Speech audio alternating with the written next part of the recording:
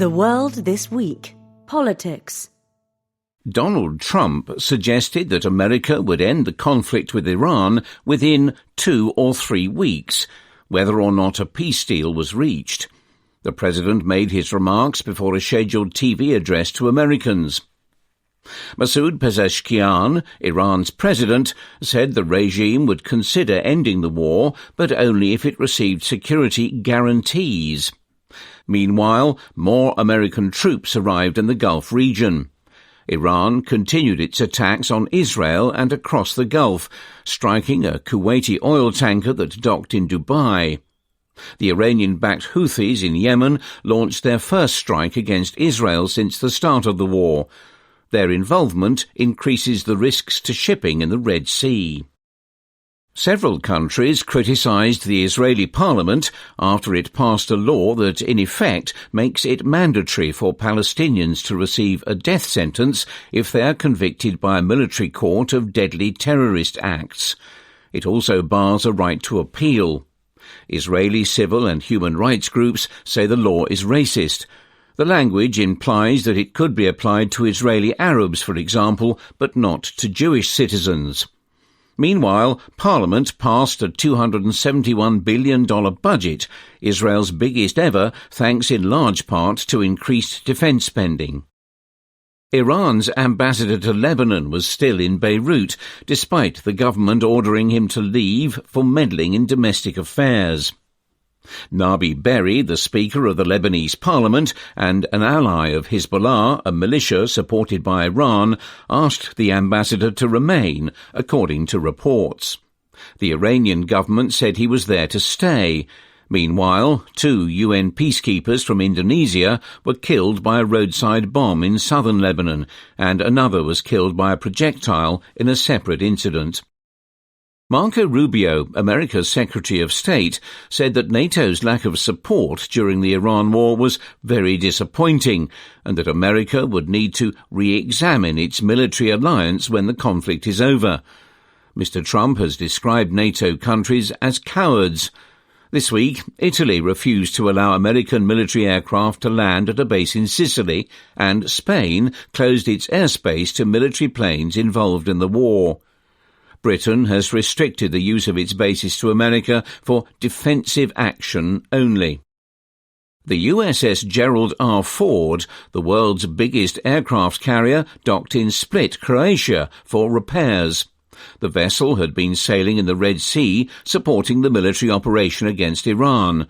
A fire, not related to combat operations, broke out in its laundry room. Housing 5,000 service personnel and 75 aircraft, the ship has also been beset by plumbing problems. Gunmen killed at least 74 people in an attack on a mine in South Sudan. The site has been at the centre of a conflict over illegal gold mining in the past. The opposition party of the suspended Vice President, Riek Machar, blamed government forces. The government accused the opposition of being behind the atrocity. Mr. Trump sent more mixed signals about his intentions for Cuba. Cuba is next, he said in a speech that praised the American armed forces' actions in Venezuela and Iran. 2 days later, he said he had no problem with countries sending oil to the island, adding that Cuba is finished. A Russian tanker carrying 100,000 tons of crude oil docked in Cuba, the first such shipment in 3 months, according to the Cuban government. America formally reopened its embassy in Venezuela a few weeks after re-establishing diplomatic relations. The State Department recently determined that Americans are no longer at risk of being detained in the country and lifted its Do Not Travel advisory. Local human rights groups said that 70 people were massacred by a gang in Haiti's Artibonite region and that attacks were continuing. Local officials put the death toll at 16. It is thought that the Grand Griffe gang carried out the attack as part of a turf war. The same gang is responsible for killing 115 people in October 2024 in an attack on the same area. Volodymyr Zelensky visited Jordan, Qatar, Saudi Arabia and the United Arab Emirates, where he struck cooperation agreements on security and defence. The Ukrainian president has offered to share air defense and drone technologies. More than 200 Ukrainian security experts are in the Middle East advising countries how to intercept drone attacks. While he was in Saudi Arabia, an Iranian drone attack on an airbase wounded 12 American servicemen. The International Olympic Committee banned transgender athletes from competing in women's categories, starting with the Los Angeles Olympics in 2028.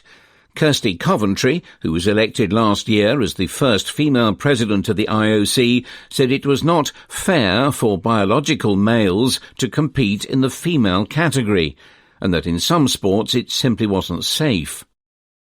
Donald Trump's $400 million ballroom construction project at the White House was put on hold by a judge who ruled that Congress must first give its approval. The Justice Department immediately lodged an appeal against the decision. The lawsuit was brought by the National Trust for Historic Preservation, which Mr. Trump has described as a bunch of left-wing lunatics.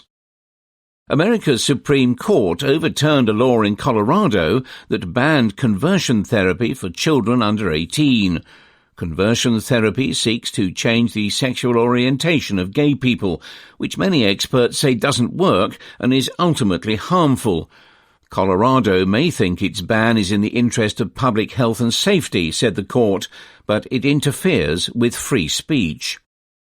KP Sharma Oli, Nepal's former Prime Minister, was arrested in connection with the crackdown on last year's protests in which 77 people died. Mr. Oli resigned and a subsequent election was won by Balendra Shah, a former rapper and one of the leaders of the Gen Z movement behind the protests. A former government minister was also arrested after a commission recommended that both men be charged with criminal negligence.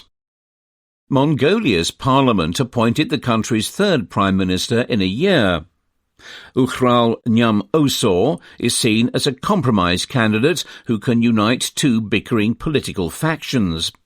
A former minister of digital communications, he has pressed for reforms to streamline Mongolia's regulatory quagmire, much of it a hangover from its time as a Soviet satellite state. Mr. Ukhral also used to be a hip-hop artist known as Timon.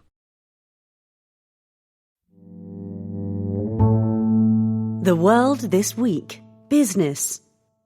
Oil prices in March chalked up their biggest monthly increase ever. Brent crude hit $119 a barrel, a rise of 63% since Iran blockaded the Strait of Hormuz. But trading is volatile and the price plunged on the latest hopes for a peace deal. The average price of petrol in America reached $4 a gallon this week. Stock markets had their worst quarter since 2022. In March alone, the S&P 500, the Nasdaq Composite and the Dow Jones Industrial Average all fell by around 5%. In Europe, the Stoxx 600 was down by 8%. In Asia, Hong Kong's Hang Seng Index dropped by 7% and Japan's Topix by 11%. The MSCI Emerging Markets Index is 13% lower. Markets rallied on March 31st on renewed hopes that the war would end soon. In Japan, Mimura Atsushi, the government minister overseeing the country's currency policy, warned that decisive measures may need to be taken to stop speculative moves against the yen. The currency has fallen to its weakest level against the dollar since July 2024, when Japan last intervened to prop it up. The Eurozone's annual inflation rate surged in March to 2.5% from 1.9% in February, smashing through the European Central Bank's 2% target. Energy prices were 4.9% higher than a year ago. In February, they had decreased by 3.1%. Carnival reduced its annual profit outlook because of higher fuel prices. It is the only big American cruise line that does not hedge its fuel costs. Its share price has slumped over the past month. BYD's annual net profit fell by a fifth amid a savage price war in China's electric vehicle market. It was the Chinese company's first drop in profit in 4 years. However, its share price has surged since the start of the Iran war, as investors bet that the conflict will result in a renewed shift in the car industry away from petrol towards electrification. The sell-off in memory chip stocks intensified after Google published research suggesting a new algorithm could crunch the amount of storage needed for AI. That could help alleviate the supply shortage of memory chips. A tight market has boosted the share prices of companies that make them over the past year. After the research was published, stocks in SK Hynix, SanDisk and Western Digital all tumbled. Micron's share price fell by 10% and is down by 30% since mid-March, though still up by 275% over the past 12 months. A federal judge issued a temporary block on the Pentagon's designation of Anthropic as a supply chain risk. The Pentagon announced the designation after Anthropic sought safeguards for the use of its AI in certain situations. The judge found that the government was probably being arbitrary and capricious. The Court of Appeals in Washington, D.C. is expected to rule soon on the matter in a separate case.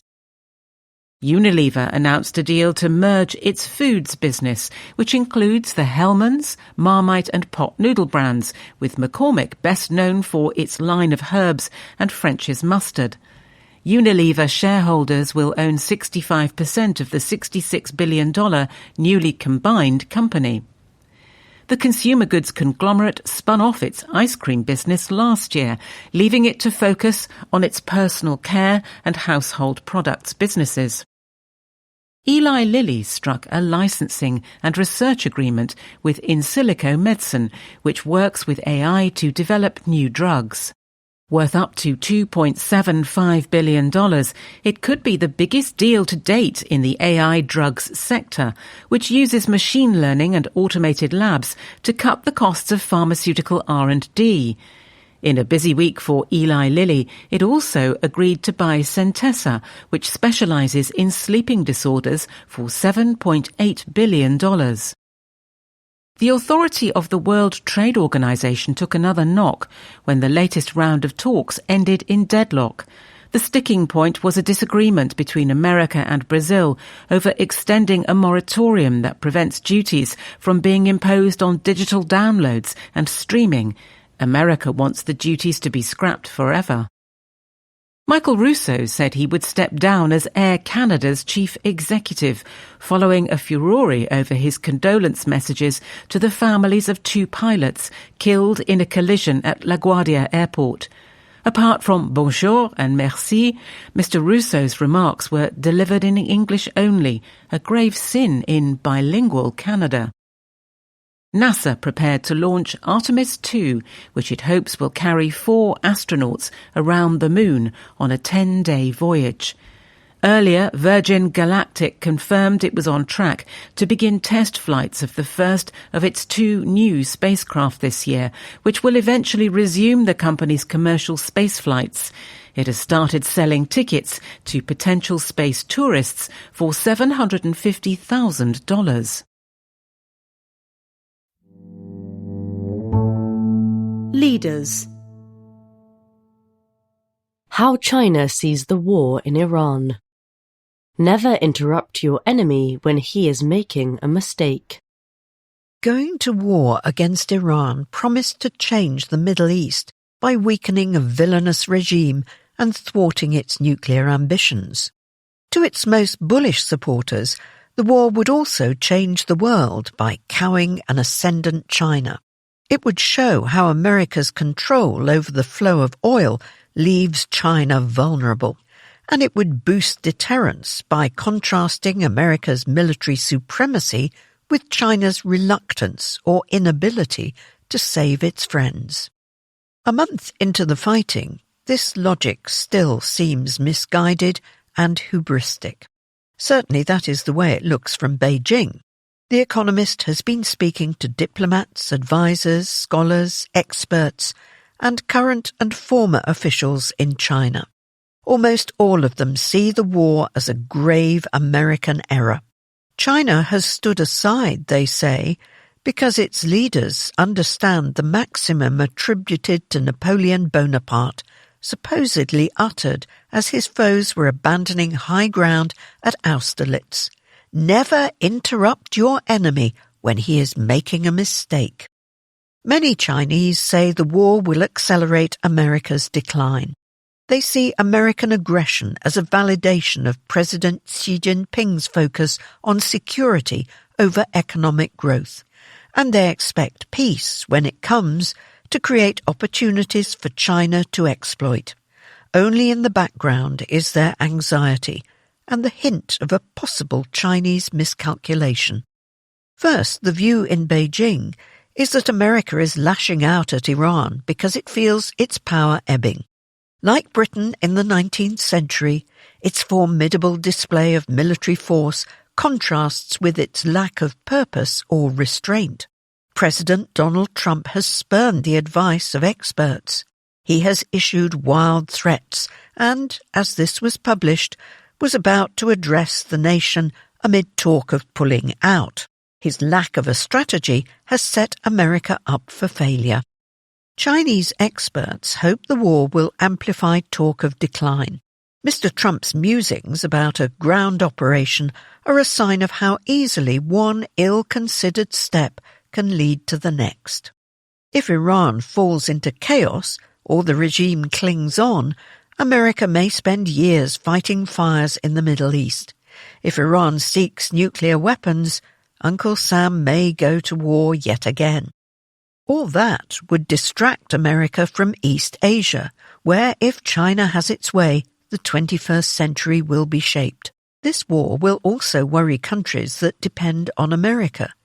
Not only has their ally become less reliable, but they are paying for its hot-headedness in expensive energy and raw materials. Will Asian countries therefore become more wary of offending China? Second, Chinese officials think the war shows the wisdom of Mr. Xi's emphasis on fostering self-reliance in technology and commodities, even when those efforts have come at the expense of economic growth, which remains stubbornly and wastefully below its potential. Mr. Xi has strived to protect China from choke points being closed. He has created a 1.3 billion barrel strategic reserve of crude oil, enough for several months. He has diversified power generation to nuclear, solar and wind, while maintaining the use of domestically mined coal. China is being characteristically pragmatic by facilitating Iran's oil trade. Mr. Xi has also invested in choke points of his own as a deterrent against America. Last year, after Mr. Trump escalated tariffs, he threatened to restrict supplies of rare earths, vital for electronics and green tech. Although this leverage will fade as America finds alternative sources, Mr. Xi is already seeking new pressure points, including vital pharmaceutical molecules, some chips and logistics.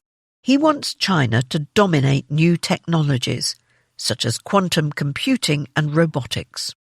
Last, the war will create opportunities.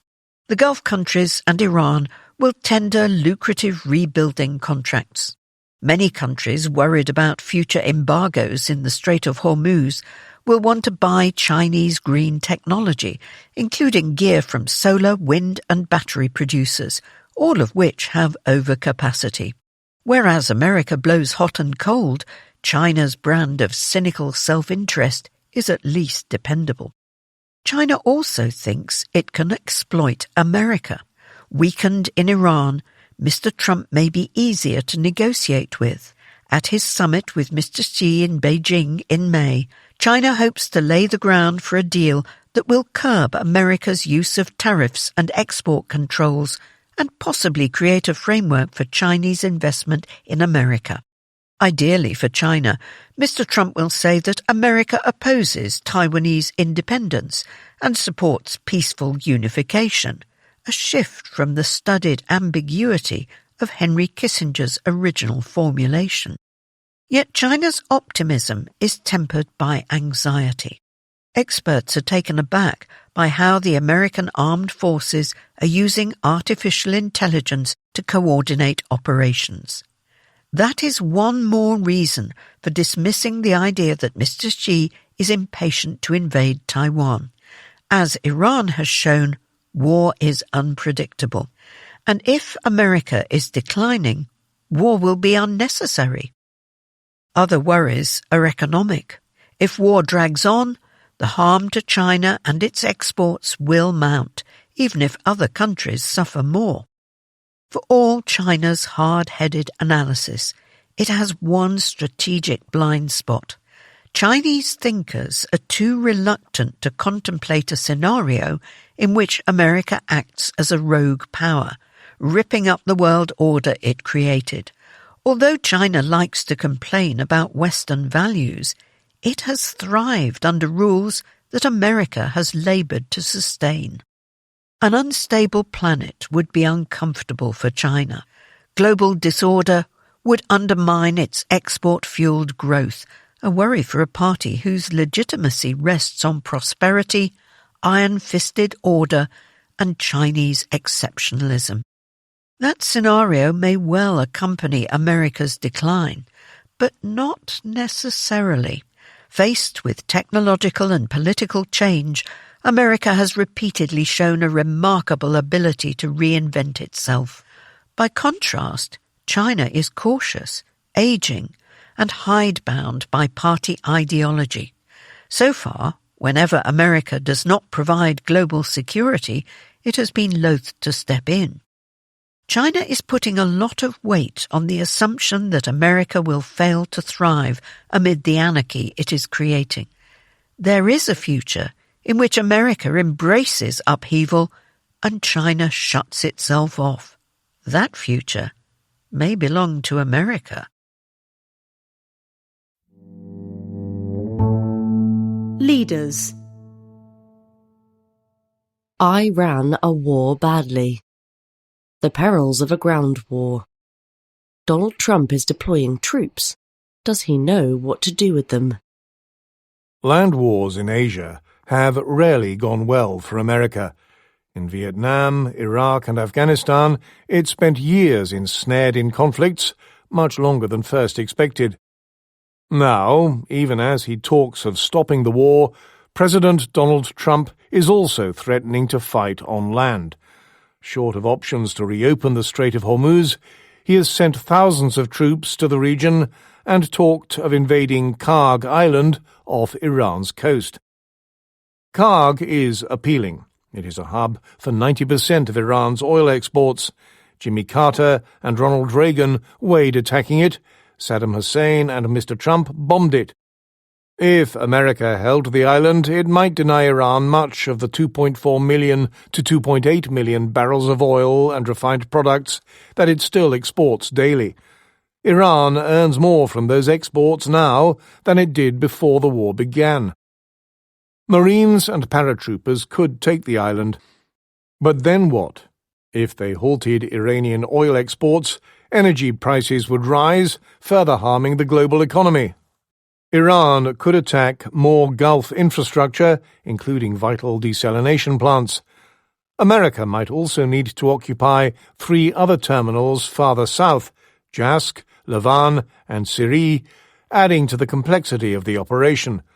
It would be far simpler to stop Iranian tankers at sea as they left the Gulf. American troops on Karg would be exposed. They would need regular resupply by air or sea.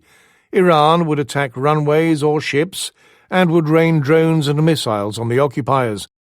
Karg is near the Iranian mainland, putting it within reach of more Iranian missiles. Some would get through, as they have in recent weeks, most recently destroying a valuable American E-3 Sentry airborne radar aircraft in Saudi Arabia. Alternatives would include seizing Iran's smaller outlying islands, like Abu Musa and Greater and Lesser Tonbe, or raids inland against military sites. But to be more than a nuisance, America would have to stage long occupations, and these would probably run into the same problems as Karg. If the war becomes a contest of wills, Mr. Trump should remember that the stakes are much higher for Iran's regime. The loss of oil income and other blows could aggravate its economic crisis and perhaps trigger protests. But Iran's regime is brutally repressive and has lived with a dysfunctional economy for years. Its willingness to endure pain vastly exceeds that of Mr. Trump, whose party faces mid-term elections in 8 months. The Islamic Revolutionary Guard Corps bled American troops in Iraq with roadside bombs. They would relish doing so with projectiles. America could also stumble into a quagmire elsewhere. Mr. Trump may favour a mission to seize Iran's stock of 400 kilograms or so of enriched uranium. Swooping into Isfahan, where the bulk of it is probably underground, would certainly be dramatic. It would also be the largest raid in military history. But some of the uranium is probably held beneath the ground at 2 other sites, Natanz and Fordo. Assaulting 3 places at once may be beyond even America's capabilities. Americans are not the only ones who should worry. So should their allies. The war is already sapping American military power. The destroyed E-3 Sentry was one of a small and shrinking fleet. America has fired over 850 Tomahawk missiles, more than it expended in Iraq in 2003, perhaps a third of its available global stocks. The intense pressure on American ships is likely to compound a maintenance crisis in the Navy. American and Allied planners in the Pacific will be watching with mounting concern. Many in Mr. Trump's court, including J.D. Vance, the Vice President, Tulsi Gabbard, the Director of National Intelligence, and Pete Hegseth, the Secretary of War, took part in previous ground wars in the Middle East. They all concluded that those conflicts had ended up as grand follies. They should speak up about the dangers now. Leaders. Defeating Victor. Lessons from tiny Hungary. A regime loved by MAGA may soon lose power. That matters. It has fewer people than Belgium, and its GDP is barely 1% of the European Union's. Yet Hungary counts. Not because clever Hungarians invented the Rubik's Cube and the ballpoint pen, but because an unscrupulous one, Viktor Orbán, offers a template for how a democratically elected leader can undermine democracy and the rule of law.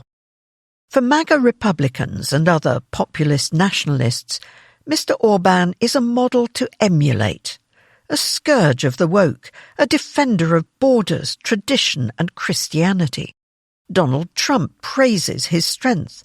Steve Bannon calls him one of the great moral leaders in this world. But his government is unpopular in Hungary. Many see it as repressive, corrupt and ripe for sacking. At an election on April 12th, voters will have a chance to do just that. They should take it. Since winning power in 2010, Mr. Orbán has steadily removed checks and balances, neutering the judiciary, stuffing the bureaucracy with stooges, and gradually co-opting nearly every independent institution. Each step was usually legal, and many had precedents in other democracies. But taken together, they consolidated vast powers in a small ruling circle and opened the door to colossal graft. Hungary is now the least free and most corrupt country in the EU. It is also the most Putin-friendly. Energized by Russian gas and oil, Mr. Orbán frustrates EU efforts to give money to Ukraine and tries to soften sanctions against Russia. European leaders now assume that anything they say in front of a Hungarian official will be passed on to the Kremlin. Vladimir Putin is grateful. Russia's disinformation tools have been vigorously deployed to slander the Hungarian opposition. The election will not be fair. Most media are controlled by the state or Mr. Orban's cronies.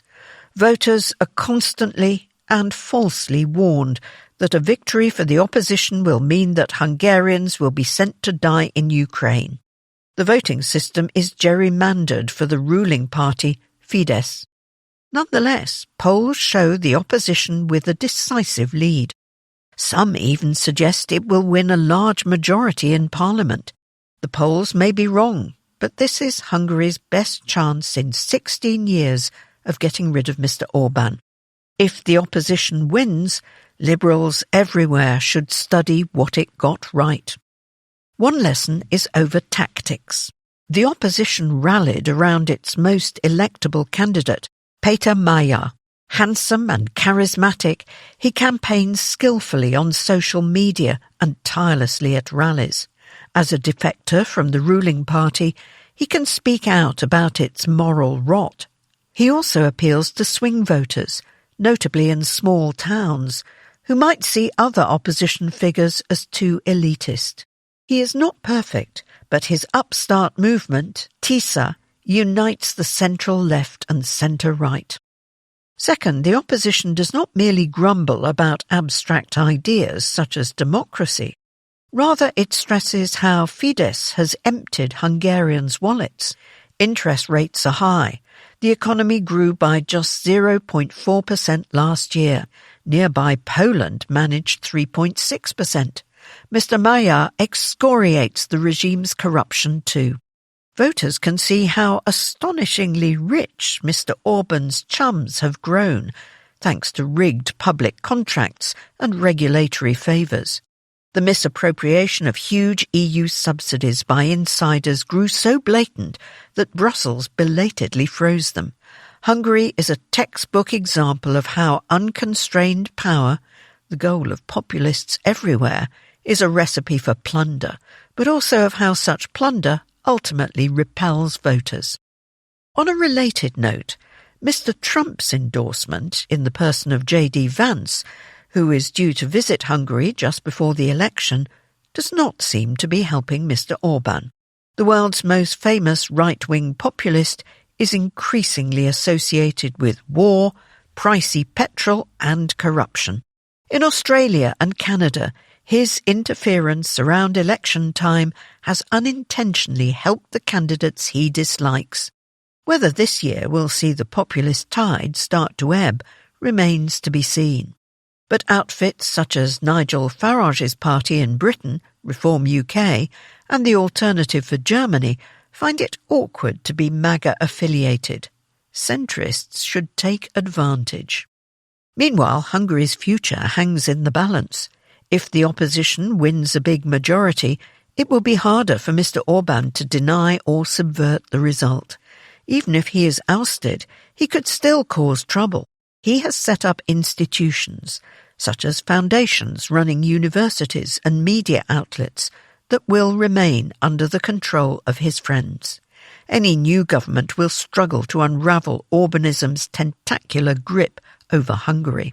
Poland, where a moderate government is tackling a similar problem, offers lessons. The first step for Hungary, however, is the most crucial: defeating Viktor. Leaders. Private credit. Why to worry? Its humbling could raise borrowing costs.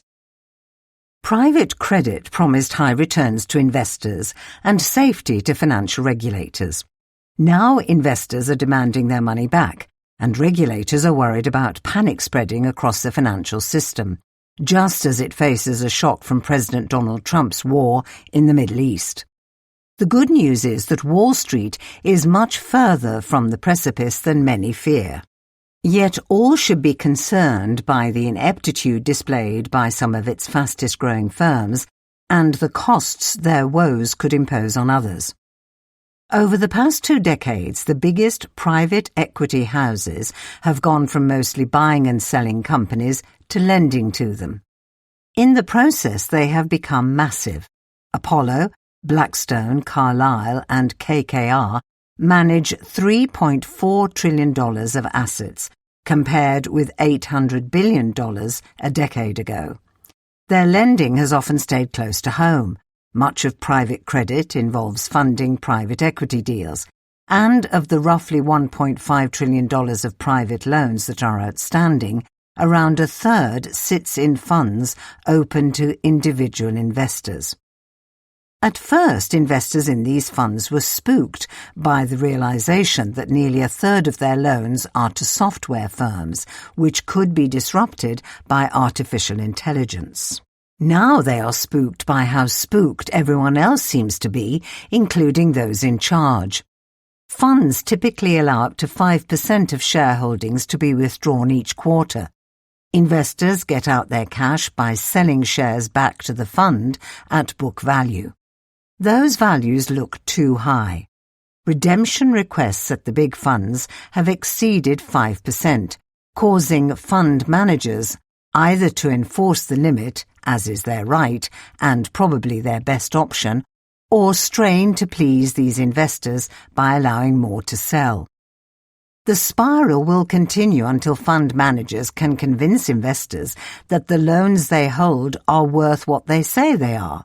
Some will struggle because investors have made up their minds, others because the valuations really are wrong. Failing private credit funds are not about to bring down the rest of the financial system. 18 years after Wall Street collapsed spectacularly, many assume a crisis of similar magnitude must be overdue.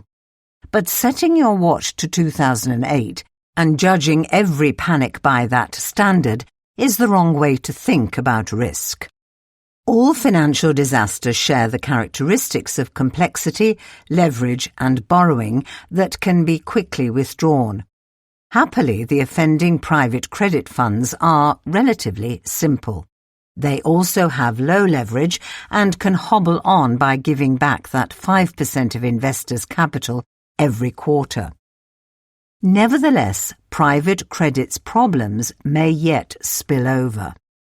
In contrast to 2008, the worry is not the banks.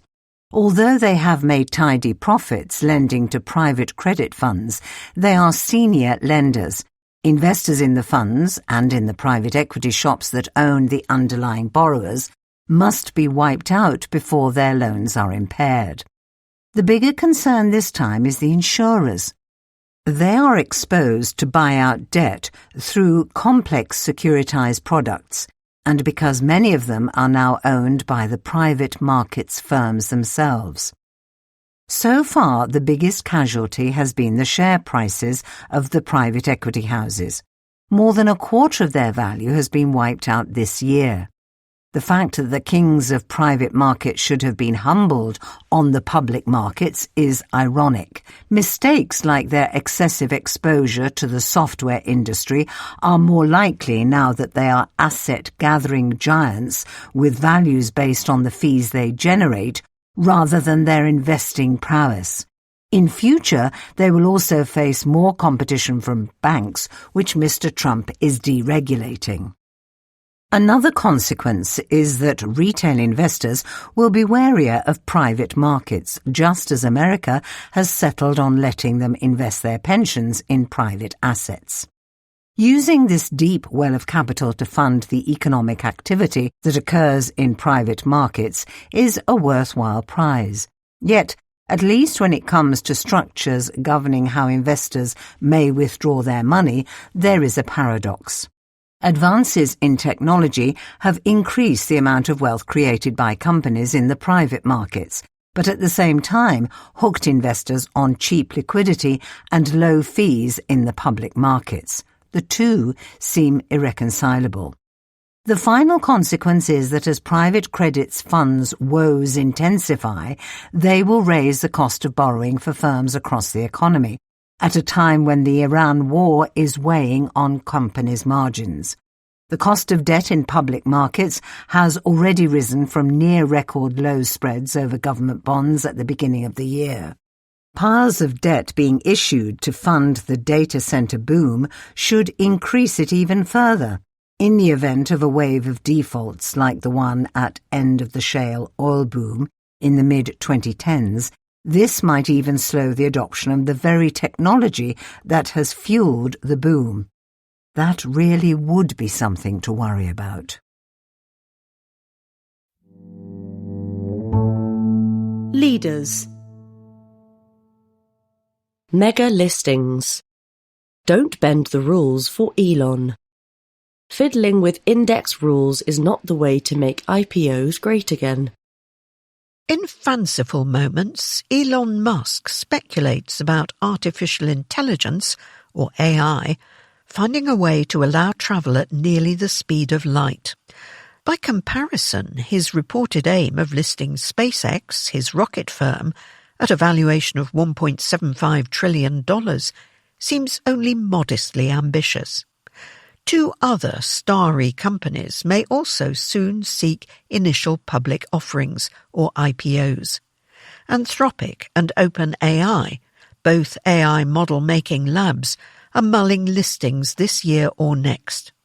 The three firms' combined valuation could exceed $3 trillion. The prospect of their debuts, by far the largest public markets have seen in years, will thrill those who lament that big companies are choosing to stay private for longer. Mr. Musk and his bankers are now bargaining with stock indices and exchanges for the privilege of hosting SpaceX. He wants his firm to join key indices like the Nasdaq 100 and S&P 500 quickly, giving it access to trillions in index-linked capital. More than $600 billion invested in passive funds are tied to the Nasdaq 100 alone. For now, the indices are obliging.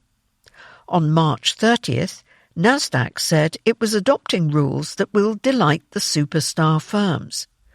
The FTSE and reportedly S&P are considering similar updates.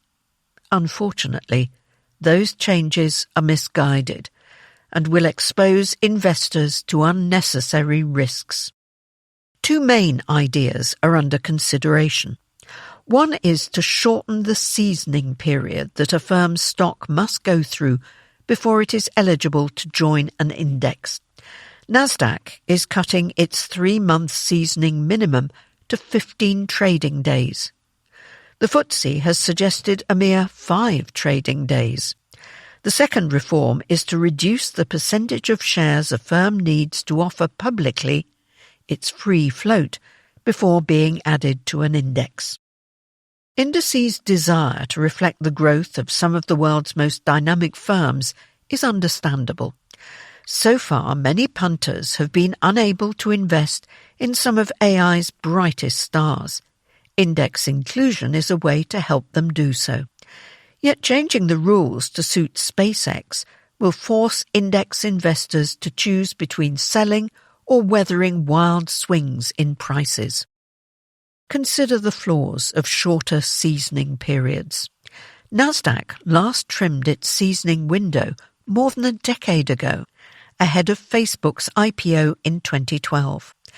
After a glitchy debut, the shares took more than a year to get back to their initial value, swinging wildly along the way. As insiders offload their stakes, retail investors may bear the costs. That is an excellent argument for patience. Free float rules are more worrying still. Offerings with low floats have tended to underperform the market over time. But the fewer shares firms offer to the public, the greater the price index tracking funds must pay when they are obliged to buy them. What is more, Nasdaq says some firms can initially be weighted at 3 times the percentage of shares they float, instantly giving SpaceX and its kind outsize influence on the index's performance before investors have time to assess their valuation. The change risks turning indices into barometers less of the wider stock market than of Mr. Musk's latest antics. Both proposals undermine the main reason why passive investing became so popular. Because it offers exposure diversified across the whole market, rather than a narrow bet on one company or industry. Stock markets have already become more concentrated as a result of the AI boom.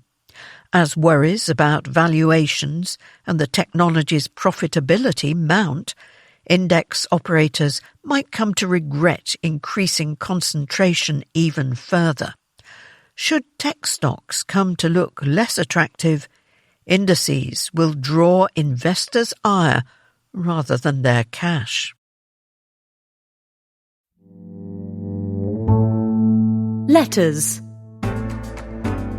On investing in Africa's future, social trends in Britain, Nvidia, Andrew Jackson, and digital lovers.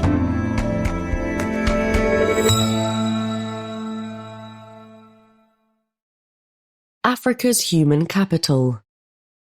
From Bill Gates, Chair, Gates Foundation, Seattle. Open for Business, article March 21st, stated that Africa is more resilient than we might think, but you measured resilience exclusively in economic terms, implying that the only goal of aid is near-term GDP growth. I'd argue that one of the most basic and essential measures of a continent's resilience is how many of its children are living or dying. After last year's drastic cuts to global health and development aid, deaths on the continent from HIV, tuberculosis, and malaria all went up.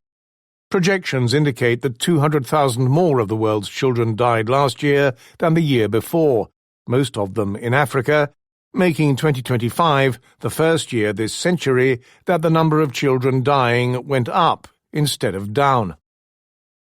I believe that the world can and will reverse this horrific trend, and I remain enormously optimistic about Africa's future. In the face of aid cuts and real fiscal pressures, I've been inspired to see many African leaders lay out smart, ambitious agendas for progress. The Gates Foundation is investing the majority of the $200 billion we'll spend over the next 2 decades, supporting them to achieve those agendas.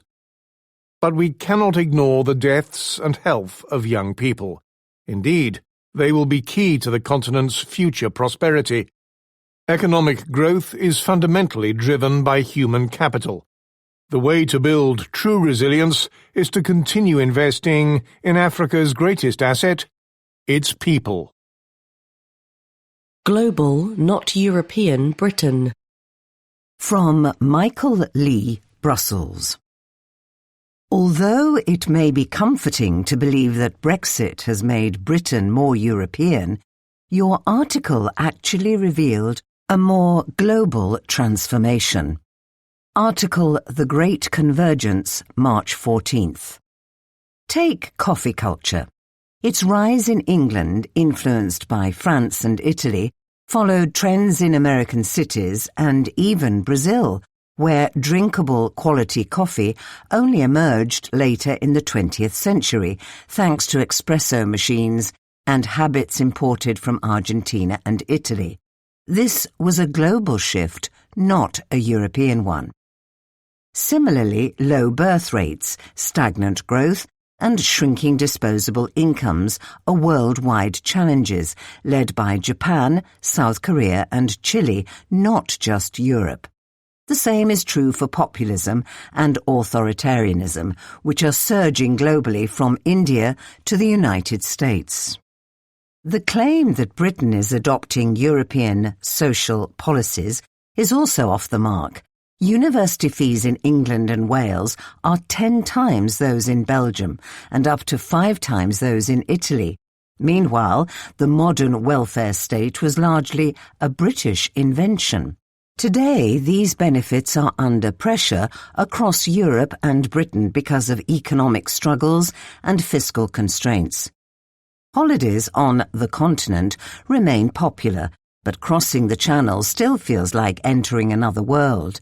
Britain's post-Brexit identity is not becoming more European. It is reflecting global trends, just like everyone else. Above the model layer. From Dev Mukherjee, Business School Professor, DePaul University, Chicago. Your article on NVIDIA working to own the full stack or vertical integration is part of the old technology playbook that even IBM and Microsoft have discarded. Article Space Invader, March 21st. Jensen Huang, NVIDIA's chief executive, said recently that the inference inflection has arrived. AI can now do productive work. He is right. But the question Mr. Huang didn't answer is the one that matters most for the software industry. Who captures the value when AI can do productive work for everyone? Not NVIDIA or the model builders. The gap between even the incumbents is narrowing.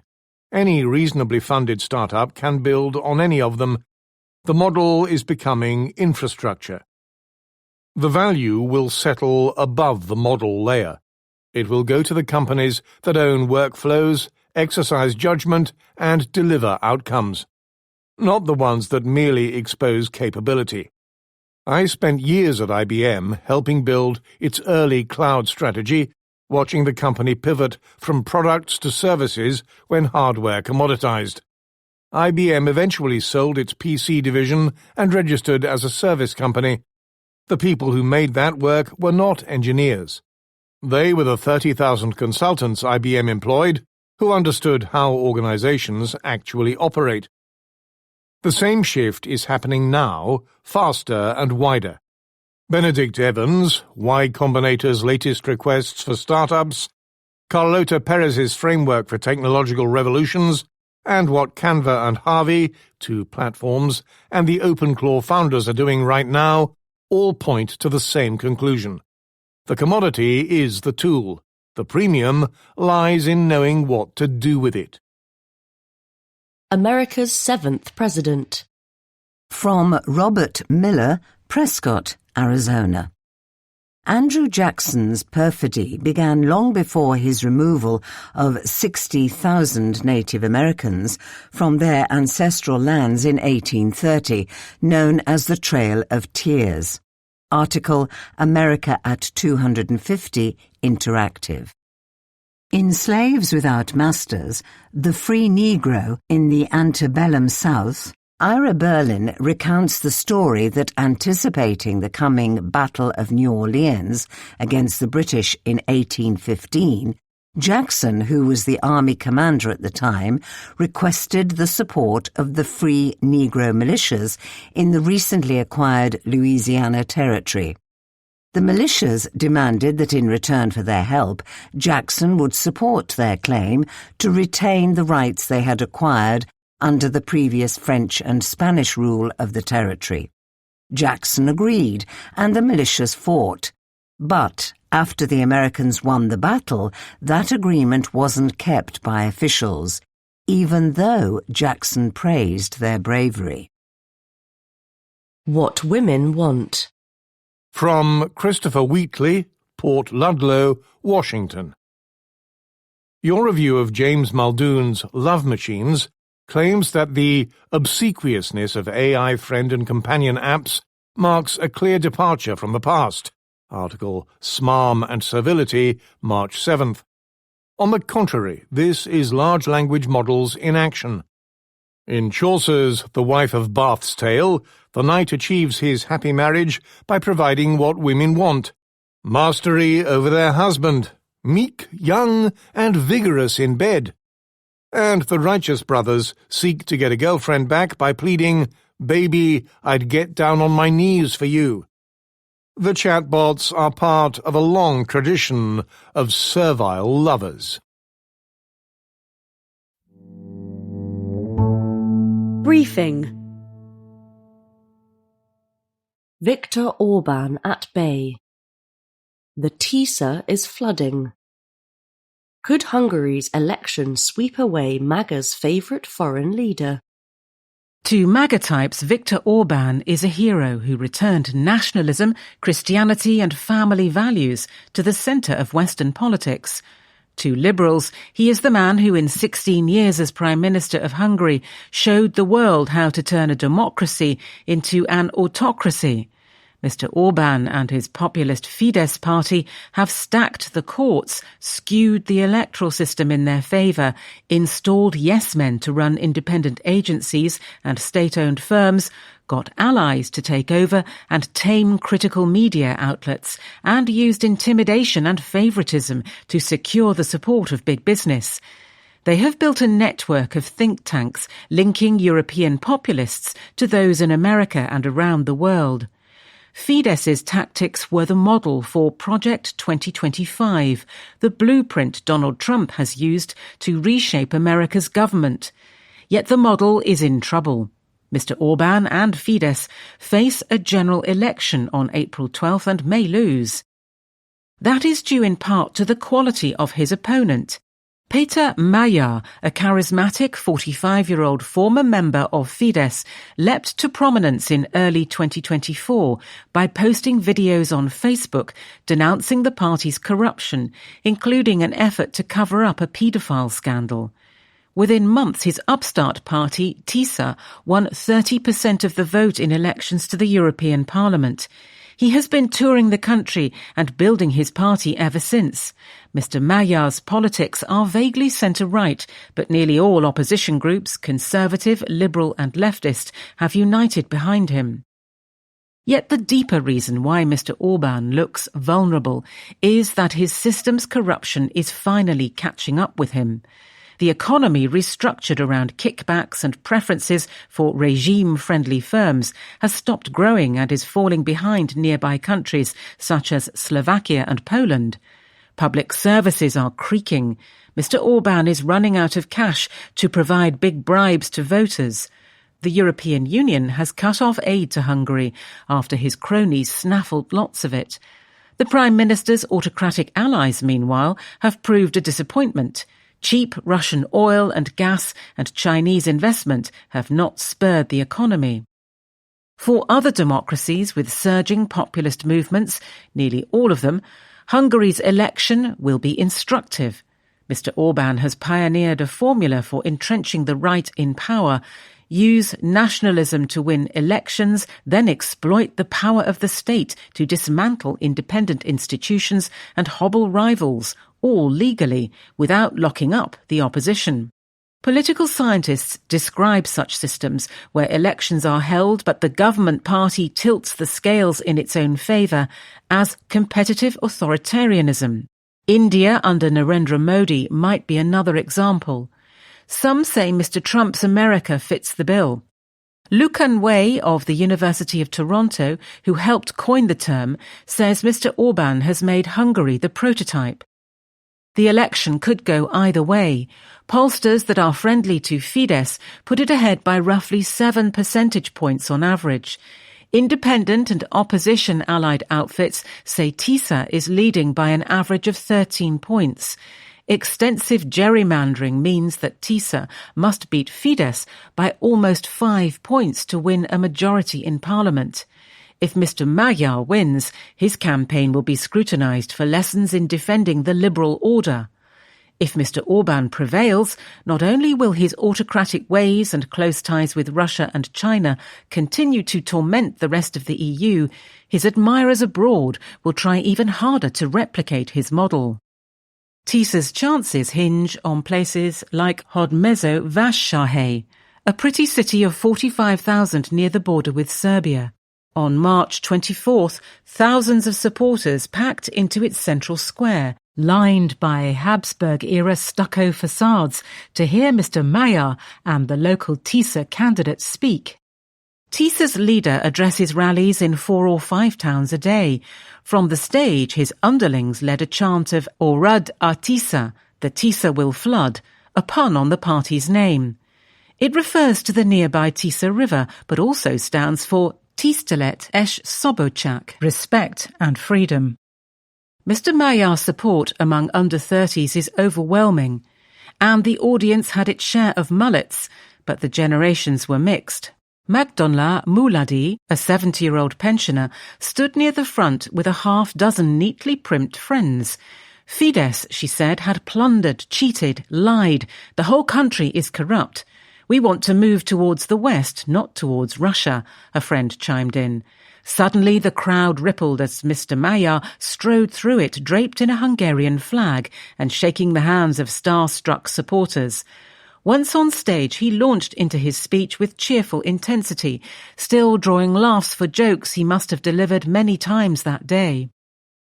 Hódmezővásárhely is in a district that is likely to flip from Fidesz to Tisza. Hungary's parliament is elected using a mix of proportional representation and single-member constituencies.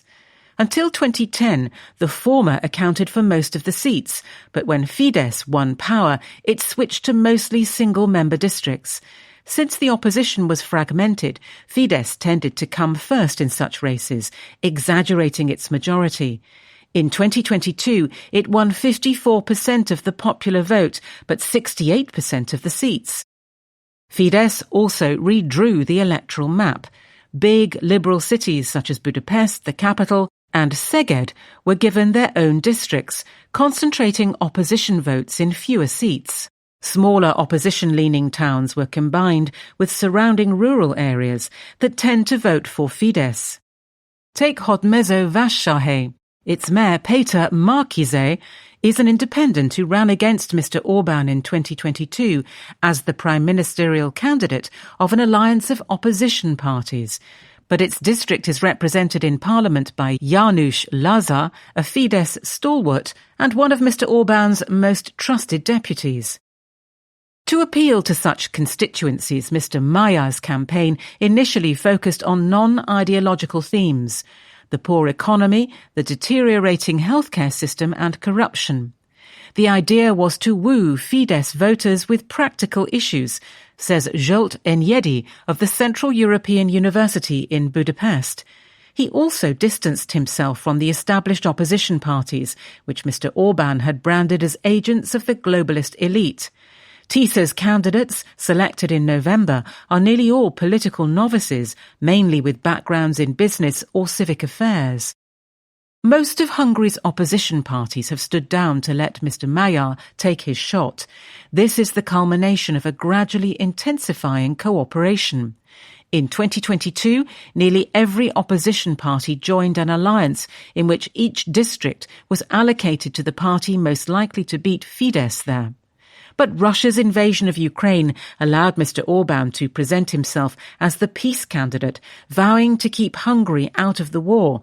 Fidesz won handily. Mr. Orbán's decision to oppose support to Ukraine completed his evolution into the EU's most infuriating internal enemy. Hungary and the European Commission have been at odds over the rule of law since the early 2010s, when Fidesz began subordinating the judiciary to political control.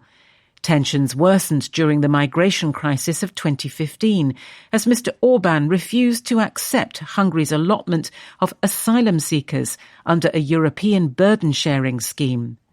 In 2022, he stoked further indignation by using his vote in the European Council to weaken sanctions against Russia. He is currently holding up some $100 billion in aid to Ukraine.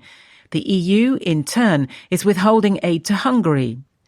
Last week, reports emerged that Péter Szijjártó, Hungary's foreign minister, routinely shares details of EU meetings with Sergei Lavrov, his Russian counterpart. But it is by railing against corruption rather than debating geopolitics that Mr. Magyar rose to prominence.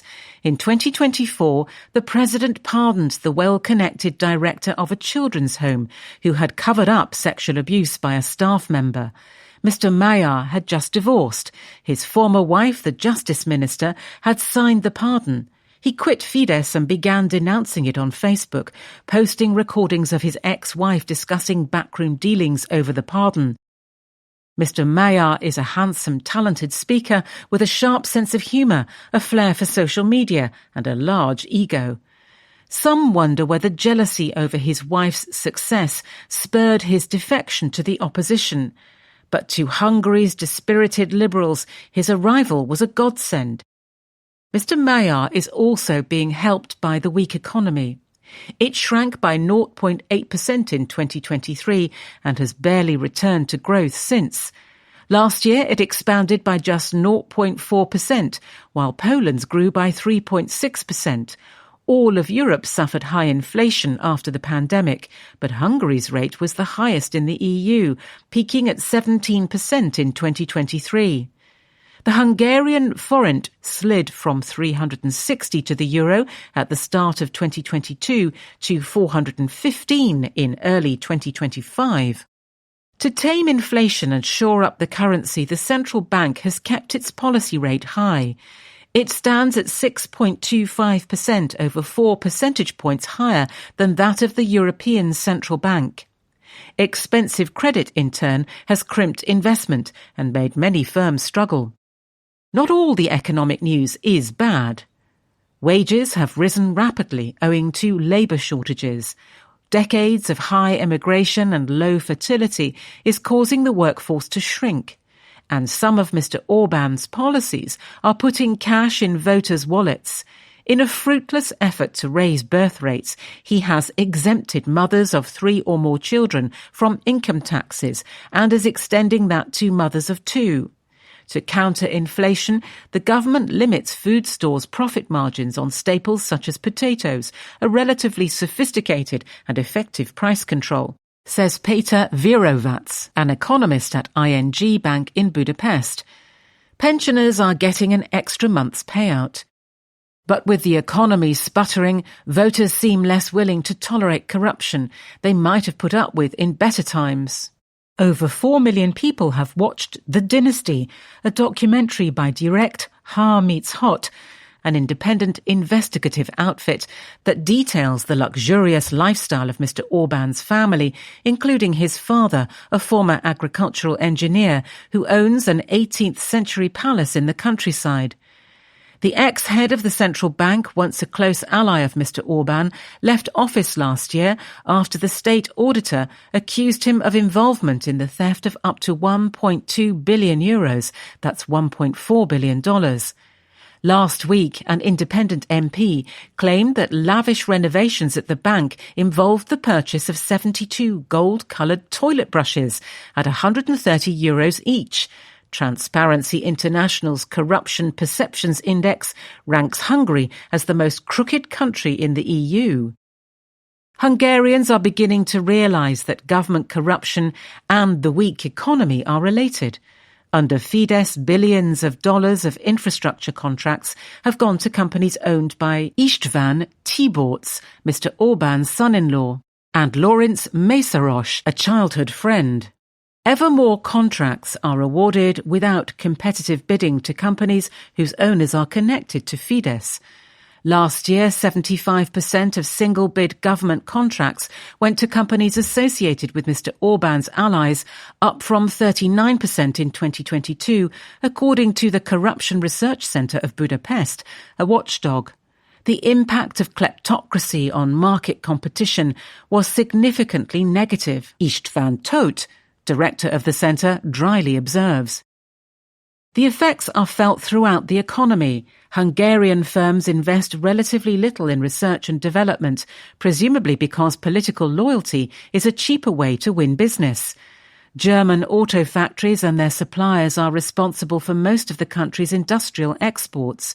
Mr. Orbán has tried to diversify by inviting in Chinese electric vehicle and battery manufacturers who have built enormous plants in Debrecen and Szeged.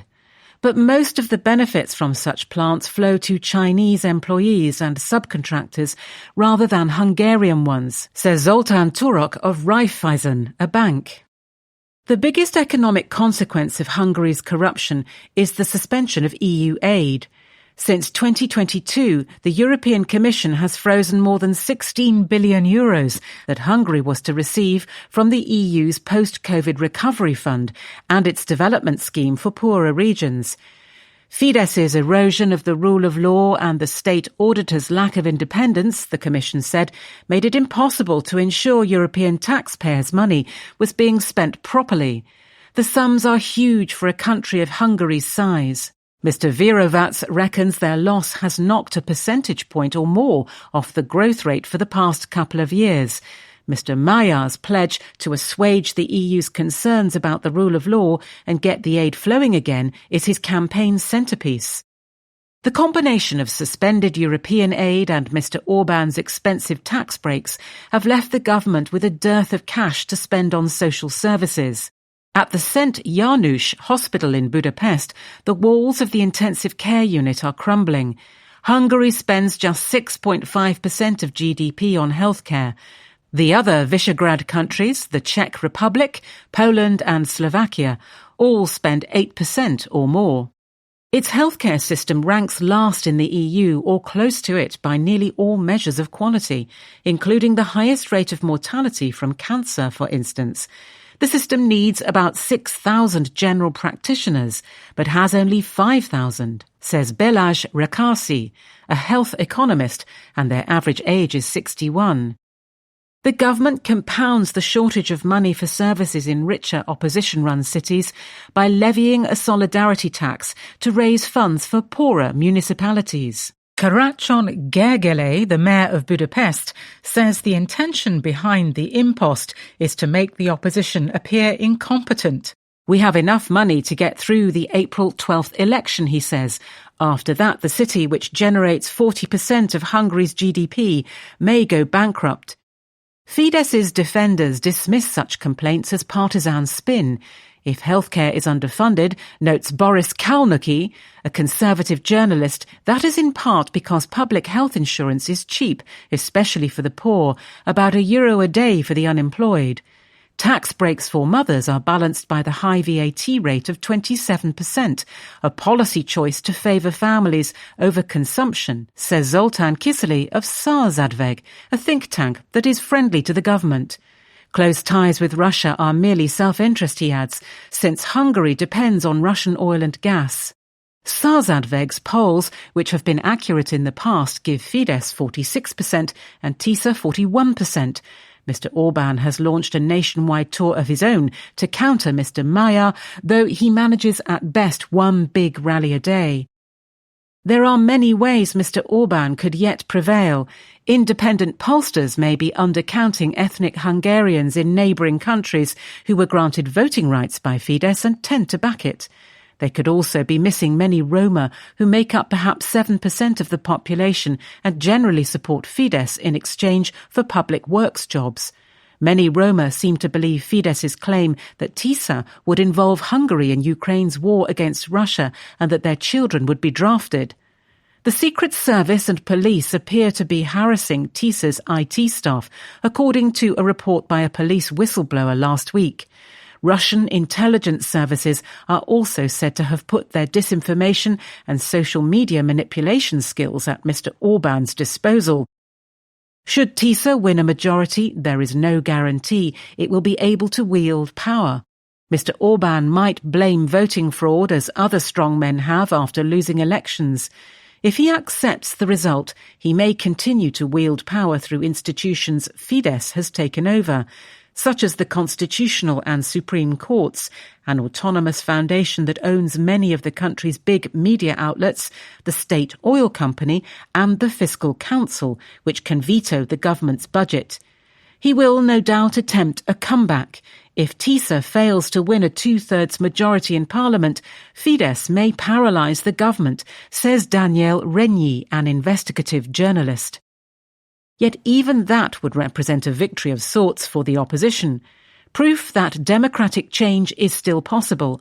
For the EU, it would provide at least a temporary respite from Mr. Orban's relentless vetoes. For liberals across Europe and America, it would show that a corrupt, competitive, authoritarian government can be voted out with a big enough wave. Many Hungarians say the result of the election will determine whether they stay in Hungary or leave for Western Europe. For such disenchanted voters, TISA's slogan resonates strongly. Most vágy soha, now or never. Briefing.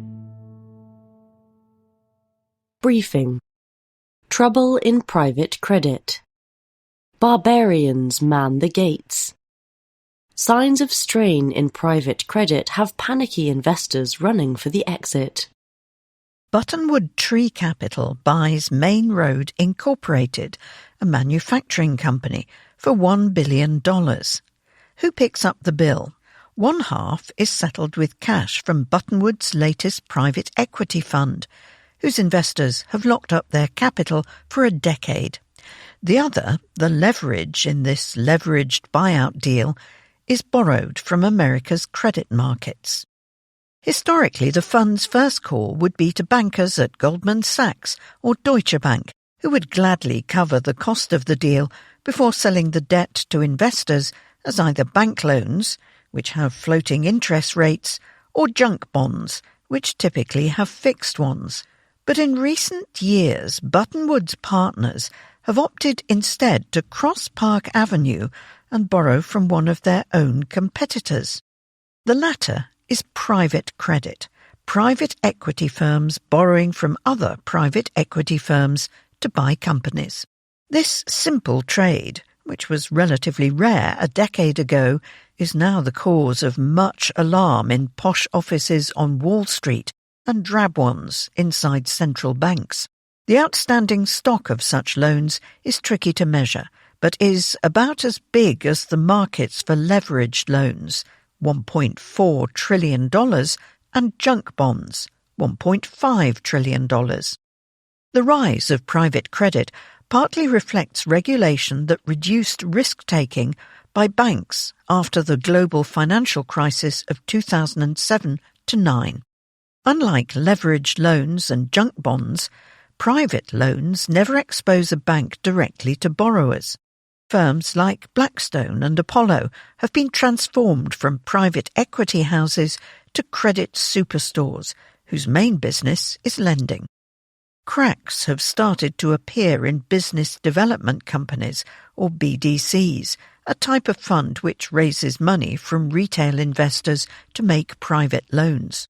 BDCs were created by Congress in 1980 to expand lending to small businesses, but became huge by financing private equity buyouts. In aggregate, their assets, and those of similar funds, have ballooned from $230 billion at the end of 2021 to nearly $600 billion now. BDCs come in two flavours. Traded BDCs allow investors to buy and sell their shares in the fund on the stock market, as they would an ordinary company. Private BDCs, which involve more novel structures, do not. Such funds grow by issuing new shares through wealth managers to individual investors, who can sell them back to the fund once a quarter at a value set by the fund manager, the net asset value, or NAV. Investors have decided they hate both. One reason is that a combination of lower interest rates and an excess of capital chasing deals has caused the returns of BDCs to fall. Another is that during the past decade, private equity funds have spent $1 in every $3 buying technology firms, which means BDC loan portfolios are similarly exposed. During the first buyout wave in the 1980s, Main Road would have paved roads. Today, it sells traffic management software. None predicted how quickly artificial intelligence would alter perceptions of the business models of such firms. Investors in public BDCs can simply sell their shares. But a gulf has opened between what lenders say shares in their funds are worth, the NAV, and what investors are willing to pay for them on the stock market, the share price. Funds with assets of more than $3 billion trade at a median discount to NAV of 25%, compared with 16% at the start of the year, and almost no discount a year ago. KKR, the investment firm whose buyout of RJR Nabisco, a food and tobacco conglomerate, was immortalized as a symbol of the excesses of the 1980s, now partly manages a fund called FSKKR Capital Corp. It can be purchased for less than half of its NAV. One interpretation is that rates of return for BDCs will be lower than their cost of equity. Put differently, investors believe the value of their loans is overstated. Holders of private BDCs also want out, but face a different problem on their way to the exit. They can get the price they want in theory, since their shares are always redeemed at NAV, but there may not be a market in which to sell them. Private BDCs allow their managers to limit redemptions to 5% of shares each quarter to avoid selling illiquid loans in a panic. Redemption requests now exceed that limit, causing panic, which in turn is causing more investors to ask for their money back. The problem is not, as some have suggested, so much that investors do not understand what they have bought. It is more that asset managers cannot decide what they have sold. Some see the 5% limit as the hard rule that contractually it is. Ares, Apollo and BlackRock each limited redemptions to 5% in their private BDCs during the first quarter, despite requests of 11.6%, 11.2% and 9.3% respectively. Others have strained to please their investors.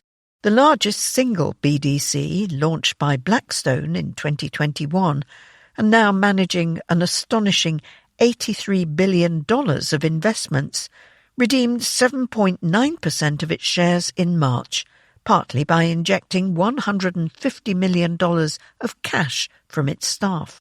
Oaktree allowed 8.5% of shareholders to leave one of its funds last week, paying some of them with cash from Brookfield, the asset manager's parent firm.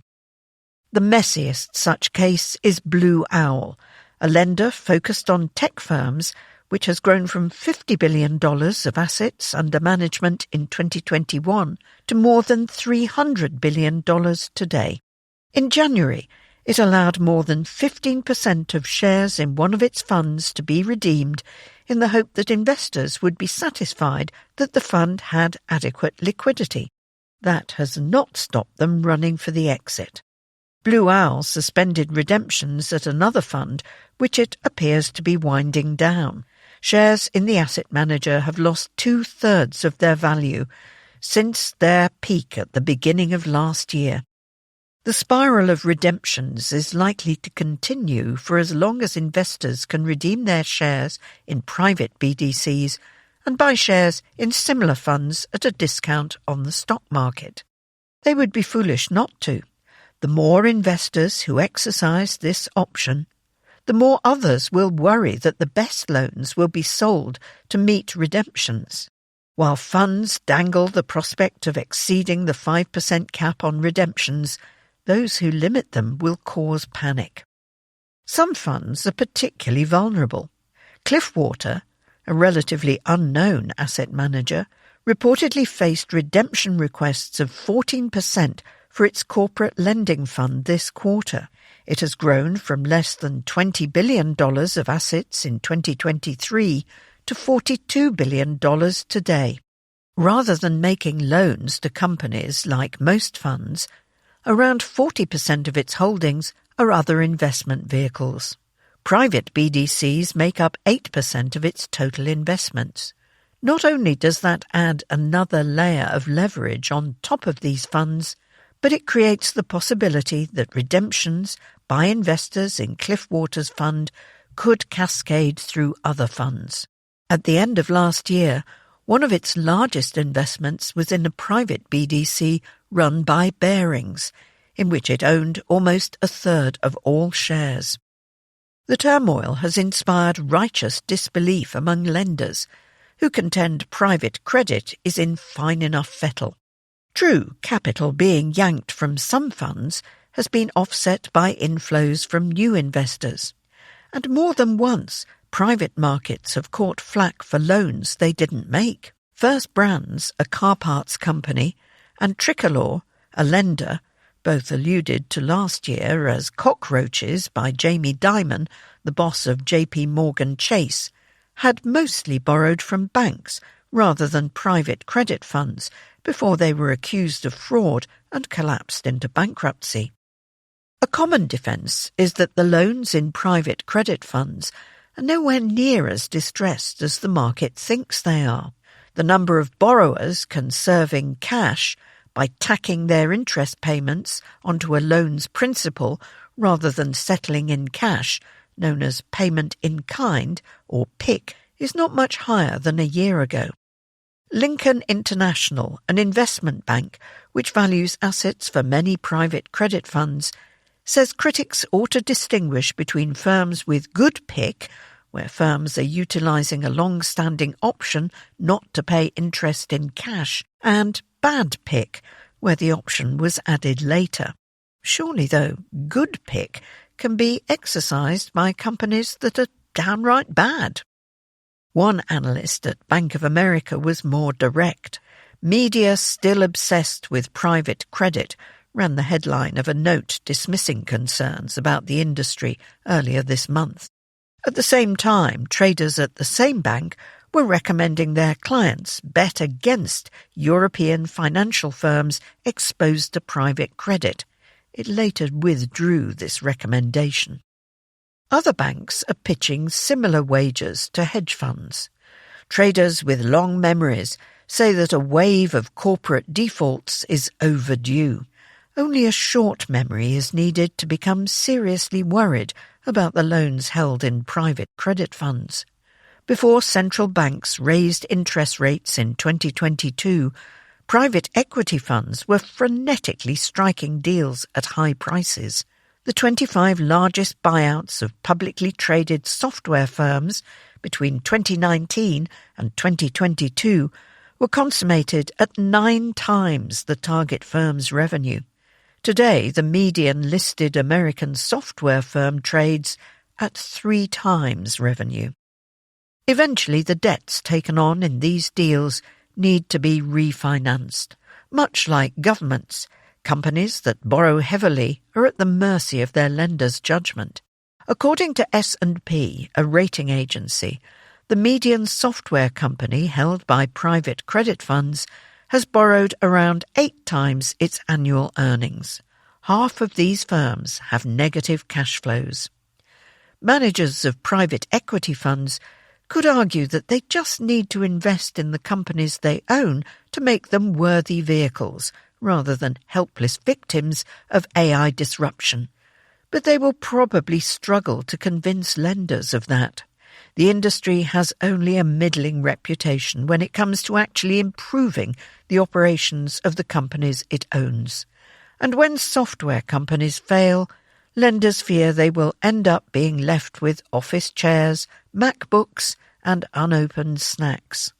What intangible assets software companies do hold are maintained by workers who, in such a case, would have seen their own shares in the company become worthless.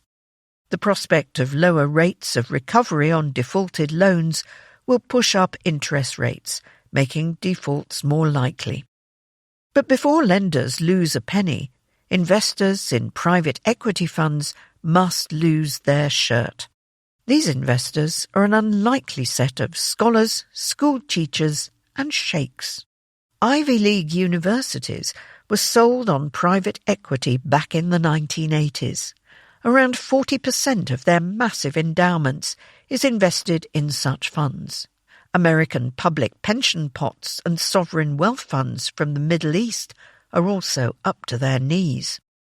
The next biggest losers are private markets firms themselves.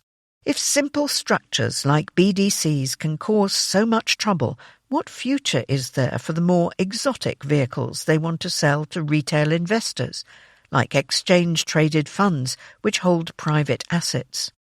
Nevertheless, on March 30th, America's Labour Department announced a proposed rule enabling 401,000 retirement accounts to invest in private assets. Just in time, cynics say, for institutional investors to offload their unwanted stakes in private equity and credit funds. Shares in private markets firms have fallen by more than a quarter this year. The ratio between the market value of Goldman Sachs and Blackstone is a good proxy for the transformation of American finance from a system dominated by banks to one reliant on investment firms. After 5 years of being worth roughly the same, Goldman Sachs is now worth nearly twice as much as Blackstone, as it was for most of the 2010s. If the pain stops there among investment funds and their managers, regulators will congratulate themselves on a job well done. Yet none are celebrating. Instead, the complicated links between private credit and the corners of the financial system where failures can be catastrophic make them question how much safer the redesigned Wall Street really is. Start with the banks. In recent years, banks have been keener to lend to other lenders than to make loans directly to risky companies.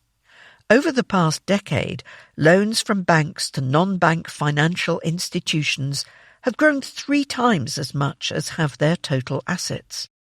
That includes to BDCs. For every dollar a BDC raises from investors, another is borrowed either from the bond market or banks, similar to the buyout deals which they ultimately finance. Researchers at the Federal Reserve estimated that at the end of 2024, banks had committed to lend $87 billion to BDCs. JP Morgan Chase and Wells Fargo are among the busiest lenders. So are smaller American banks and big European ones. Despite falling outside the 50 biggest American banks, Everbank holds the 17th biggest book of loans to non-bank financial institutions. Everbank is itself owned by private equity investors. Barclays and Deutsche Bank have both said that a little more than 5% of their loans are to private credit funds. Then there are the insurers. Private credit and life insurance have transformed each other. Apollo started Athene, its insurance arm, in 2009. A decade later, its rivals started copying the idea. Today, all the large private markets houses either own insurers outright or have agreements to manage huge swathes of their assets. The logic is simple. Insurers invest in illiquid assets with higher yields, and asset managers get scale to more efficiently make those loans and collect fees. Struggles in private equity portfolios would show up in 2 corners of life insurers' balance sheets. One is collateralized loan obligations, which pool mostly bank and increasingly private loans into tranches and sell the risk to insurers and also to banks, often in Japan. At the end of 2024, they represented 4% of assets owned by life insurers, according to Moody's, a rating agency, but as much as 18% at one firm, Security Benefit. In the second corner is a pair of mechanisms used by insurers to invest in private credit funds, rated note feeders, where insurers are awarded a high credit rating while investing in private funds, and collateralized fund obligations, which pool stakes in private markets funds. According to KBRA, a rating agency which works on both, new issuance jumped to more than $17 billion and $26 billion respectively last year. These numbers look reassuringly small, but it is easy to imagine a scenario where the complexity of this rewired lending system ceases to be a virtue. If the run on BDCs continues, funds would call on their undrawn loan commitments from banks to meet redemptions.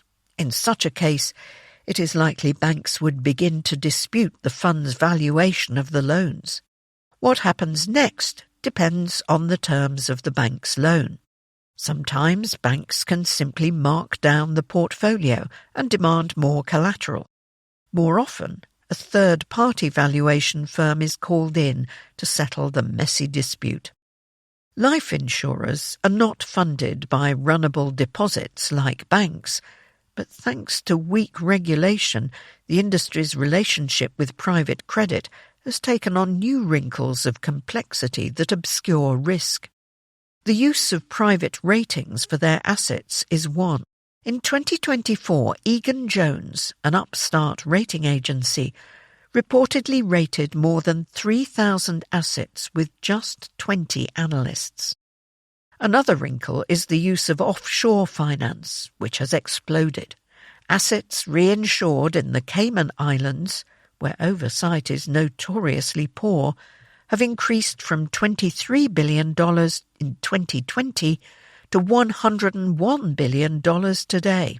Then there are the derivatives that life insurers buy to protect themselves against movements in interest rates.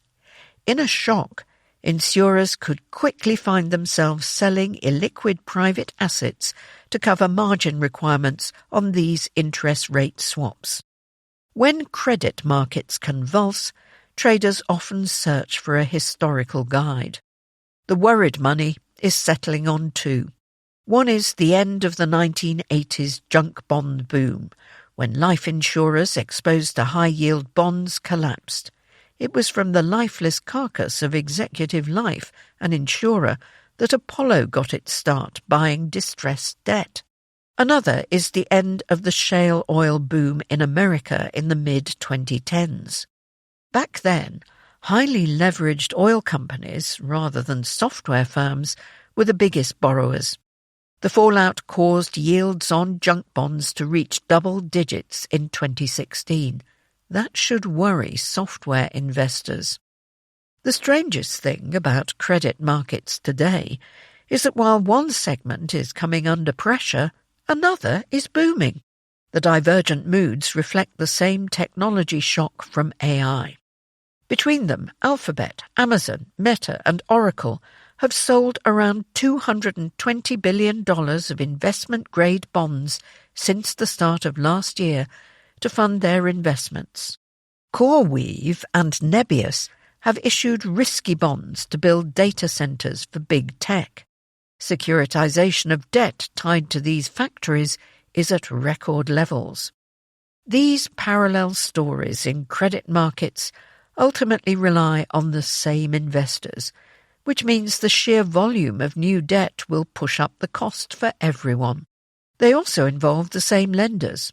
Blue Owl is a big lender to data center projects. So is Blackstone. One view is that these firms have successfully moved on to the next big thing, though how much longer the boom will continue is hard to know. The cost of insuring against defaults on Oracle's bonds has soared recently. Not a cockroach, but perhaps a canary. United States. The tariff toll. The cruelest year. Liberation Year has not freed American factories. Deep down, even Donald Trump seems sometimes to doubt whether tariffs do ordinary Americans all that much good. 4 times in the past year, the president has riffed on the idea that children might just have to make do with $2 instead of $30 if tariffs make toys more expensive. Sometimes he adds that Americans may have too many pencils. They only need 1 or 2, he says. The White House argues that those costs are worth bearing because tariffs will rescue American manufacturing from a decades-long slump. On April 2nd last year, Mr. Trump set out his Liberation Day plans to ratchet the levies to their highest level in nearly a century. And there, just about, they've remained. Through a careening path over the 12 months since, punctuated by various trade deals, blow-ups with allies, exemptions for favoured industries, and a brutal loss at the Supreme Court. Jobs and factories will come roaring back into our country, Mr. Trump promised back then. 1 year on, how loud is the roar? On the jobs front, it has been closer to a whimper.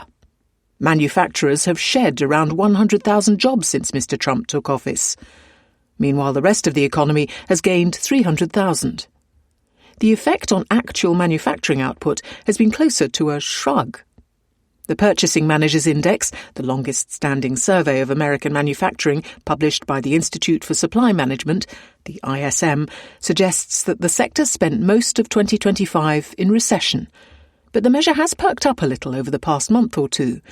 Production of manufactured goods is up a little too, but only back to the levels of a few years ago. Much of that boost comes from a few specific sectors: aerospace, following a production ramp-up by Boeing after strikes and safety woes, computers and electronics, subsidised by the 2022 CHIPS Act, and pharmaceuticals, revved up by the boom in anti-obesity GLP-1 drugs. Tariff boosters would argue, not unfairly, that restoring America's factories is a project that will take decades. 1 year in is just too soon to take stock. The trouble is that, if anything, most American manufacturers seem to view the trade war as a setback to be navigated, not a triumph to be celebrated. Since Mr. Trump took charge, most of the comments from manufacturers that ISM has published, along with its surveys, have mentioned tariffs. Not one has been positive. Many of the unpublished ones are more forceful still. A fair number of comments just say the word tariff, says Susan Spence of ISM, who compiles the survey. Or, among some less polite respondents, same as last month, it's just tariffs, stupid. That ire stems from two big problems. The first is the mess of it all. Churn, instability, and a mountain of new paperwork. Julie Robbins, who runs Earthquaker Devices, an Ohio-based guitar pedal maker, estimates that staying tariff compliant has cost her small business about 400 man-hours over the past year. Every hour spent navigating this, she says, is time that we can't spend on things helpful for growing the business. Like many small manufacturers, Ms. Robbins will also hardly receive any refunds for the array of tariffs found illegal by the Supreme Court in February. That money will go to the wholesalers who imported the components her company used. Even if a wholesaler passes along the tariffs to buyers, as they often do, the refunds go to whoever formally pays them. Constantly shifting tariffs have made planning for hiring, spending or investment nightmarish. Monthly measures of economic policy uncertainty hit record highs after Liberation Day, beating the records set during the early months of the COVID-19 pandemic. When the virus was contained and jabs were in arms, that uncertainty receded. This time, it has stayed high. That's left plenty of manufacturers furious. People understand when business cycles go down and customers stop spending, says Ethan Karp of Magnet, a pro-manufacturing non-profit. There's particular anger to the government doing something that directly hurts them. That instability makes reshoring especially difficult. New factories can easily take 5 or 10 years to plan and spin up. Projects that make financial sense only if current tariffs stay in place could easily become money sinks if a future administration were to scrap the levies altogether or if the current one offers new exemptions. Only 9% of the Ohio manufacturers surveyed by Magnet are reshoring. That's up from 4% 5 years ago, but hardly heralds a renaissance. Nor is the instability about to pass. The stopgap 10% universal tariffs that Mr. Trump instituted in February after his loss at the Supreme Court expire in July and cannot be renewed without a, supremely improbable, act of Congress. To fill that gap, the administration plans to use a patchwork of country and sector-specific tariffs which are on firmer legal footing. But that process will be messy and unpredictable and could well take many more months. By the time it's done, the next presidential election won't be far off, and America could elect a Democrat, or, less plausibly, a tariff-skeptical Republican, who would pare the levies back. That is one problem. The second problem relates to tariffs on inputs. Even manufacturers that do the bulk of their work in America tend to import components from abroad. Miss Robbins imports 94% of the raw materials for her guitar pedals, switches, jacks, knobs, electronics, and so on. The 6% that comes from the United States is largely packaging. For many manufacturers, tariffs on steel have been a particular menace. Steel is widely used and often imported, and America makes less than it consumes. Input tariffs are especially damaging for exporters, which are competing with foreign factories that don't pay the levies at all. But those tariffs can't easily be removed without undermining the logic behind the trade war. If the goal is to make America more self-sufficient, then tariffs to bring back basic production of raw materials are a necessary part of the process. Plenty of America First types speak admiringly of the depth of China's manufacturing ecosystem up and down the supply chain. And until that reshoring happens, which even in a best-case scenario would take years, upstream manufacturers will be hamstrung by higher input costs. The administration's preferred approach seems to be offering tariff exemptions to the loudest and best-connected industries. A lobbying push by technology companies has so far helped stave off most new tariffs on semiconductors. When Destin Sandler, an engineer and YouTuber, complained recently about tariffs on machines making chainmail at the Hill and Valley Forum, a Washington bash for the tech right, Kelly Loeffler, head of the Small Business Administration and a Trump cabinet member, urged him to email her. But exemptions just undermine the tariffs further. If some sectors are getting relief, others could too. And why then bother trying to reshore? 1 year on from Liberation Day, then, America's tariffs are surprisingly friendless, even among manufacturers. Punching holes in the tariff wall with exemptions may help appease some moaners, but lowers the already low odds that many firms bother seriously considering reshoring.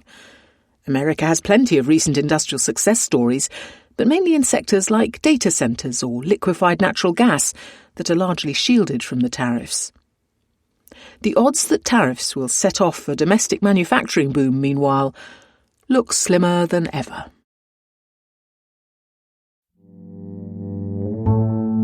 United States. Cargo. Shipping lame. The war with Iran has blown up an America First policy. Presidents can't do much to mend the economy quickly, but Donald Trump is trying.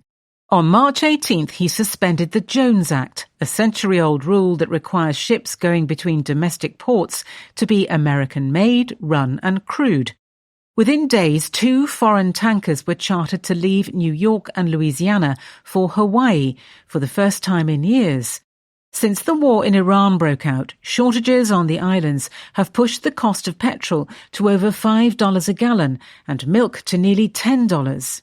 Kelly Akina of Grassroot Institute, a Honolulu think tank, is optimistic that easing restrictions will help. We're just watching and hoping right now, he says. Iran's decision to close the Strait of Hormuz has reduced supplies of fuel and fertilizer worldwide, but places that rely on imports are most exposed. In America, the Jones Act has added pressure by making it harder to move goods from one city to another. The fleet that can legally do it is just too small. Facing a backlash over rising prices, Mr. Trump opted to run a 60-day experiment in scrapping the kind of America First policy his administration usually touts. Economists reckon that the short-term waiver won't fix the problem. Many foreign tankers are squeezed by the war or unable to swap to new routes quickly, but it puts a spotlight on a rule that has long been costly for ordinary Americans. Politicians passed the Jones Act after America's shipyards lost their economic advantage to European rivals at the turn of the 20th century. It had twin goals: to prop up American industry and to ensure that in the event of war, the government had commercial ships and workers to call on to cross oceans. But the Renaissance never came. In 2024, America accounted for 0.04% of global shipbuilding. Today, America has just 93 ships that comply with the Act, down from 257 in 1980. In a crisis, the country would be short of 6,400 mariners to crew them. A new American ship can cost 4 times as much as a foreign one. That drives up the cost of American shipping and creates inefficiencies. Koch Fertilizer, a huge producer, says it costs the same to ship product from Florida to Brazil as it does to the Gulf ports. Rather than buying fuel from Texas, firms on the West Coast import it from South Korea. In Hawaii, ranchers raising cattle to send to slaughterhouses on the mainland put cows on aeroplanes to avoid paying the premium. There is no good estimate of how big a drag the law is on America's economy, but Colin Grabo of the Cato Institute, a think tank, reckons it's in the many billions of dollars each week. Economists at the University of Chicago and Boston College estimate that getting rid of it would give consumers $769 million back, mostly by lowering energy costs in the Northeast. A World Bank study found that the average Puerto Rican pays an annual $203 tax for it. Why then has the Jones Act endured? American shipbuilders and carriers rightly note that it keeps their industry afloat, and so their unions and lobbyists fight for it. Jennifer Carpenter of the American Maritime Partnership, a lobby group, says that politicians from both parties recognize it's good for America. Republicans like strict borders and don't want Chinese ships roaming domestic waterways, she says. And Democrats want firms operating in America to pay workers well and follow environmental rules. For many lawmakers, backing the act is easy. The industry writes campaign checks and voters don't care. Repealing the law would require congressional leaders to turn against it. Mike Johnson, the Speaker of the House of Representatives, has little reason to. One of his top donors was a Louisiana shipyard magnate. In his first term, Mr. Trump heralded the Jones Act as part of his Made in the USA platform. Now that he has issued one of the most extensive suspensions of it, many are quietly hoping he may be souring on it. Some of his advisers certainly have. In a 2021 book, Kevin Hassett, now the head of the National Economic Council, called the act a case study in how severe unintended consequences can be. Doing away with the Jones Act, he said, was a task for the president's second term. United States. Citizenship. 6 words. Our prediction for how the Supreme Court will rule on birthright citizenship. Many countries assign citizenship primarily on the basis of blood. America, along with about 30 other countries, does so primarily by place of birth. Since 1868, when the 14th Amendment was ratified, citizenship has been granted to all persons born or naturalized in the United States and subject to the jurisdiction thereof. On the first day of his second term, President Donald Trump sought to pare back that guarantee. Babies born in America to undocumented immigrants or temporary visa holders would no longer qualify, so as to protect the meaning and value of American citizenship, a status Mr. Trump characterized as a profound gift. The Supreme Court heard oral arguments over whether that's lawful on April 1st, but Executive Order 14160, which set out the President's view, is no joke. The first judge to freeze the policy, a Reagan appointee, said it boggles the mind and is blatantly unconstitutional. Similarly sceptical judges in Maryland, Massachusetts and New Hampshire agreed. The administration's first response was to start a slightly different argument against nationwide or universal injunctions, the judicial tool that had thwarted its plans. Last June, in Trump v. Casa, the Supreme Court sided with Mr. Trump on the question of universal injunctions. Following that, a court in New Hampshire blocked the order on birthright citizenship after plaintiffs took a different approach, a class action suit. In December, the Supreme Court agreed to weigh in. Trump v. Barbara, the case before the court, tests the Trump administration's claim that the 14th Amendment was adopted to confer citizenship on the newly freed slaves and their children, but not to make citizens of the children of aliens who are temporarily present in the United States or of illegal aliens. The argument turns on 6 words in the 14th Amendment, and subject to the jurisdiction thereof. For more than a century, these words have been understood to exclude only the offspring of invading soldiers, foreign diplomats, and Native Americans, until Congress granted them citizenship in 1924. The administration says the offspring of undocumented immigrants and temporary visitors share a characteristic with people in those categories, namely that they are not completely subject to the United States political jurisdiction and thus do not owe allegiance to the polity. Why? Their parents are either domiciled elsewhere, because they're temporary visa holders, or lack the legal capacity to form a domicile in the United States, because they're undocumented immigrants. No domicile, the reasoning goes, no allegiance. No allegiance, no citizenship. The challengers, and the majority of legal scholars, say that reading is wrong.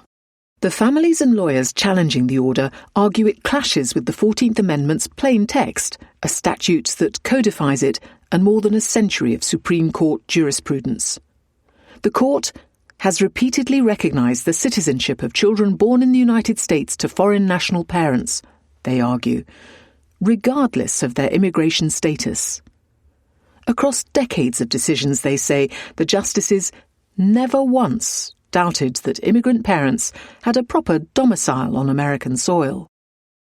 The main precedent in dispute is United States v. Wong Kim Ark, a Supreme Court decision from 1898, holding that a man born in San Francisco to Chinese parents was a citizen, even though his parents were barred from naturalization. The Trump administration points out that Mr. Ark's parents were lawful residents and claims the ruling says nothing about the offspring of undocumented people or those on temporary visas. But that reading mischaracterizes the majority's decision.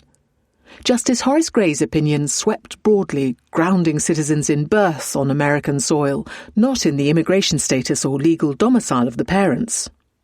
The challengers argue that, with narrow exceptions, territorial birth suffices for citizenship. To read Wong Kim Ark otherwise, they say, is to turn it on its head and discard more than a century of settled understanding. A few scholars have come to Mr. Trump's defence, penning law review articles and amicus briefs that develop the purported allegiance requirement for citizenship. But the vast majority reject this approach, pointing to historical evidence supporting birthright citizenship, as it has long been understood, and in near universal terms since the end of the Civil War. Anthony Michael Krice, a law professor at Georgia State University, says the administration's argument focuses on the status of the parents, while the 14th Amendment is about the child. It's really hard to say that we've been doing it wrong for all these years, he adds, dismissing revisionist accounts that read historical sources devoid of context. Mr. Krice expects the court to reject Mr. Trump's bid. Based on the briefs, SCOTUS-Bot, the Economist's model forecasting Supreme Court rulings, agrees the administration will lose by a vote of 5-4 or 6-3. But Anna Law, a legal historian at Brooklyn College, is not so sure. The case arrives at a moment when the court has shown a willingness to overturn long-settled precedents. Battles over who belongs and on what terms have been re-fought over and over. Trump v. Barbara may be an easy case, she says, but the fact that it's before the court is quite scary. United States. Healthcare. From Maha to Ha-Ha. The paranoid style of medicine is becoming a political liability. A year ago, the Make America Healthy Again, or MAHA movement, was on a tear. Robert F. Kennedy Jr. had been confirmed as Health Secretary just 24 days into Donald Trump's second administration. The Centers for Disease Control and Prevention, the CDC, had announced a study on the link between vaccines and autism, and top vaccine regulators had been pushed out. No more. Both the White House and Congress seem to be growing tired of the MAHA agenda. Important health appointments sit open because of stalled Senate confirmations. Instead of the electoral advantage that many once hoped it was, some Republicans now worry that they're on the wrong side of a wedge issue. The clearest example of MAHA's dwindling influence is in two prominent public health vacancies. The CDC is currently without either a director or even an acting director, as the role has sat empty for so long. Instead, Jay Bhattacharya, a Stanford health economist, is overseeing the public health body while also running the National Institutes of Health, the research agency. While these roles sound similar enough, the setup has him managing about 27,000 employees on sites a 640-mile commute apart. The director is the ultimate decision-maker in the CDC, who controls requests for resources and logistics, explains John Weiser, a long-time researcher who left the centres last year. America is also without a Surgeon General. Although it has been more than a month since Casey Means, Mr. Trump's nominee, had her confirmation hearing, no vote has been scheduled. Dr. Means has been a Maha devotee. During her hearing, she avoided committing to recommending vaccines, instead encouraging families to talk to their doctors. She is not the right person for the moment, says Jerome Adams, the Surgeon General during Mr. Trump's first term, pointing to over 1,500 cases of measles this year. Mr. Trump has given her muted support recently, telling reporters, "I don't know how she's doing in the nomination process. We have a lot of great candidates for that." The hold-ups for both Dr. Means and a CDC director come from Congress. It is harder and harder to find public health professionals that both Mr. Kennedy and the Senate approve of. One Republican congressional analyst thinks the vacancies might now be deliberate, that they're preferable to a bruising confirmation fight. The White House insists they still want to see Dr. Means in the role. Dr. Adams, the former Surgeon General, worries about what happens in the case of a crisis, where without clear leadership there could be delayed recognition of problems, slower response and mixed messaging. The cooling of interest in Maha goes beyond Congress. In February, Mr. Trump put out an executive order bolstering the production of glyphosate, a weed killer. The herbicide has long been the subject of ire for campaigners over allegations that it causes cancer. In 2024, Mr. Kennedy called it one of the likely culprits in America's chronic disease epidemic. Maha activists were so furious about the order that Mr. Kennedy was driven to put out a statement defending it and promising that he was working on accelerating the transition to regenerative agriculture. The White House demurs. Mr. Kennedy's health department has delivered one key Maha victory after another, says Kush Desai, a spokesman, adding that the administration remains focused on delivering more wins to restore gold standard science. But some Republicans have become wary of Maha's political side effects. According to the latest Economist YouGov poll, nearly three-quarters of Americans believe that vaccines are somewhat or very safe. One of Mr. Trump's preferred pollsters, Fabrizio Ward, has warned that skepticism toward vaccine requirements is politically risky. The firm recommends focusing on Maha's more popular dietary elements. Take that, seed oils. In March, a federal court paused some new vaccine policies, including reducing the number of jabs recommended for children, and reconstituted a vaccines advisory committee. The administration promises to appeal. United States. Healthcare. The autism boom. Demand for care is soaring, and the system is struggling to cope.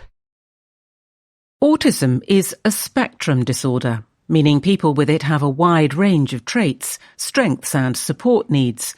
That diversity is on display at the Cortica Therapy Centre in Burlington, Massachusetts, where a group of toddlers work their way through an obstacle course. One girl completes it carefully, head down, avoiding eye contact. Another darts into a corner, squeezing her eyes shut, pressing her fingers into her ears and shaking her head. Elsewhere, a boy screams. Roughly 3.2% of American children are on the autism spectrum. In severe cases, a person may be unable to speak or dress themselves. Those with milder forms might struggle to communicate or regulate their emotions, but often attend ordinary schools. Autistic children are also more likely to have gastrointestinal problems, obesity, sleep disorders and seizures. One upshot is that autism care has become a multi-billion-dollar business in America. Demand for treatment has surged, attracting private equity or PE firms to the sector. Cortica is backed by a roster of venture capital and corporate healthcare investors. But the system is deeply flawed with incentives that push up costs. State budgets are straining under the burden, and autistic children may not be getting the care they need. These are growing problems in a country where autism diagnoses have quadrupled over the past 20 years. That rise is partly down to improved screening, but the definition has also broadened. Last year, an analysis by epidemiologists at the University of Wisconsin found that between 2000 and 2016, the number of autism diagnoses among children with mild, minimal or no adaptive impairments rose markedly, while moderate to severe cases remained mostly flat. One explanation is that an autism diagnosis unlocks care and insurance coverage for other conditions. If your kid has social anxiety, that can look a lot like autism, but it's really hard to get services to address that, says David Mandel of the Children's Hospital of Philadelphia. The Wisconsin study, he says, shows in part the willingness of clinicians to give the diagnosis and of parents to seek it out. Once diagnosed, many children receive applied behaviour analysis, or ABA, which relies on reinforcement to encourage desirable behaviours and reduce disruptive ones. Early forms using shocks, restraints or unpleasant tastes or smells have been discarded. ABA's popularity is in part the result of a sweeping shift in policy. In 2014, federal regulators clarified that Medicaid, the government health program for the poor, must cover treatment for autistic children. Data provided to The Economist by Trilliant Health, an analytics firm, show that between 2019 and 2025, visits to ABA therapy centres rose from just under 7 million to 28.5 million. The effect on budgets has varied, but the overall picture is troubling. In North Carolina, which introduced Medicaid coverage for ABA in 2019, the therapy is on pace to become one of the state's largest expenditures, with costs rising from $121.7 million in 2022 to an expected $1.1 billion next year. In Nebraska, sky-high reimbursement rates made ABA a lucrative market for providers. Visits to therapy centres increased by 2,560% between 2019 and 2025. As a result, Medicaid spending on ABA rose from $4.6 million in 2020 to $85.6 million in 2024. The state has since lowered its rates. Fraud is a concern. In December 2024, the Department of Health and Human Services began releasing audits of state Medicaid spending on ABA. 4 have been published so far. All found improper or potentially improper payments. The most recent report on Colorado noted problems ranging from uncredentialed therapists to billings for children who did not have autism, and found $285 million in questionable payments over 2 years. But the system also allows money to be wasted in perfectly legal ways. ABA is often paid per hour, creating incentives for overtreatment. Because the recent surge in diagnoses has been driven by milder cases, the marginal child should have received fewer hours of care. But in Colorado, for example, the share of children receiving more than 10 hours of care a week doubled to 58% between 2019 and 2024. Nationally, the average number of visits per patient increased by 17% between 2019 and 2025, according to Trilliant Health. A growing market, predictable funding and fragmentation have attracted PE firms. Between 2017 and 2022, they accounted for 85% of all mergers and acquisitions in the sector, according to the Centre for Economic and Policy Research. A study by researchers at the Brown University School of Public Health identified 574 therapy centres owned by PE firms as of 2024. This has raised concerns that profitability may be put ahead of patients' needs.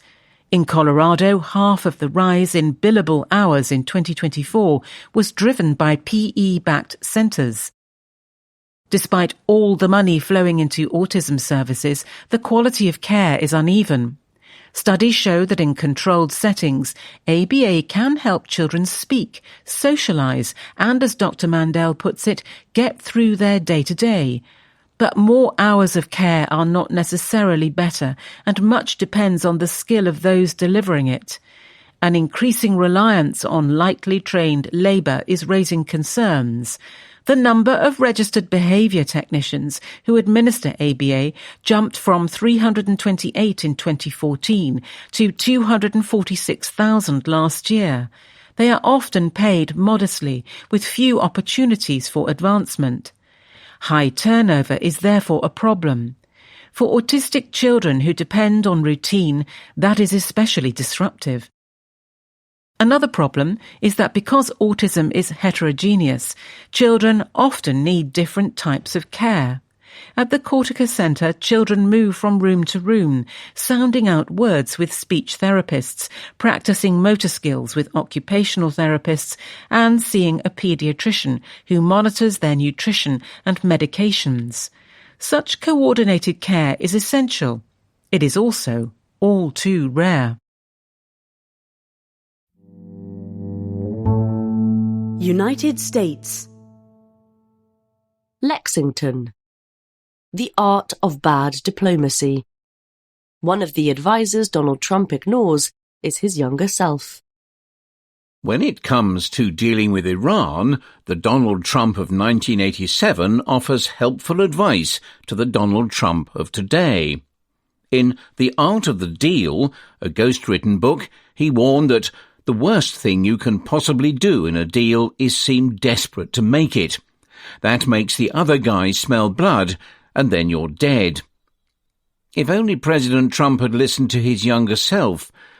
Since Iran blocked the Strait of Hormuz, sending the global economy into conniptions and American petrol prices to $4 a gallon, he has shown several signs of desperation to make a deal. Anxious to calm markets, Mr. Trump declared on March 30th that he had made great progress towards a deal with a new and more reasonable regime, and that if such a deal was not reached, he would completely obliterate Iran's power stations and perhaps its desalination plants. The next day, he said America would end the war in 2 or 3 weeks, and that opening the strait was something other countries would have to deal with. In the past, he has issued incendiary threats on a Saturday when markets are closed, only to walk them back just before markets opened again. The White House promised an important update on April 1st, after this column's publication. Iran smells blood. Realizing that Mr. Trump is scared of economic disruption and that cheap drone attacks and even cheaper threats can cause a lot of it, the Islamic regime has kept up its attacks and threats. It has allowed only a few tankers through the Strait of Hormuz, sometimes charging a reported $2 million per ship. On March 27th, Marco Rubio, America's Secretary of State, lamented that Iran's leaders may decide that they want to set up a tolling system in the strait. Nasan Rafferty of the International Crisis Group, a think tank, calls this the Ayatollah booth strategy. It violates global norms of free navigation and could be copied by other belligerent states. The Houthis in Yemen have form. Another nugget from Mr. Trump's book is that you can dream great dreams, but they'll never amount to much unless you contain the costs. Commander-in-Chief Trump has ignored this wise advice. The Pentagon is asking for another $200 billion, and the indirect costs of the war may be much larger. If prolonged, it could knock 0.5% off global GDP next year and add 0.9 percentage points to inflation, estimates the OECD. It could also aggravate global hunger by throttling the supply of fertilizer. All this is alienating America's allies and weighing on Mr. Trump's poll numbers. The Economist's tracker calculates his net approval is minus 20%. How did Mr. Trump get in this mess? With a mixture of vengeful aggression and blinkered optimism, suggests the art of the deal. If someone does you wrong, fight back very hard, it says. The risk is that you'll make a bad situation worse, but things usually work out for the best in the end. President Trump has consistently followed this advice. Sometimes it has worked out well for him. Not a single American soldier was killed when he sent special forces to snatch Nicolas Maduro, the rogue leader of Venezuela, and installed a friendlier successor. In Iran, by contrast, his war has so far yielded few benefits besides the destruction of much of Iran's conventional arsenal. The regime retains its stash of highly enriched uranium and now has even stronger reason to build a bomb. Iran's leaders have probably concluded they would be better off with a nuclear weapon, says Jean Shaheen, a Democratic senator from New Hampshire, because then, maybe, America would be treating them the way we're treating Vladimir Putin. On March 27th, an expeditionary force of Marines arrived in the Gulf, suggesting that once again Mr. Trump plans to fight back very hard. If he stays, he escalates, predicts Thomas Wright, a former member of President Joe Biden's National Security Council. That could mean seizing Iran's oil terminals on Karg Island, or trying to clear coastal areas of Iranian forces that threaten ships, or even a raid deep inside Iran to grab its uranium stockpile. American voters think this would make a bad situation worse. Fully 62% oppose a ground war, only 14% are in favour. Mr. Trump no doubt wishes to avoid a quagmire. Alas, the current negotiations between Iran and America, conducted via intermediaries, are destined to fail, says Mr. Wright. One obstacle is a complete absence of trust. In his book, Mr. Trump admitted that his deal-making depends on lying or truthful hyperbole. Iran's leaders seldom trust American presidents, but they have particular reasons to doubt Mr. Trump. He tore up an agreement America had signed with Iran under President Barack Obama and has greenlit bombing raids ahead of scheduled talks. Now, Mr. Trump's 15-point list of demands assumes that Iran will make tangible concessions, such as handing over its highly enriched uranium and surrendering its long-range missiles, in exchange for a promise that Mr. Trump will not break a ceasefire deal. If they deem his word worthless, that could be a tough sell. On March 29th, the Speaker of Iran's parliament said, "The enemy publicly sends messages of negotiation and dialogue while secretly planning a ground attack." A lack of trust also weakens Mr. Trump's position at home. MAGA Republicans tend to believe that if Mr. Trump says the war is necessary, it probably is. Other Americans are more skeptical. Only 22% think the war will make them safer, according to Pew, a pollster. Senator Shaheen says there has been no transparency with the American public about the war and that Mr. Trump does not always act in America's best interests. Asked if, in the classified briefing she receives as a member of the Senate Armed Services Committee, she has heard evidence that the situation is better than it appears, she replies simply, no. The Americas. Canadian politics. Power moves. After a year in government, Mark Carney's Liberals are poised to take control of Parliament. In a general election a year ago, Mark Carney, the novice politician leading Canada's Liberal Party, won 169 seats, 3 short of a majority. Now, after months of threats by Donald Trump to Canada's trade and sovereignty, Mr. Carney is on the verge of taking legislative control. 4 members of Parliament from opposition parties have already crossed the floor. 3 Liberal seats have become vacant in the meantime. By-elections to fill them are scheduled for April 13th. 2 of the ridings, as voting districts are called, have reliably voted Liberal for years. Political historians cannot recall a Canadian Prime Minister winning a majority via a by-election in the past century, nor is there much precedent for a party in its 11th year in power being as popular as Mr. Carney's Liberals. Public opinion surveys give them a double-digit lead over the Conservatives. When Canadians voted nationally in April 2025, that spread was a tight 2.5 percentage points. Mr. Carney's own favourability ratings are 30 points higher than those of Pierre Poilievre, who leads the Conservatives. Léger, a polling firm, reckons that 61% of Canadians think well of their Prime Minister.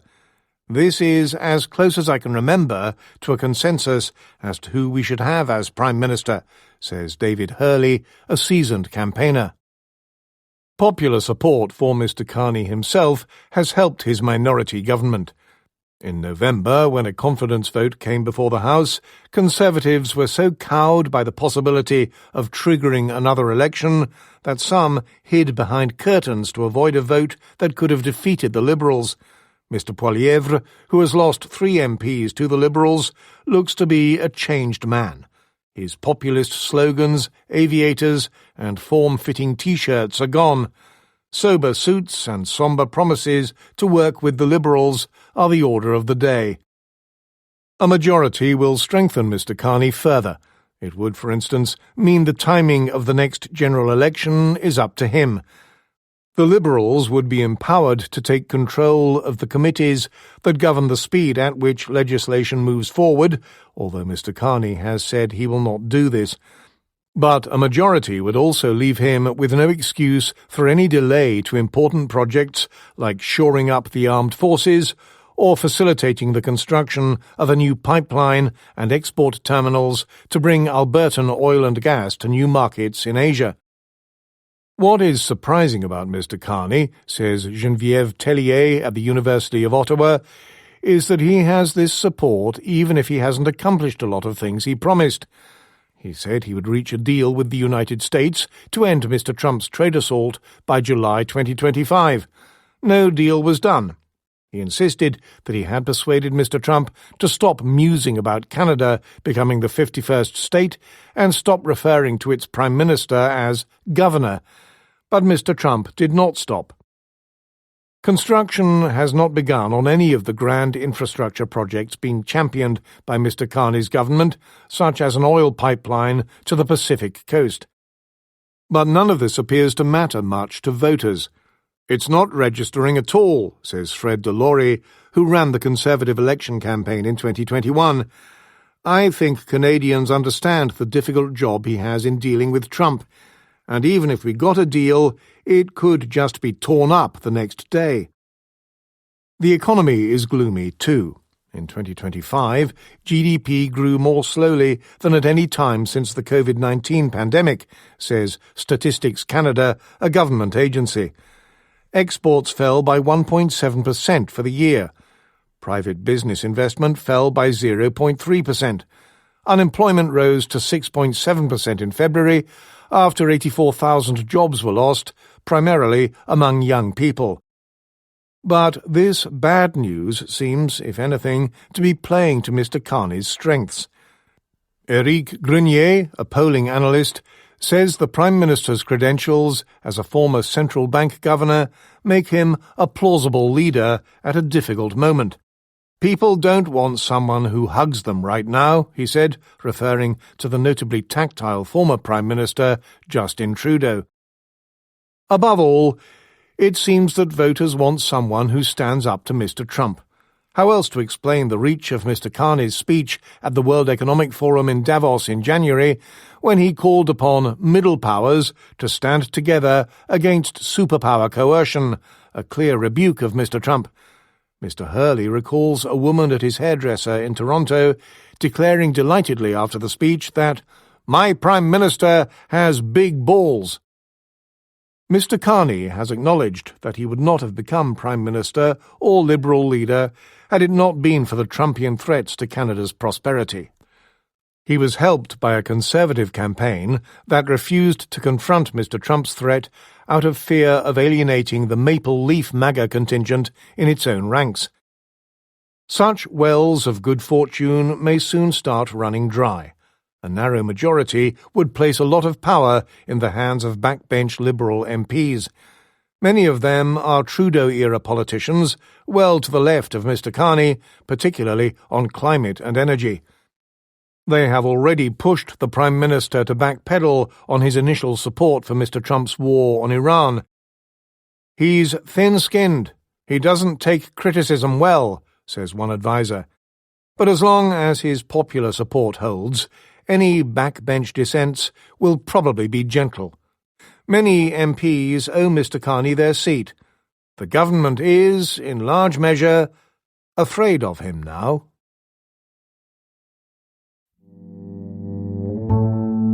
The Americas. Venezuela. Surreal times. America oversees a bizarre new setup. Step off the plane in Caracas, Venezuela's capital, and the strange, unsettled state of the country hits you immediately. Wanted posters for Edmundo González, the real winner of the stolen presidential election in 2024, loom at the end of the bridge from the plane. He lives in exile in Spain. The immigration booths are labelled not just in English and Spanish, but also Arabic, Chinese and Russian, highly unusual in Latin America. A besuited man brandishing an American passport is ushered past by obliging immigration guards. 3 months ago, Americans were the arch-imperial enemy, and then they seized Nicolás Maduro, the authoritarian president, and his wife in a bloody raid. Yet the same regime, minus its old head, is now all hugs and handshakes with Americans. The surreal feeling is widespread. Prior to the reopening of the old embassy on March 30th, the US mission was largely operating from the 17th floor of the JW Marriott Hotel. Its members have been, to some extent, running the country. A sweaty American taking the lift up from the gym might be as powerful as a government minister. Looming over motorways are giant photos of Mr. Maduro hugging his wife, with the tagline, "Los queremos de vuelta." We want them back. But no one talks about Mr. Maduro, except to remark that no one talks about him. Even people in the government avoid mentioning him. Contrasts abound. Republican-aligned businessmen in pricey suits stride the hotel lobby, enthusing volubly about being super bullish on Venezuelan commodities. Not far away, at an eerily quiet mall, a recently released political prisoner speaks of his time in the feared El Helicoide jail. He is one of about 700 freed since January, but like many, he must still report regularly to the police and has charges hanging over him. A much-touted amnesty law is being applied selectively. While slurping a cocada, a sweet coconut milkshake, he insists on moving tables, suspecting nearby loiterers are regime spies. Some of the most desperate, however, are now speaking publicly. About 500 political prisoners still languish in jail. At a candlelit vigil for them at dusk near El Helicoide, Dioseri Infante cries softly as she talks about her brother, Carlos, who has been incarcerated since September 2024. He is accused of wild crimes, including the trafficking of arms for Maria Corina Machado, the opposition leader, to stage a coup. Ms. Infante says her brother has been suffocated with a bag, forced to clean excrement for months, and blocked from hiring a real lawyer. He was refused amnesty earlier that day, she adds. His publicly appointed lawyer has refused to appeal. Teachers have been marching for higher wages, unthinkable before Mr. Maduro's capture. At one protest, they find themselves confronted by a rally against American sanctions. It appears to have been organised by the regime. The buses that ferried in anti-American marchers line the streets. One woman marching against the sanctions says she doesn't know what it is about, and she was told she had to go. The march was announced after the teachers requested permission for theirs.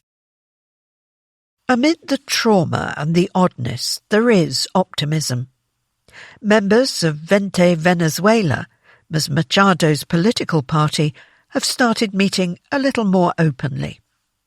In La Vega, a poor neighbourhood where shacks cascade down the hills, perhaps 60 people are packed onto the terrace of a half-finished building.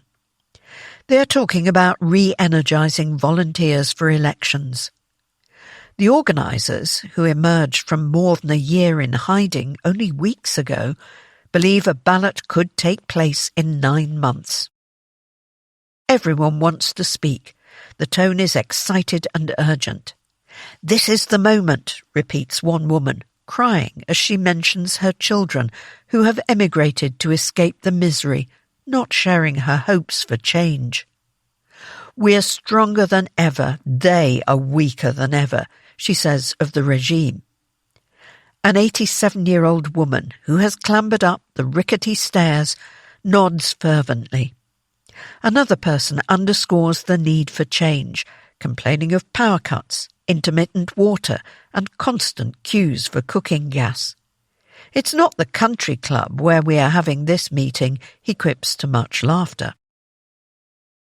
The Caracas Country Club offers iced tea, sweeping views, a sparkling pool, and relief from power cuts. A possible investment boom has stirred so much excitement that the club has more than doubled its membership fee since January, to over $120,000. Many in business are bullish about the economy, but sceptical of the wisdom of pushing for elections soon. They note, reasonably, that the courts and the electoral authority need overhauling first. Many also seem to worry that the instability likely to be fostered by an election could be worse for business than the current American-backed authoritarian regime. Perhaps holding elections in 2 or even 3 years would be wiser, ventures one. The regime will surely play for time. Much depends on American pressure. But with fear ebbing, impatience rising, and economic pain biting, it is far from clear that Venezuelans will quietly wait 3 more years for a vote.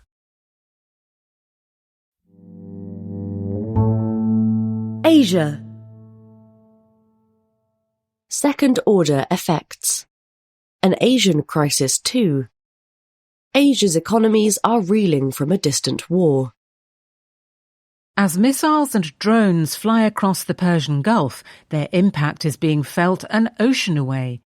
This war is an Asian crisis, Vivian Balakrishnan, Singapore's foreign minister, told Reuters last week. Around 80% of the oil and 90% of the gas that usually pass through the Strait of Hormuz are bound for Asian markets. Poor countries are being hit the hardest. In the Philippines, more than 90% of energy imports come from the Middle East. Bangladesh, India and Pakistan receive almost 2/3 of their total LNG supplies via the strait. But rich Asian countries are far from immune. Japan boasts a strategic oil reserve equivalent to 254 days of domestic demand, a buffer built up following the oil shocks of the 1970s. But bus and ferry services across the country have been curtailed for lack of supply. Japanese bathhouses are struggling to make ends meet as fuel costs rise. Several across the country have announced temporary or permanent closures. And Yamayoshi Seika, a popular snack maker, had to temporarily stop production of potato crisps after running out of heavy oil for its fryers. The Strait's closure presents three big risks to Asian economies. The first is rising fuel prices. These will increase costs elsewhere and crimp growth, potentially causing a stagflationary spiral. The immediate pain is being felt by motorists across the region, but especially in Southeast Asia. Globally, petrol prices have risen by 14% since the war began. In Southeast Asian countries, the figure is 42%. Prices in the Philippines and Myanmar have shot up by more than 70%, among the biggest jumps in the world. In other parts of Asia, such as India and Bangladesh, the jump has not yet been felt at the pumps, but that is only because their governments control fuel prices. On March 27th, the Indian government said that it would slash central excise duties on petrol and diesel in order to keep pump prices from rising. Australia and Vietnam have promised similar measures to absorb higher oil prices. In South Korea, which imports 70% of its oil from the Middle East, the government has imposed a fuel price cap to limit the damage. The second risk, therefore, is to Asian governments' balance sheets. Many already spend heavily to subsidize energy or set fuel prices, but the fiscal room available for such interventions varies enormously. In Indonesia, rising fuel subsidies could result in the country breaching its fiscal deficit cap of 3% of GDP. Investor confidence, already fragile, would erode further. Cash-strapped Pakistan, under IMF scrutiny, has already had to put up fuel prices by 20%. Such pressures could invite unwanted attention from speculators looking for shaky currencies. Japan's finance minister is already said to be considering intervening in the oil futures market to prop up the yen. Regardless of what governments do, some inflation is inevitable. Where governments do not absorb costlier crude, rising energy prices will fuel headline inflation. Crude importing countries with weak exchange rates and big oil bills, such as the Philippines and Pakistan, will suffer the most. But even in those countries that apply fuel price caps, the war in Iran will exert inflationary pressure through other channels. Supply chain disruptions will push up costs in other industries, such as chemicals and logistics. The biggest inflationary force could come through food. The war has ensnared roughly a third of global seaborne fertilizer trade, which will drive up food prices, especially when the sowing season begins later this year. The Asian Development Bank, or ADB, had projected that prices in Asia would creep up by just 2.1% in 2026. It now warns that figure could exceed 5%, depending on how long the war lasts. If rising prices are an economics problem for Asian policymakers, the availability of fuel is one of politics and geography, a third big problem for Asia. Along with Japan's 254 days of fuel reserves, estimates suggest that China has enough to cover 100 days. Both have started to tap those reserves to ease the strain. But analysis from Kepler, a data firm, suggests the situation is precarious in other parts of Asia.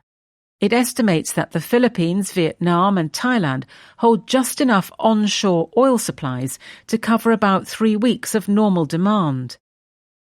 The looming shortages are already upending entire sectors. Aviation and tourism may be the hardest hit. China and South Korea have imposed limits on jet fuel exports from their refineries. Airlines across the region have reduced flights. Over the past week, around half of all cancellations globally were flights originating from airports in Asia, according to data from FlightAware, a tracker. Air New Zealand has cancelled 1,100 flights. Governments may intervene with more drastic action. Ferdinand Marcos Jr., the Philippines president, has warned that grounding planes is a distinct possibility. Combined with disruptions to other inputs such as helium and aluminium, the energy shock could sap Asia's economic growth. The ADB predicts that Southeast Asia would be hit the hardest, with growth rates potentially 2.3 percentage points lower if the war drags on. In South Asia, the bank predicts that growth could fall by 0.8 percentage points. The slowdown would have far-reaching effects. Asia is the global economy's factory floor. Expect a bigger push into alternative energy. Solar is being rolled out, but that drive could speed up. Many more electric vehicles could start zipping around the cities of Southeast Asia. Nuclear power will also get a second wind. This week, Vietnam said it will build a nuclear power plant with Russia. But Asia will also fall back to a familiar dirty source of energy, coal. Japan's government has approved a return to full capacity for coal power plants, lifting a restriction meant to limit emissions. Indian officials worried about electricity demands in the summer have told a coal-fired electricity plant in the state of Gujarat to restart operations. The push towards coal is driven by concerns about political stability. Asians are sensitive to energy prices and willing to take to the streets over them. Transport workers in the Philippines have already launched protests. During the energy shock of 2022, when gas prices soared after Russia invaded Ukraine, political turmoil unfolded in South Asia. In the year to October 2022, around a quarter of all protests in the region were related to food and energy, according to an estimate by Friedrich Ebert Stiftung, a German think tank. After analysing social unrest across 101 developing countries between 2000 and 2020, researchers at the IMF found a clear association between fuel price increases and protests. These demonstrations can be revolutionary. Riots in Sri Lanka, fuelled by high energy prices, contributed in large measure to the government's ousting in 2022. What has begun as an energy shock could become a political one.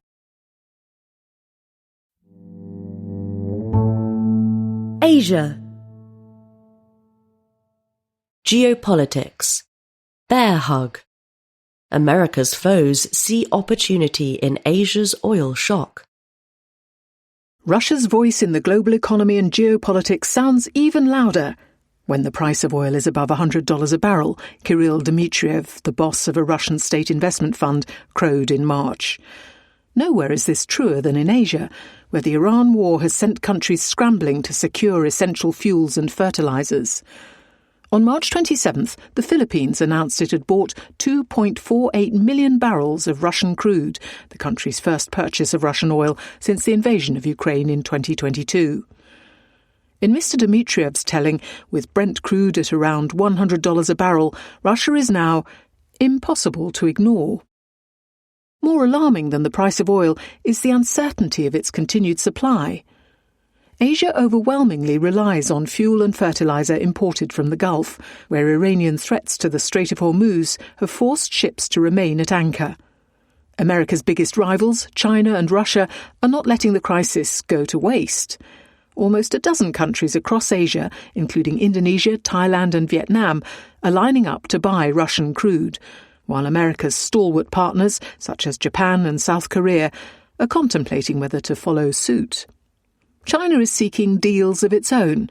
The new wave of energy diplomacy raises the prospect that President Donald Trump's decision to go to war with Iran may unintentionally reshape Asia's regional politics. Russian diplomats across the region, from Pakistan to Sri Lanka, have been offering to help broker fuel sales to ease the supply pinch. Russia's Deputy Prime Minister said in March that the country was redirecting its natural gas exports away from Europe and would favour countries planning to build long-term constructive relationships with us. Such efforts have been helped by America's Treasury, which has paused sanctions on Russian crude already at sea to boost oil supply and slow price rises. Asian buyers are looking to strike deals before the waiver ends on April 11th. More American crude and LNG is being steered towards Asia to ease shortages, but it won't be enough to cover the shortfall. The Iran war has opened new opportunities for Moscow, says Alexei Zaharov of Observer Research Foundation, a think tank based in Delhi. Beyond oil, the energy shock is forcing a rethink of nuclear power in the region. Taiwan's state energy company, for example, announced plans to restart a nuclear power plant on March 27th. Others are likely to follow. For years, Russia has been aggressively trying to sell its nuclear know-how to the region with only limited success. Last year it agreed to help Myanmar's military junta construct a small modular reactor near Naypyidaw. More consequentially, Vietnam and Russia struck a long-expected nuclear deal last week during a visit to Moscow by Vietnam's Prime Minister. China is also stepping in to ease the squeeze. In early March, it shut off refined oil exports to bolster its already large reserves, deepening regional anxieties. Yet Chinese officials now appear to be reversing course. On March 30th, Mao Ning, a foreign ministry spokesperson, said China was ready to help safeguard global energy security. It's released some 360,000 barrels of fuel to Vietnam and the Philippines, according to Bloomberg. Alone, those shipments won't make a big difference, but they may signal a willingness to unlock stockpiles if the crisis worsens. Sensing an opening, China even offered to provide Taiwan with energy if the island agreed to unify under Communist Party rule. Taiwan promptly refused. Many countries, however, would welcome the help. President Ferdinand Marcos Jr. of the Philippines, who's typically a big supporter of America and has rowed with China over border disputes in the South China Sea, is now courting Chinese cooperation. Mr. Marcos told Bloomberg Television on March 24th that the Philippines was resetting relations with China to a new normal in light of the geopolitical turmoil. The Philippines, he said, was open to restarting joint oil and gas exploration in the South China Sea. Diplomats from both countries met on March 27th for foreign ministry consultations for the first time in 3 years. Mr. Putin will be hoping to use the oil sales to shore up Russia's ailing budget and further his long-term policy to turn to the east. The deals are also a telling marker of the West's failure to isolate Russia. Most countries in the region have already moved on from the Ukraine war, says Ian Story of ISIS Yusof Ishak Institute, a Singapore-based think tank. To help make the point, Russian diplomats are said to be planning a summit with ASEAN leaders, possibly in Kazan in June. Ultimately, however, there are limits to what Mr. Putin can offer, notes Mr. Story. Russia is cash-strapped and has virtually no role in the technology supply chains Asia cares most about.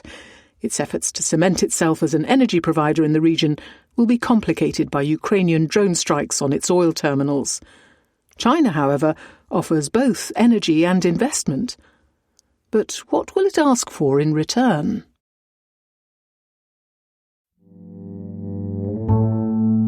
Asia. Japan. The ladies vanish. Women are leaving rural Japan in droves. Koyasu Miwa traverses Japan from Sapporo in the north to Miyazaki in the south with one goal: to make the countryside less hostile to women. Ms. Koyasu runs a consultancy that advises local governments, lectures businessmen on discrimination, and runs workshops urging community elders to let women take a bigger role in local decision-making. On a recent stop in Nantou, a region in central Japan ringed by snow-capped mountains, she leads a session on gender inequality for members of its various community councils, volunteer bodies that deal with issues from disaster preparedness to organising festivals. Of the 31 council chairs in the region, none is a woman. Ms. Koyasu's work is part of an effort to assuage a national worry. Young women are draining away from the countryside and from small-town Japan. A government report in 2014 expressed alarm about the future of 900 municipalities, half of the country's total. It concluded that the number of women of childbearing age in those places would fall by half within the next quarter century, and that these municipalities faced extinction as a result. Officials in lots of outlying places accept that young people will move to cities for university or a first job, but they count on them doing a U-turn and returning home in their 20s or 30s. Yet in roughly 70% of Japan's 47 prefectures, young women are leaving at higher rates than young men. In Toyooka, a small city in western Japan, census data show that 52% of men who left as teenagers came back in their 20s. For women, the figure was just 27%. Tokyo and a handful of other urban centres are seeing the opposite trend, with more young women moving in than men. The reasons for all this are deeply entrenched. A shortage of good jobs for women, a wider gender pay gap than in the cities, and many other forms of sexism. Last year, a government regional revitalisation plan cited unconscious bias and inflexible gender roles as forces pushing women away. Rural areas often struggle with attitudes that the larger cities have shed, argues Yamamoto Ren, a campaigner. In many small offices, women still make the tea while men make the decisions. Ms. Yamamoto says those who have left for cities sometimes dread returning home for holidays.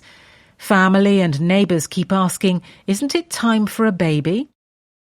Although many Japanese women are enjoying their lives in the cities, others would willingly return to the countryside if things were different. Tokuno Sayuri, a woman in her 30s from Nanto, returned there after briefly living in Tokyo, finding the capital too hectic.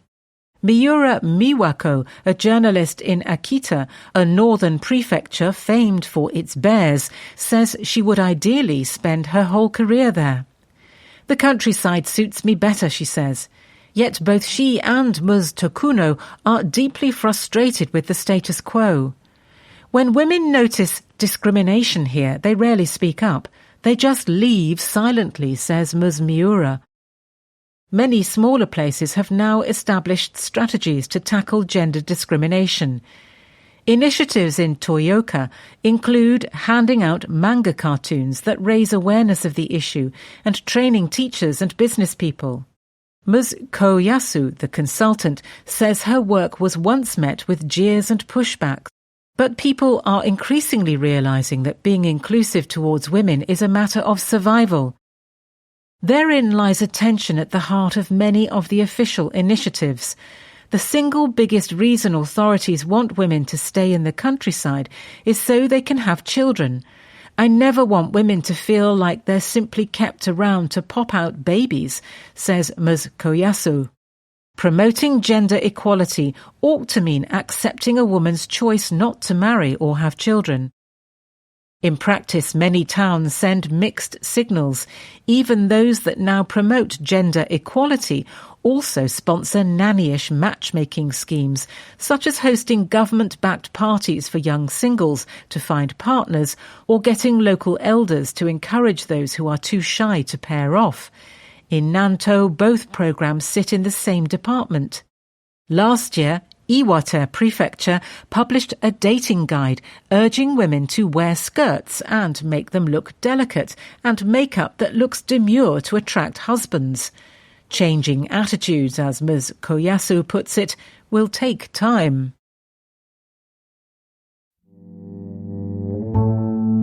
Asia. Banyan. Triumph of the Shrill. Is Bollywood's latest mega-hit propaganda for Narendra Modi. Imagine a film that combines the body count of John Wick, the gleeful gore of Kill Bill, and the historical revisionism of Inglourious Bastards. Throw in a soundtrack of remixed retro bangers and throw out the editor. Now drink 8 espressos, smoke 3 packs of Marlboro Reds, and finish with a hit of amphetamines. That is a barely adequate description of watching Durandar, The Revenge, a 4-hour action extravaganza that was released last month on seemingly every cinema screen in India. It is on its way to becoming the highest-grossing Bollywood movie at the domestic box office. The movie is a sequel to Durandar, which came out in December and already occupies that position. The films have near-perfect viewer ratings on Rotten Tomatoes, a review aggregation website. Critics are less enthused, just 35% like the first movie and 40% the second. Their view is that the films are undisguised propaganda, not for the government or even the ruling party, but for Narendra Modi himself. Despite the film's combined 7.5-hour runtime, the plot can be summarised in one paragraph. In the first part, an Indian spy master sends an undercover agent to infiltrate the criminal gangs of Karachi, Pakistan's largest city, which have been providing weapons and support to Pakistan's spooks and terrorists. In the second, we learn the agent's tragic backstory, and then watch as he massacres the men responsible for inflicting upon India humiliation after humiliation. The hijacking of an Indian Airlines plane in 1999, an attack on Parliament in 2001, the siege of Mumbai in 2008. Two emotions have driven the film's record-smashing success. One is sheer exhilaration at the stylized ultra-violence set to a sweat-soaked soundtrack. The other is a sense of catharsis. A country that cannot pull off an assassination in Canada, without getting rumbled, is in Durandar, capable of retribution that makes Mossad look like LARPing teenagers.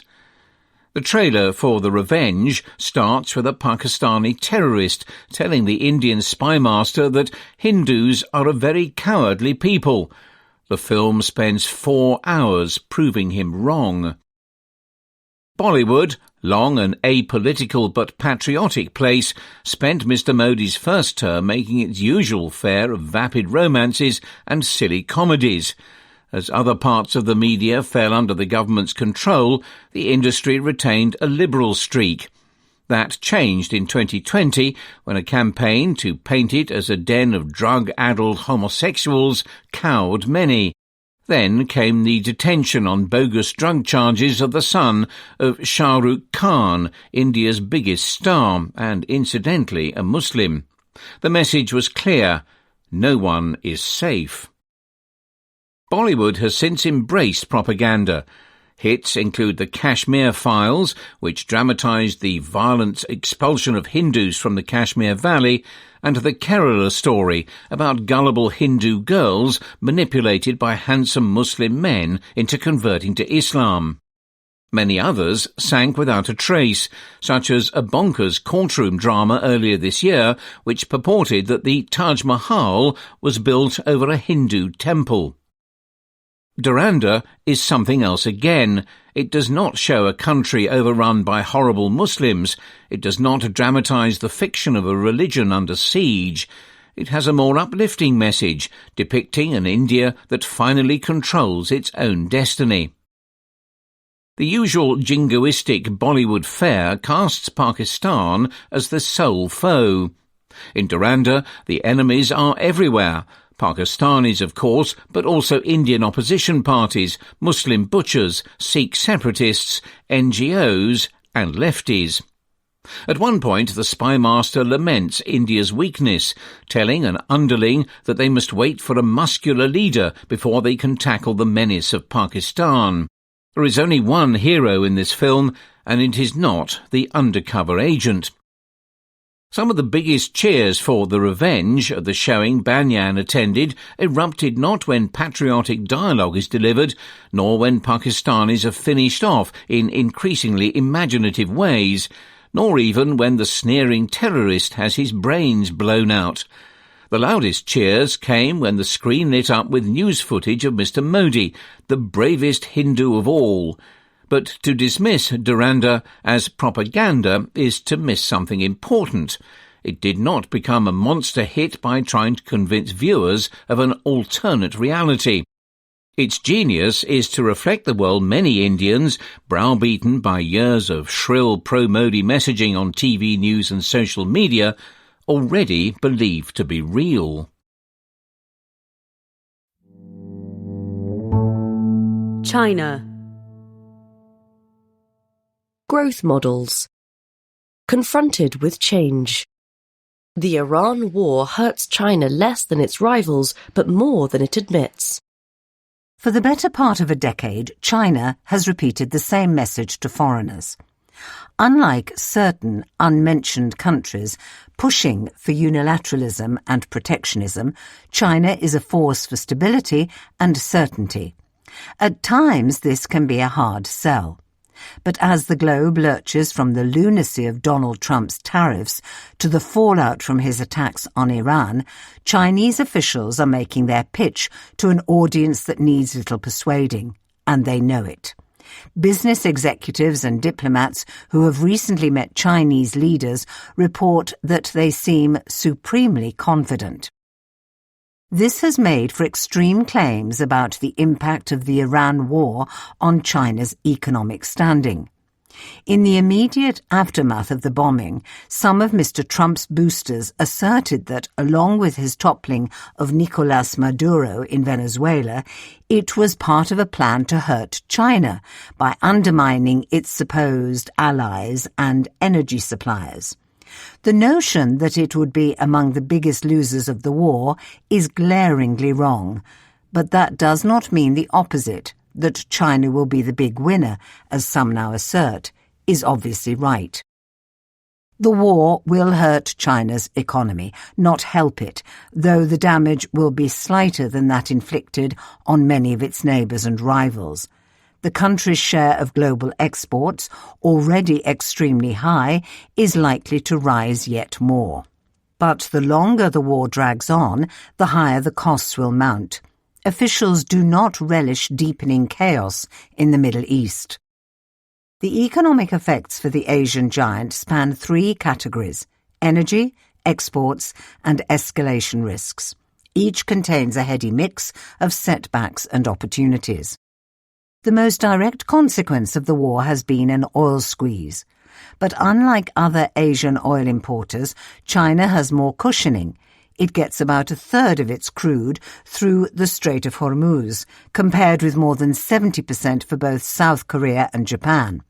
Moreover, oil and natural gas are smaller parts of China's overall energy mix, owing to its reliance on coal, nuclear, and rapidly growing renewables. China also has alternatives to petrochemicals, with big firms that can convert coal to chemicals. And if shortages get worse, China has oil reserves that are estimated at about 4 months of seaborne imports. Advisers in Beijing say the government is, for now, reluctant to tap these reserves, saving them for true worst-case scenarios. The disruption is affecting costs. On March 23rd, the government raised petrol prices by 13%, causing consternation among ordinary Chinese. It is scant consolation that the increase in fuel and feedstock costs will help the government to achieve one of its economic goals for the year, lifting inflation into positive territory. Producer prices have fallen year on year for 41 months in a row, the longest deflationary spell since 2012 to 2016. A broader measure, the GDP deflator, has dropped for 11 consecutive quarters. The war may have interrupted both of these grim sequences. Surveys of manufacturers already point to a sharp increase in raw material prices. Expensive oil is a painful way out of deflation, far better to be pulled out by strong demand than pushed by higher costs. Still, rising prices will at least reacquaint Chinese firms and consumers with the idea that prices can go up, helping prevent the deflationary mindset that condemned Japan to years of stagnation. Another question is how the war in Iran will weigh on exports. Last year, China notched up a record $1.2 trillion trade surplus, driving about a third of its economic growth. As consumers around the world feel the pinch from rising energy prices, their spending on other goods will fall, and the reverberations will hit Chinese factories. Economic advisers in Beijing talk about their preference for a stable global trading order. As the world's largest exporter, China has a genuine stake in international waters remaining open and cross-border commerce remaining predictable. Yet the current crisis could eventually boost global demand for China's new three products: electric vehicles, lithium-ion batteries, and solar cells. It is the dominant producer of all three, accounting for at least 70% of global capacity in these sectors. Each will be more alluring to people and businesses elsewhere if oil prices remain high in the coming months. Chinese producers will also benefit if some of their target markets are distracted. Throughout 2025, it looked as if European countries were inching towards more protective measures against the wave of Chinese imports hitting their shores. Now, as one diplomat puts it, confronting the Chinese manufacturing juggernaut has slipped down the list of priorities. If the war turns much uglier or lasts much longer, global economic damage will become increasingly severe. For China, that will pose a dilemma that it has wrestled with for the past 5 years. When are things bad enough to justify a splashy stimulus program? According to economic advisers, Xi Jinping has come to view stimulus and the accompanying increase in debt as an economic weakness and even a moral failing.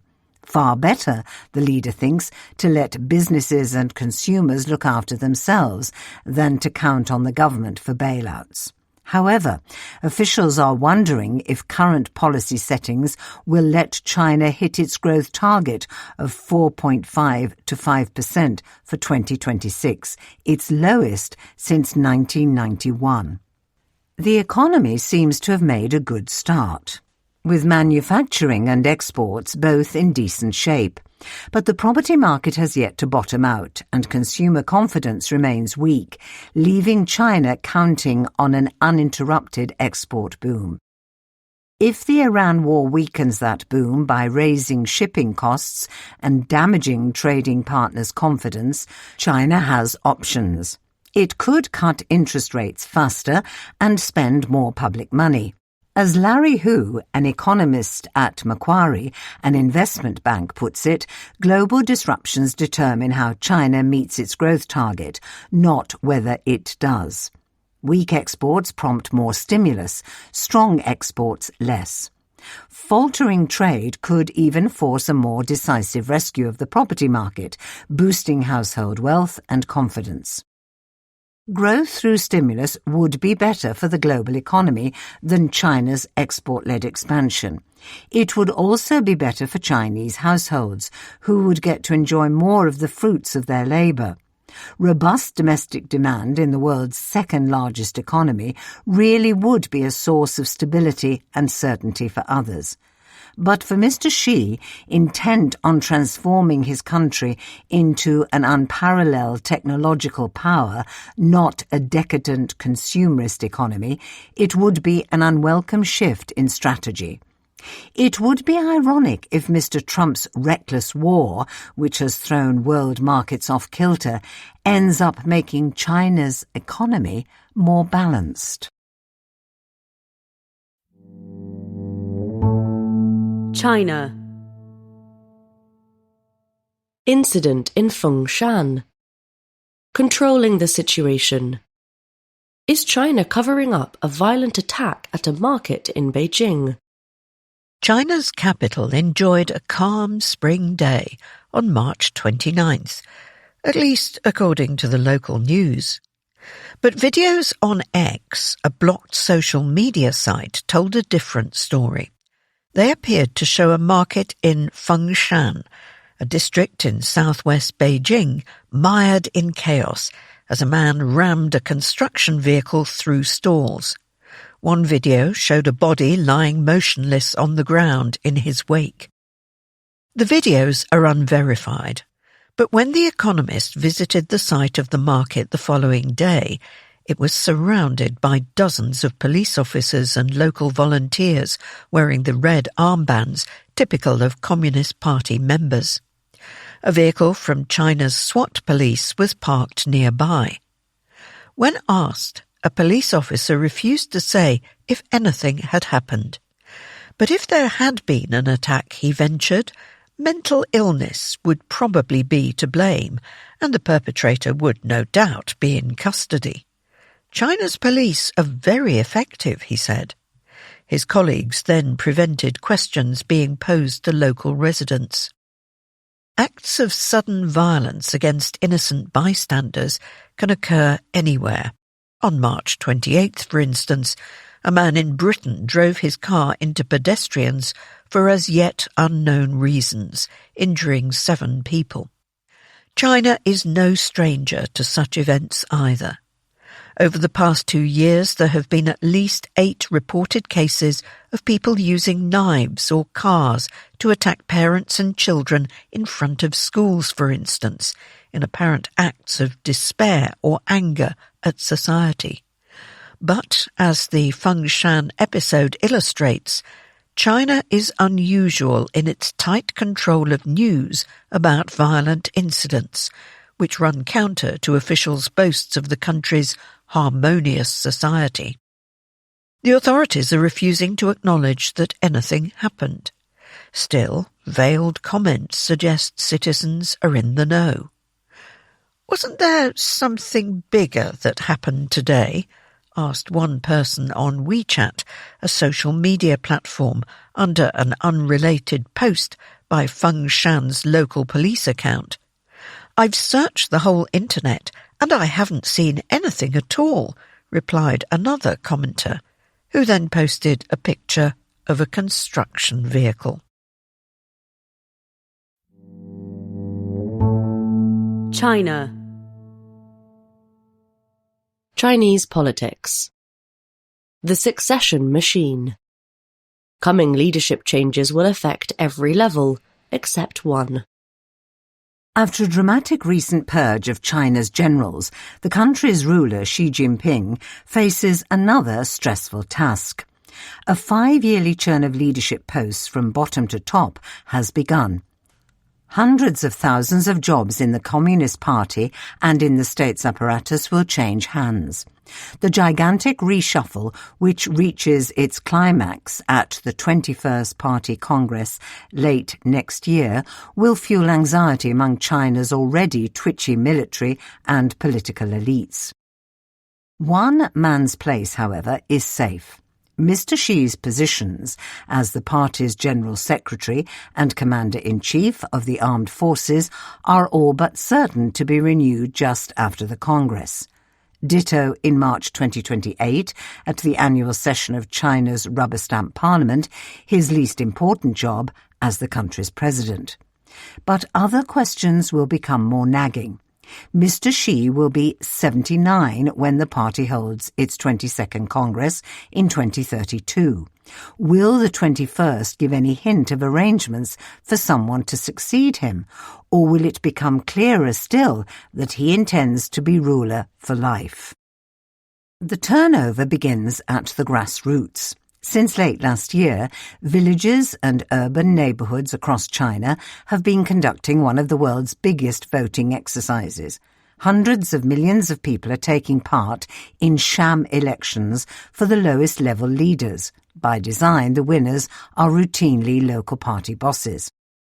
Over the coming 2 years, higher-level party chiefs will be rejigged, along with their less powerful counterparts in the government, mayors, governors and ministers. The public won't be involved. Choices are made in secret by current leaders and rubber-stamped by party committees and party-controlled legislatures. Later this year and early next, provincial party posts will be reallocated. Those given top jobs in important regions are likely candidates for spots in the Politburo, the body, currently 23 strong, through which Mr. Xi rules China. In the year before a Congress, at around this time, Mr. Xi forms, in secret, a group of leaders who will review candidates for these and other top party posts that will be filled this year and next. Only die-hard Xi loyalists will be in the frame. But enthusiastic support for Mr. Xi is no guarantee of job security. Purges of military and civilian leaders since the 20th Congress in 2022 have been notable for targeting his protégés. According to the Center for Strategic and International Studies, a think tank in Washington, 37 of the 44 officers appointed to the 376-member Central Committee at that Congress have been expelled, have gone missing, or are under investigation. This makes it all the harder to decide who should get seats on the new committee to be formed at the 21st Congress. There is not much untarnished metal to choose from. Mr. Xi is unlikely to worry much about grooming someone to take over his own positions. For evidence, look at the Central Military Commission, CMC, the top military decision-making body. Normally, all its members, except the Commander-in-Chief, are in uniform. When a second civilian is appointed, that person is clearly being teed up as the future supreme leader. Mr. Xi joined as vice chairman in 2010, 2 years before he became China's ruler and the CMC's sole civilian. That Mr. Xi remains the only non-uniformed member is a clear sign that he does not plan to step down at next year's Congress. Even if he hands a title or two to someone else, few expect him to relinquish power in 2032 either. He does not have to. Mr. Xi ripped up the party's unwritten rules on succession in 2018 when he abolished a 2-term limit on the presidency. This allowed him to serve as General Secretary for as long as he wants. The 2 jobs are normally held simultaneously. It's all the more telling that he welcomes no young, potential successors in his coterie. Pre-Xi, someone being groomed as General Secretary might have been expected to join the Politburo by their late 50s and assume the party chiefdom by the age of 62. No woman has ever made it to the Politburo Standing Committee, the apex of power. Currently, the youngest of the Standing Committee's 7 members is 63. The median age of the full Politburo is 66, the highest this century. It is not just Mr. Xi's job that lacks young blood in the waiting. As Gavgal Dragonomics, a research group, notes, important national and provincial committees are getting older too. Typically, few members are in their 30s. Ages now cluster in the mid to late 50s. Mr. Xi could inject younger blood into the Politburo, but it would mean surrounding himself less with his cronies and more with their protégés, with whom he is less familiar. It could also undermine his power if a younger person is identified as his replacement to be. Tensions related to heirs apparent have caused big trouble in the past. The pro-democracy upheaval of 1989 was one such episode. Better to stick with loyal old men, Mr. Xi may reckon. But Chinese politics is occasionally stormy, even with a Politburo stuffed with yes-men. As many as 1/5 of full members of the Central Committee have been purged since the 20th Congress. In most of the confirmed cases, the ostensible reason has been corruption, but eliminating potential rivals has been a likely factor too. In China Leadership Monitor, an online publication, Jonathan Zinn, a former CIA analyst, argues that Mr. Xi's next 5-year term is likely to involve increasingly tumultuous internal politicking. In its final stretch, this one is far from calm. Culture. Chagwan. Staying on target. For China's officials, the goal was once growth. Now it's loyalty. Much about the Chinese Communist Party is mysterious, but in one respect it ought to be drearily familiar to anyone who has worked in a large company, the setting of targets that, in theory, determine who gets promoted. As in companies, both the indicators themselves and the way that achievements are assessed against them can be frustratingly vague and subject to manipulation. No one, though, doubts the exercise. It matters a great deal right now in China because the party has just started a campaign that will run for nearly 6 months to establish and implement the correct view of political performance. Translated into business speak, it is as if the party's top leaders were modifying targets for the rank and file and ensuring that everyone was aligned. For all the talk about Xi Jinping, the paramount leader, concentrating more power in his hands, it is this basic process, the setting of priorities and the management of promotions. That is his most essential lever for remaking how officials work, from villages up to central leadership. A closer look suggests that his efforts are working, perhaps too well. Mr. Xi has long recognised the importance of officials' targets. In 2013, a year after he took the party's helm, its Central Organisation Department, sometimes described as the world's most powerful HR outfit, reduced its traditional emphasis on economic growth. Specifically, it mandated an end to using GDP as the primary metric for evaluating cadres, an incentive structure that had encouraged wasteful spending and rampant pollution. The party has since reiterated this injunction repeatedly. Its latest campaign, launched in recent weeks, builds on this foundation, specifying that officials must deliver high-quality development and avoid deviations from the correct view of political performance. What does this actually mean? A cynic might guess that the constant focus on forming a correct view of targets means that many officials are still clinging to an incorrect, outdated obsession with GDP.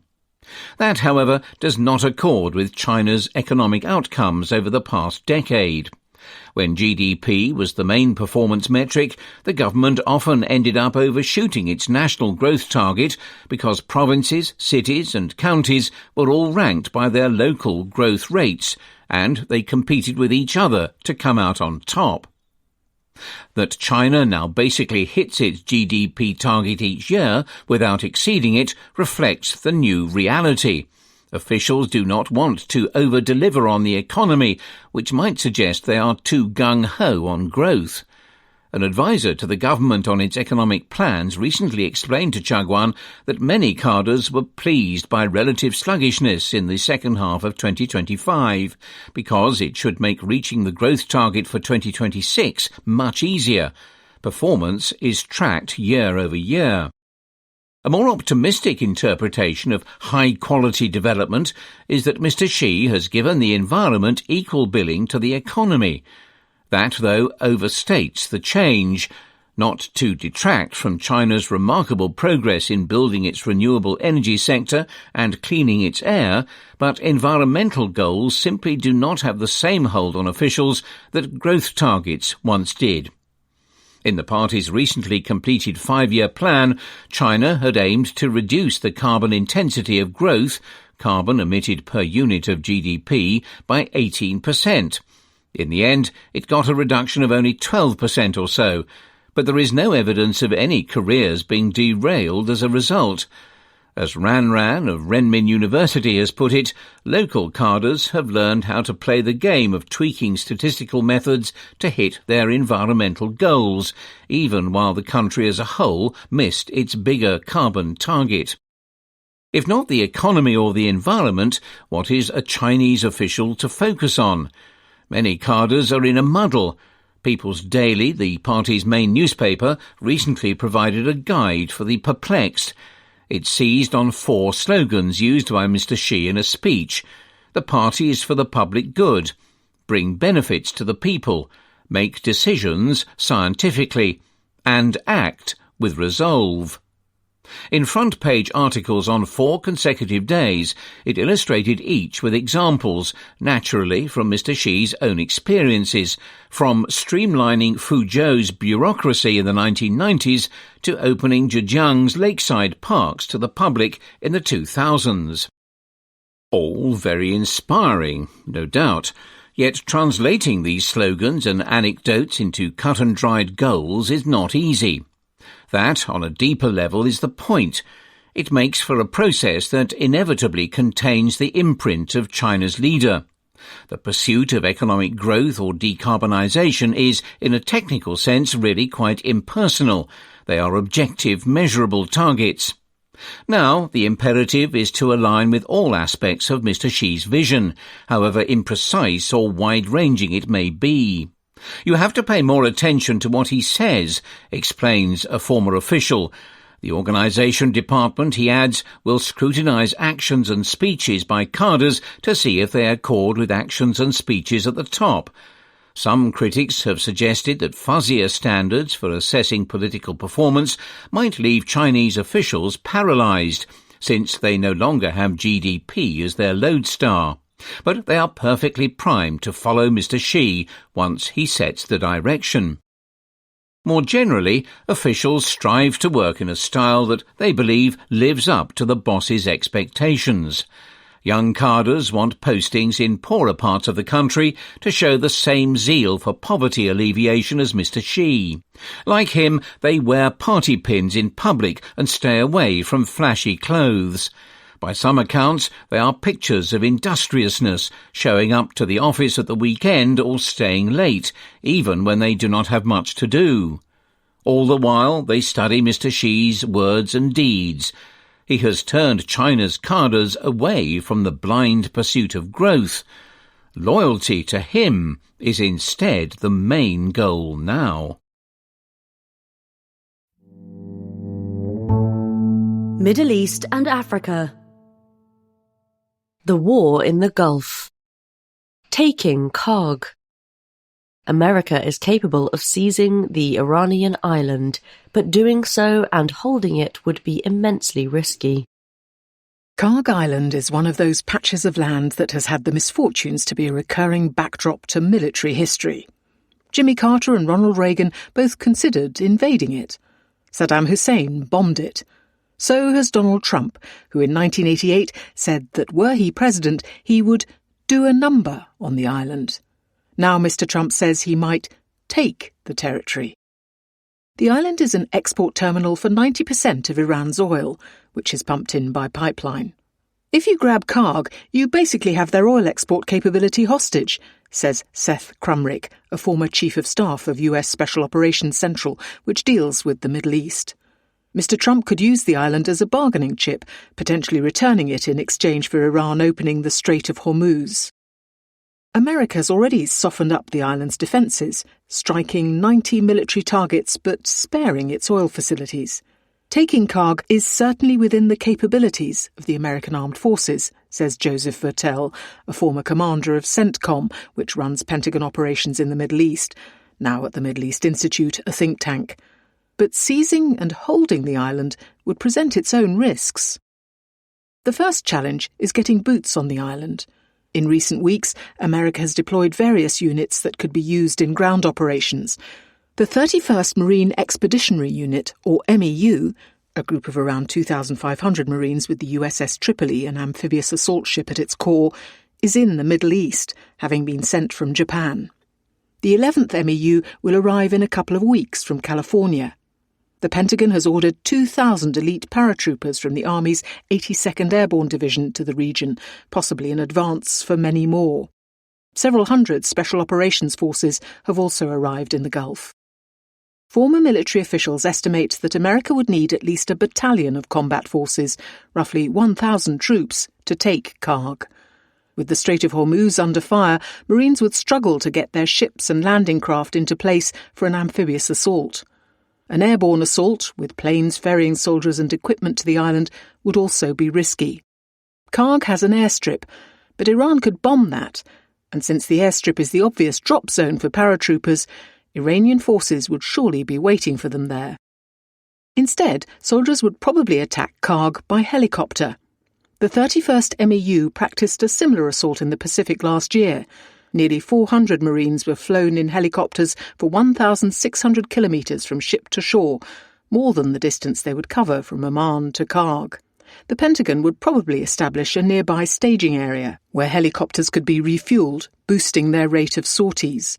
The assault helicopters would need surveillance aircraft, warplanes and attack helicopters as escorts. Upon approach, they could face fire from small arms as well as from portable air defences. Getting those troops to Karg is only the first step. They then need to clear and hold it, under fire from Iran. The Islamic Revolutionary Guard Corps, Iran's elite paramilitary force, has reportedly scattered anti-personnel mines on the island and still has troops there. The Marines could try to use helicopters to deploy short-range air defence systems to the island, but given their weight and the distances involved, landing ships might be required to move them. That leaves soldiers vulnerable. One option is to rely on attack helicopters and fighter jets circling protectively overhead, striking Iranian missiles or drone teams. That could tie up large numbers of aircraft for an indefinite period. America also has air defences on ships, but many are running low on interceptors. The Iranians can saturate that island with whatever it is they have left, says Kevin Donegan, a retired admiral who commanded the US Navy's Fifth Fleet, which operates in the region. American forces could blunt Iran's aerial threat using Karg's oil infrastructure as cover. Ground forces could dig in around the pipelines, storage tanks and shipping terminals, goading Iran into hitting its own oil facilities. That would put the Iranian regime in the awkward position of having to decide whether it is willing to destroy its own oil economy to kill some Americans, suggests Mr. Crumrick. The problem is not just getting to the island and parrying projectiles. An expeditionary unit carries only 2 weeks of supplies, an airborne brigade much less. Initially, much of the resupply effort would probably rely on helicopters or other aircraft that can carry little. Planes could drop more supplies, but each time American forces sent in new equipment or other goods, they'd need to re-establish complex aerial convoys, similar to those that brought troops to land, says Mr. Votel. That would not be easy or cheap. The broader question is whether holding Karg would serve Mr. Trump's aim to take the oil. Iran could shut off the pipelines to the island, perhaps diverting some to oil terminals down the coast, which can handle a quarter of Karg's volumes. If the oil continues to flow, Mr. Trump would need to get it out via Hormuz. It would be far simpler to grab Iran's oil exports, still more than 1.5 million barrels a day, remarkably, from tankers at sea, much as Mr. Trump did with Venezuela. That, though, would not have the drama of America's largest airborne assault in nearly 40 years. Middle East and Africa. America's losses. Defending the base. Iran is taking a surprising toll of key American systems. America has struck more than 11,000 targets in Iran since the start of its war, devastating military units, defence industrial sites and nuclear facilities. But Iran has also exacted a real and sometimes surprising military cost. Iran has hit American bases, aircraft and missile warning radars, among other targets across the Middle East. Several American facilities in the Gulf are largely empty, with personnel operating from hotels and office buildings to avoid missiles and drones. Accidents have also claimed planes and lives. At least 13 American service people have died. Affordable technology has given Iran some means to strike back in ways that were unthinkable during the years of America's war on terror. The losses raise questions over whether America has been complacent about protecting facilities and valuable equipment, and whether Russia or China might be giving Iran targeting information. Any tally of American losses will be incomplete. America does not generally confirm battle losses. Estimating the damage through open sources has become trickier after some providers of satellite images restricted services. An E-3 AWACS, a flying radar, was destroyed on March 27th in Saudi Arabia. Open-source analysts say it was hit on a taxiway, suggesting Iran had accurate information about its location. It was one of perhaps 16 such aircraft in the US Air Force's inventory. Several KC-135 aerial refueling tankers appear to have been damaged in that attack. A mid-air accident damaged another tanker and caused a second to crash, killing 6 crew. Another error led Kuwaiti forces to shoot down 3 American F-15 jets. Iran, meanwhile, claims to have damaged an F-35 stealth fighter that made an emergency landing in Jordan. It has shot down several MQ-9 Reaper drones. A less visible but painful loss is the destruction or damaging of perhaps 10 radars. One rare AN-TPY-2 radar, with a range of about 3,000 kilometres, has been destroyed in Jordan. Reports suggest at least another may have been damaged. They are used by so-called THAAD ballistic missile defences, of which the US had just 8 such batteries. Also damaged is a more powerful AN-FPS-132 phased array radar, with a range of 5,000 kilometres, bought by Qatar. America operates 5 of these around the world. The lost equipment will take hundreds of millions, if not billions of dollars, and many years to replace.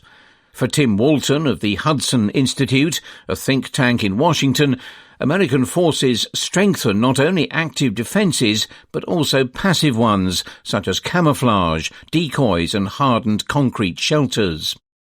There is no sanctuary, he warns. Against an adversary like China, the losses could be much higher. Middle East and Africa. The Gulf War. Decision time. The war in Iran is nearing a crossroads. 5 weeks into the Gulf War, the messages from the White House are more confusing than ever. Donald Trump and his emissaries insist both that Iran must reopen the Strait of Hormuz and that reopening the strait is not one of their war aims. They claim to be negotiating with a new and more reasonable regime in Iran, yet also believe Iran is ruled by a 47-year-old regime full of unreasonable people. This may not just be the president's usual incoherence. The war is nearing a crossroads. A relative lull in the fighting can't last much longer. There's a brief window for a diplomatic solution, improbable as that sounds. The more likely alternative is serious escalation, which risks trapping each party in a war of attrition. The lull began on March 23rd, when Mr. Trump announced that he was exchanging messages with Iran. It has not meant calm. America and Israel still carry out hundreds of airstrikes in Iran each day. Some 3,500 Iranians have been killed, around half of them civilians. Iran has kept up a daily pace of roughly 100 missile and drone strikes on Israel and Gulf states. On March 31st, a drone hit a laden oil tanker off Dubai's coast. Such attacks mean Hormuz is still largely shut to commercial traffic. An average of 6 ships transit every day, down from 125 before the war. Still, the president has twice postponed an ultimatum for Iran to reopen the strait or face attacks on its power plants. His new deadline expires late on April 6th, and he has added a threat to bomb desalination facilities in Iran, which would be a war crime. Meanwhile, America and Iran have swapped proposals for a ceasefire via Pakistan, which is serving as an intermediary. Even without that deadline, Mr. Trump would soon have a decision to make. He has deployed some 7,000 Marines, paratroopers and special forces to the region, with more probably on the way. The air war may be nearing a point of diminishing returns. When the fighting began, officials from both America and Israel said they had 4 to 5 weeks of targets to hit. Meanwhile, the economic damage keeps mounting and the politics of the war are getting worse. In the latest Economist YouGov poll released on March 30th, 62% of Republicans said they support it, an 11-point drop from 2 weeks earlier. Mr. Trump claims that Iran has agreed to most of his demands, which include shutting down much of its nuclear program and limiting its ballistic missile arsenal. That's surely an exaggeration. If there's to be a deal, it would be more limited. Iran would reopen Hormuz and probably make some concessions around its nuclear program. America would provide expansive sanctions relief. That would be an imperfect deal for Iran, which wants the closure of American bases in the region, among other things. It would be worse for Mr. Trump. Its main accomplishment would be to reopen a strait that was only closed because of a war he started. Yet the regime may balk. It wants to deter future American or Israeli attacks, and may reckon that inflicting more damage on the global economy will help achieve that.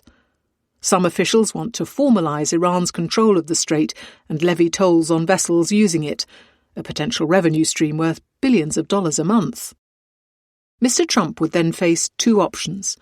He could announce that America had met its military goals and leave the rest of the world to sort out the mess in Hormuz. He has hinted at doing so in recent interviews and social media posts. The problem is that, aside from some MAGA diehards, everyone would see such an outcome as a strategic defeat for America. The past few months have shown that it's better to watch what Mr. Trump does than what he says, and the military build-up in the region suggests that he's planning a ground offensive. He could order troops to seize Karg Island, the site of Iran's main oil export terminal, or other islands near the strait. He could also attempt a complicated raid to seize Iran's stockpile of highly enriched uranium. Iran would have missed its moment of maximum leverage to end the war on favourable terms, and it would face wider attacks on its economy and infrastructure. On March 27th, Israel bombed large steel plants in the country, at least one of which subsequently halted production. Iron and steel are among Iran's main non-oil exports, with revenue of almost $7 billion a year. The plants also supply a range of domestic industries, from cars to construction. Israel is pushing to conduct more such strikes. For now, America is holding it back, but it won't impose restraint forever. The Trump administration hopes a ground operation will be a knockout blow, that it'll either force Iran to reopen the strait or give the president a chance to declare victory. It may do neither. If America seizes islands only for Iran to remain unbowed, its armed forces will have to hold them. Should American troops suffer heavy casualties, Mr. Trump may feel compelled to send more. A long war would also further damage Israel's standing in America, which has plummeted after 2 years of scorched-earth conflict in Gaza. Already, more Americans believe Israel will benefit from the war in Iran, 55%, than their own country, 30%. If the war drags on, a wounded Trump administration may accuse Israel of leading it into a quagmire. For now, each party to the war has its reasons for continuing. The risk is that they'll overreach in turn and find themselves drawn deeper into a conflict they cannot control. Middle East and Africa. Iran's exiled opposition. Not in my name. Iran's opposition in exile is rethinking its support for the war. A month ago, Iran's opposition in exile was punch-drunk on war fever. Many Iranians looked to America and Israel for salvation after the regime's thugs slaughtered protesters by the thousands in January. Exiles thronged the streets of London, Los Angeles and Toronto to celebrate the killing of Iran's supreme leader, Ayatollah Ali Khamenei. At home and abroad, tens of thousands rallied behind Reza Pahlavi, son of the last Shah and a self-proclaimed leader of a would-be transition, who described the bombing as humanitarian. Today, diehards still liken the bombardment to chemotherapy. Some march in London with banners of the Israeli army alongside royalist flags. Others harass Persian restaurants, demanding they pin displays of support in their windows. Iran International, an opposition satellite channel based in London, backs the war and the restoration of the Pahlavis to the throne. But many have become queasy. The rallies are now dwindling in size. A broader range of diaspora voices is speaking up. Iranian musicians pack concert halls, stirring sympathy for civilians buried beneath the rubble. Doctors, teachers and academics stage vigils for Minab, a southern Iranian town where an American missile struck a school, killing over 160 people, most of them schoolgirls. As America and Israel expand their target lists from regime strongholds to national infrastructure, fears for relatives left behind are mounting.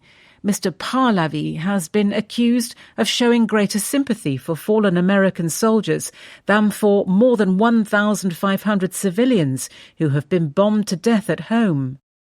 Some say his alignment with Israel makes him a useful idiot and that he has acquired an autocratic streak akin to the Ayatollahs. So some of the fractious opposition is looking elsewhere. On March 28th, an unusually broad coalition of Iran's political, ethnic and religious groups met in London to launch the Iran Freedom Congress, which says it will keep its distance from America and Israel. Speakers denounced attacks by those countries on oil facilities and defence installations. The war, one said, was a catastrophe that had strengthened the regime just as domestic unrest had begun to push for a democratic transition. Regime change should not happen like this. It should be an Iranian project, not an Israeli one, said another organiser. Some even expressed pride in Iran's resistance to the world's most formidable fighting force. The organisers appealed to Iran's pluralist mix. To appear inclusive, they displayed monarchist and republican flags on stage. Kurdish and Baluchi representatives won support. Any attempt at unity will be challenged. Pahlavi fans protested outside the new Congress, deriding the gathering as a front for leftists and covert regime sympathisers.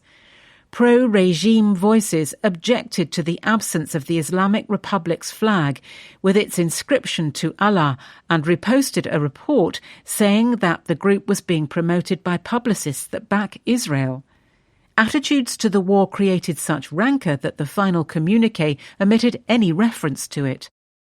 Such disarray must surely hearten the regime. Ongoing mass protests inside Iran that were promised by Mr. Pahlavi and his foreign backers have not materialised. Instead, city squares are filled each night with pro-regime zealots. Yet when the fighting ends, the questions that dogged the Ayatollahs before the war will persist. The economy will be shattered and dissent more harshly suppressed. Even in wartime, executions of detained protesters have resumed. Demonstrations could reoccur, as they did 6 months after the last war with Israel. If they do, Iranians could benefit from a united democratic opposition to rally behind. It has yet to emerge. Middle East and Africa. Paradise in the Gulf. Iran's mysterious islands. Americans preparing to visit should not expect a package holiday. When American troops reached Baghdad in 2003, some cooled off in the swimming pool of Saddam Hussein's palace under the gaze of monumental statues of the dictator. Should soldiers of the 82nd Airborne find themselves on Iran's Gulf Islands in lulls in the fighting, their diversions would be more varied. The recent plumes from burning oil tankers aside, they've long served as part of Iran's pleasure periphery. Other choices ranged from the Bohemian enclaves of Hormuz to the Shah's former casino on Quiche. When the morality police looked the other way, even bikinis could be flaunted. The islands were the Shah's exclusive preserve, yet oddly the Islamic Republic broadened their appeal. After Iran's war with Iraq, the clerics turned Quiche into a free zone, with malls that aspired to rival Dubai's. While music on the mainland was all but banned and vigilantes slapped the faces of women wearing lipstick, the islands offered a permissive respite. Men in shorts, women without veils. Tehran's affluent decamped there in winter, trading ski slopes for beaches. Each island has its own stamp, says a young partygoer. Hormuz has a reputation as Iran's Bali, Keshem as its Mykonos, Quiche as a local Saint-Tropez. Festivals were fueled by alcohol and drugs. In December, 5,000 people, men and women, ran in a marathon on Quiche. For those seeking quieter times, Iranian hippies headed to Hormuz or Hengam, a smaller island, for yoga retreats. Elsewhere, visitors paddled through mangroves, explored vast salt caves, or sunbathed on beaches streaked red and black by volcanic sands. Last year, the Aga Khan gave an architectural prize to an alternative tourism project in Hormuz, modelled on dome-topped water storage towers. But history offers caution.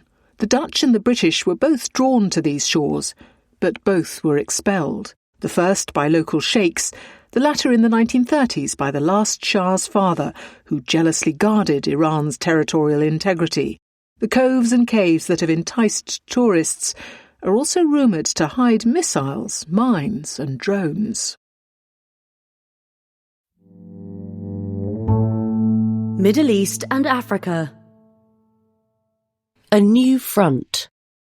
Enter the Houthis. The attack on Israel could herald escalation in the war with Iran.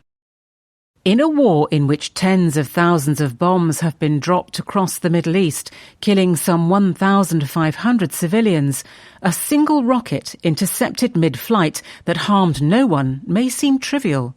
Yet the launch on March 28th of the first missile towards Israel by Yemen's Houthis since the start of the Iran war could mark the opening of a new front, with far-reaching consequences for the world's economy. If the Houthis target shipping in the Red Sea while the Strait of Hormuz remains closed, oil prices could surge further. The economic cost of the war may even rise high enough for America to abandon it. The missile launch came on March 27th, hours after the Houthis, a Shia militia that is aligned with Iran and dominates northern Yemen, issued a communiqué warning that they were poised to enter the war. Continued American and Israeli attacks on Iran would prompt direct military intervention, it said, and the same if other powers joined in. That appeared to refer to Saudi Arabia and the United Arab Emirates, or UAE, the Houthis' sometime adversaries in Yemen. More missiles aimed at Israel have followed, but for now the Houthis have stopped short of using their most potent lever, their ability to disrupt shipping in the Red Sea.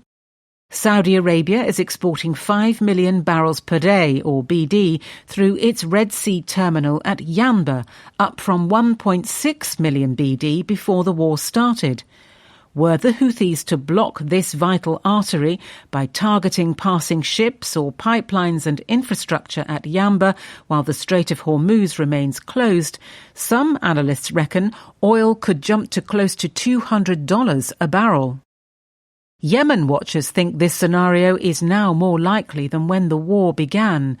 The Houthis have reinforced their positions along the Red Sea coast between the ports of Hajjah and Hodeidah and along their border with Saudi Arabia.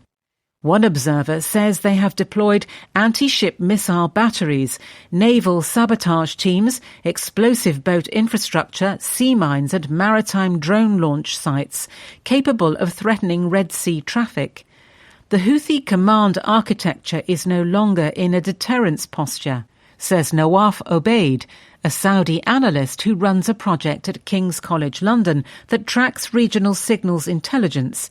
It is moving into a strike-ready configuration. Though they are a part of Iran's axis of resistance with Hezbollah in Lebanon and a slew of Iraqi militias, the Houthis largely sat out the first month of this war. That restraint was in stark contrast to the Gaza war, where they showed solidarity with Hamas by harrying Red Sea shipping bound for the Suez Canal. Despite Iran's discouragement, they have been upholding a de facto ceasefire that followed America's bombing of Iran last year. Early on, the militia considered restraint to be in its self-interest. Israel's killing of Hassan Nasrallah, Hezbollah's leader in 2024, and of Iran's supreme leader, Ali Khamenei, at the start of this war, appeared to weaken the influence of Iran's Islamic Revolutionary Guard Corps, or IRGC, over the Houthis, who then seemed to focus more on cutting a deal with Saudi Arabia. A Houthi delegation led by Mohammed Abdul Salam, their chief negotiator, reportedly went to Riyadh near the start of this war. His apparent aim was to get better terms, perhaps so that the Saudis might fund Yemeni state salaries or formally recognise Houthi control of Sana'a, Yemen's capital. The reluctance of other states in the Arabian Peninsula to join the war also helped the Houthis to stay out of it. Three factors appear to be shifting their calculus. Iran's attacks on Gulf energy infrastructure, ports and commercial hubs are dragging the region into the fray. Increasingly, Gulf officials are flaunting their own offensive muscle. On March 27th, the UAE said it was planning a multinational naval force to protect shipping in the Strait of Hormuz. As Gulf states edge closer to joining America's war, the Houthis appear to be drifting back towards Iran and Hezbollah. According to Mr. Obaid, the IRGC is putting its own officers in Sana'a to coordinate Yemen's response. Second, America's dispatch of more soldiers to the region is changing the Houthis' threat perception and sense of being encircled. The USS Abraham Lincoln, one of two American aircraft carriers in the region, is now off the Omani port city of Salalah, near Yemen's border. American forces have also beefed up their presence in Djibouti on the Red Sea and have reportedly gained access to Saudi air bases such as Taif, some 750 kilometres north of Yemen. But the third and biggest reason for tipping the Houthis into the war is their economy. Civil servants have gone unpaid for months. Some 18 million Yemenis, most of them in the Houthi zone, face acute hunger. Payments from Saudi Arabia have dwindled. Hopes of a bigger package have not materialised. The group's leader, Abdul Malik al-Houthi, has railed against Saudi stinginess. Houthi harassment of UN and aid agencies has choked off more foreign aid. Revenues from taxing maritime traffic vanished with the Gaza ceasefire. The Houthis were undoubtedly weakened by America's assault on their arsenal and by Israel's killing of many of its leaders last year. But that has not dented their ability to cause a nuisance. It would take only a handful of Houthi strikes to make the Red Sea virtually impassable, as insurers make premiums prohibitive and risk-averse shipping firms tell vessels to take roundabout routes. As their resources and leverage dwindle, the Houthis may yet resume attacks on shipping. If they do, the consequences will ripple far beyond Yemen. Middle East and Africa. Israel's Prime Minister. Down but not out. A divided opposition and the war could hand the country's leader a lifeline. Benjamin Netanyahu, Israel's Prime Minister, has one clear advantage over his co-belligerent Donald Trump. Most Israelis support the war. According to a survey by the Israel Democracy Institute in the fourth week of the war, some 68% of them think America and Israel should fight on. That number has dipped. It was 81% at the start of the war, but it'll give Mr. Netanyahu much-needed reassurance. Though he leads the largest party in the Knesset, Israel's parliament, his coalition is trailing in polls ahead of the next election, due in October. His chances of forming another government still look dim. In recent days, he's been able to claim some successes. On March 30th, the Knesset passed the annual state budget, a rare feat for an Israeli government before an election. Mr. Netanyahu secured his coalition's vote by stuffing the package with handouts for religious communities and West Bank settlers, crucial constituencies of his partners. Passing the budget means that he and his coalition will probably serve their full 4-year parliamentary term, another rarity. Few would have predicted such an outcome after the attacks of October 7, 2023, viewed by Israelis as one of the worst security failures in their country's history. Likud, his party, has even seen a small boost in recent polls, but not large enough to secure the re-election of this government or of any led by Mr. Netanyahu. And some of Likud's gains have come at the expense of its allies. most polls give the ruling coalition 52 or 53 of the Knesset's 120 seats. The Prime Minister's partners, especially ultra-Orthodox parties, are deeply unpopular, owing to their insistence that young religious men be exempt from military service. Another of Mr. Netanyahu's allies, the Religious Zionism Party, led by Bezalel Smotrich, his finance minister, is predicted to fall below the electoral threshold of 3.25% of the vote. The coalition may have united to pass the budget and a law imposing the death penalty on Palestinians convicted of murdering Israelis, but it is squabbling over other bits of legislation. Mr. Netanyahu must hope his opposition remains even more fragmented than his own camp. One of the opposition parties joined his coalition in 2024. The 6 still in the Knesset struggle to work together. At least 3 more are preparing to contest the elections. Mr. Netanyahu has a proven record of persuading his allies to set aside differences and run on joint lists that cross the threshold to gain more seats.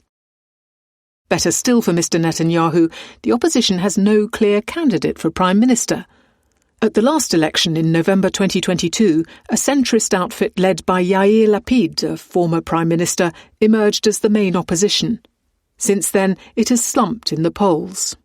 In 2023, Benny Gantz, a former general who temporarily joined the government after the attacks of October 7th, was the frontrunner to replace Mr. Netanyahu.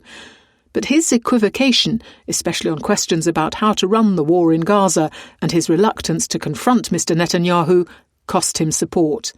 His party now fails to clear the electoral threshold. In the past year, Naftali Bennett, another former Prime Minister, has risen in the polls. Though right-wing, he's long been a bitter rival of Mr. Netanyahu, but his party has been losing ground to one led by Gadi Eisenkot, yet another centrist former general who has set up his own party.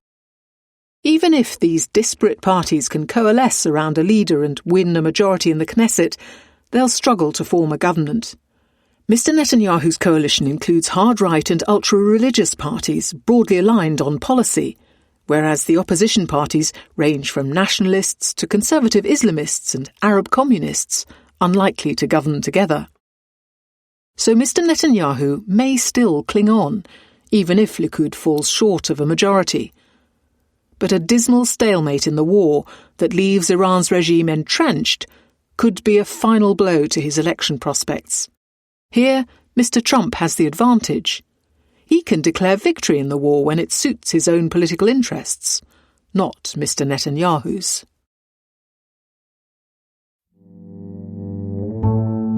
Middle East and Africa. Senegal's debt. Not my default. The government denies the gravity of its debt crisis.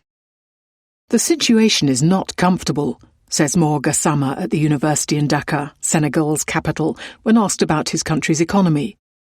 Perhaps he was practicing sutura, which in Wolof, the main language, loosely means discretion, often used to refer to keeping up appearances.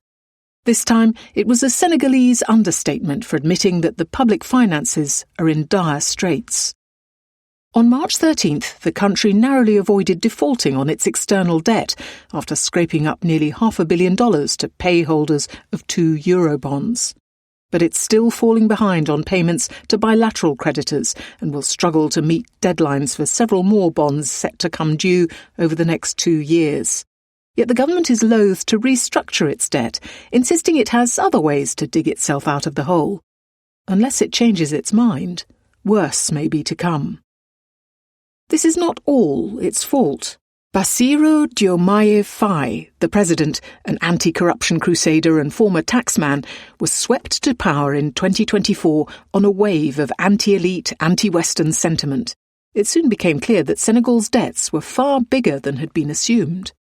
A new audit showed the budget deficit for 2023 to be 12.3% of GDP, not the officially reported 4.9%, while public debt was reassessed at $13 billion, a huge 99.7% of GDP, far more than was thought. The IMF reckons it has since reached 130% and has suspended its $1.8 billion programme. Ratings agencies downgraded Senegal's bonds to junk status. The government has called the audit report a triumph for transparency and evidence of its predecessors' corruption. But instead of dishing out the promised goodies, especially to students, teachers and small business people, Mr. Faye and Osman Sonko, his firebrand prime minister and mentor, have spent the past couple of years struggling to stave off financial ruin. Mr. Sonko, who was barred from running for president after a conviction for sexual misconduct, a ruling he said was politically motivated, is widely seen as the government's driving force. Senegal, he insists, can recover without the IMF-mandated fiscal squeeze that many African policymakers detest. In November, he rejected an IMF plan as it offended Senegal's dignity. Mr. Sonko and his finance minister are trying everything else. Before taking office, Mr. Sonko promised to abandon the West African Economic Monetary Union, castigating it as an instrument of French control. Now, it has become a lifeline. Last year, Senegal borrowed 10 times more from this pool of regional reserves than it did just 3 years ago. It has also brought in new taxes to raise revenue, paused infrastructure projects, cancelled many public contracts, and recently scrapped 19 government agencies. Last year, it began exporting petrol and gas, which it hopes will boost earnings. And while locals get text messages from their banks encouraging them to buy domestic bonds and invest in Senegal, the government is courting China and countries in the Gulf for investment. There's little reason to expect Mr. Sonko's approach to work. Fuel exports will take time to ramp up. The new taxes are unpopular and unlikely to raise much revenue in the short run, since much of the economy is informal. The Iran war won't help. Many Senegalese are cross. Teachers are on strike. In February, university students protested. One was killed. When a taxi driver in Dakar says he is ready to risk the seas to find work in Europe, his friends shout their agreement. The government may yet change tack. Mr. Faye may conceivably bow to the IMF, while Mr. Sonko threatens to resign rather than agree. Trouble lies ahead. Europe. Germany's intelligence service. Vegetarian no more. A revolution is coming for a long-derided outfit of spooks.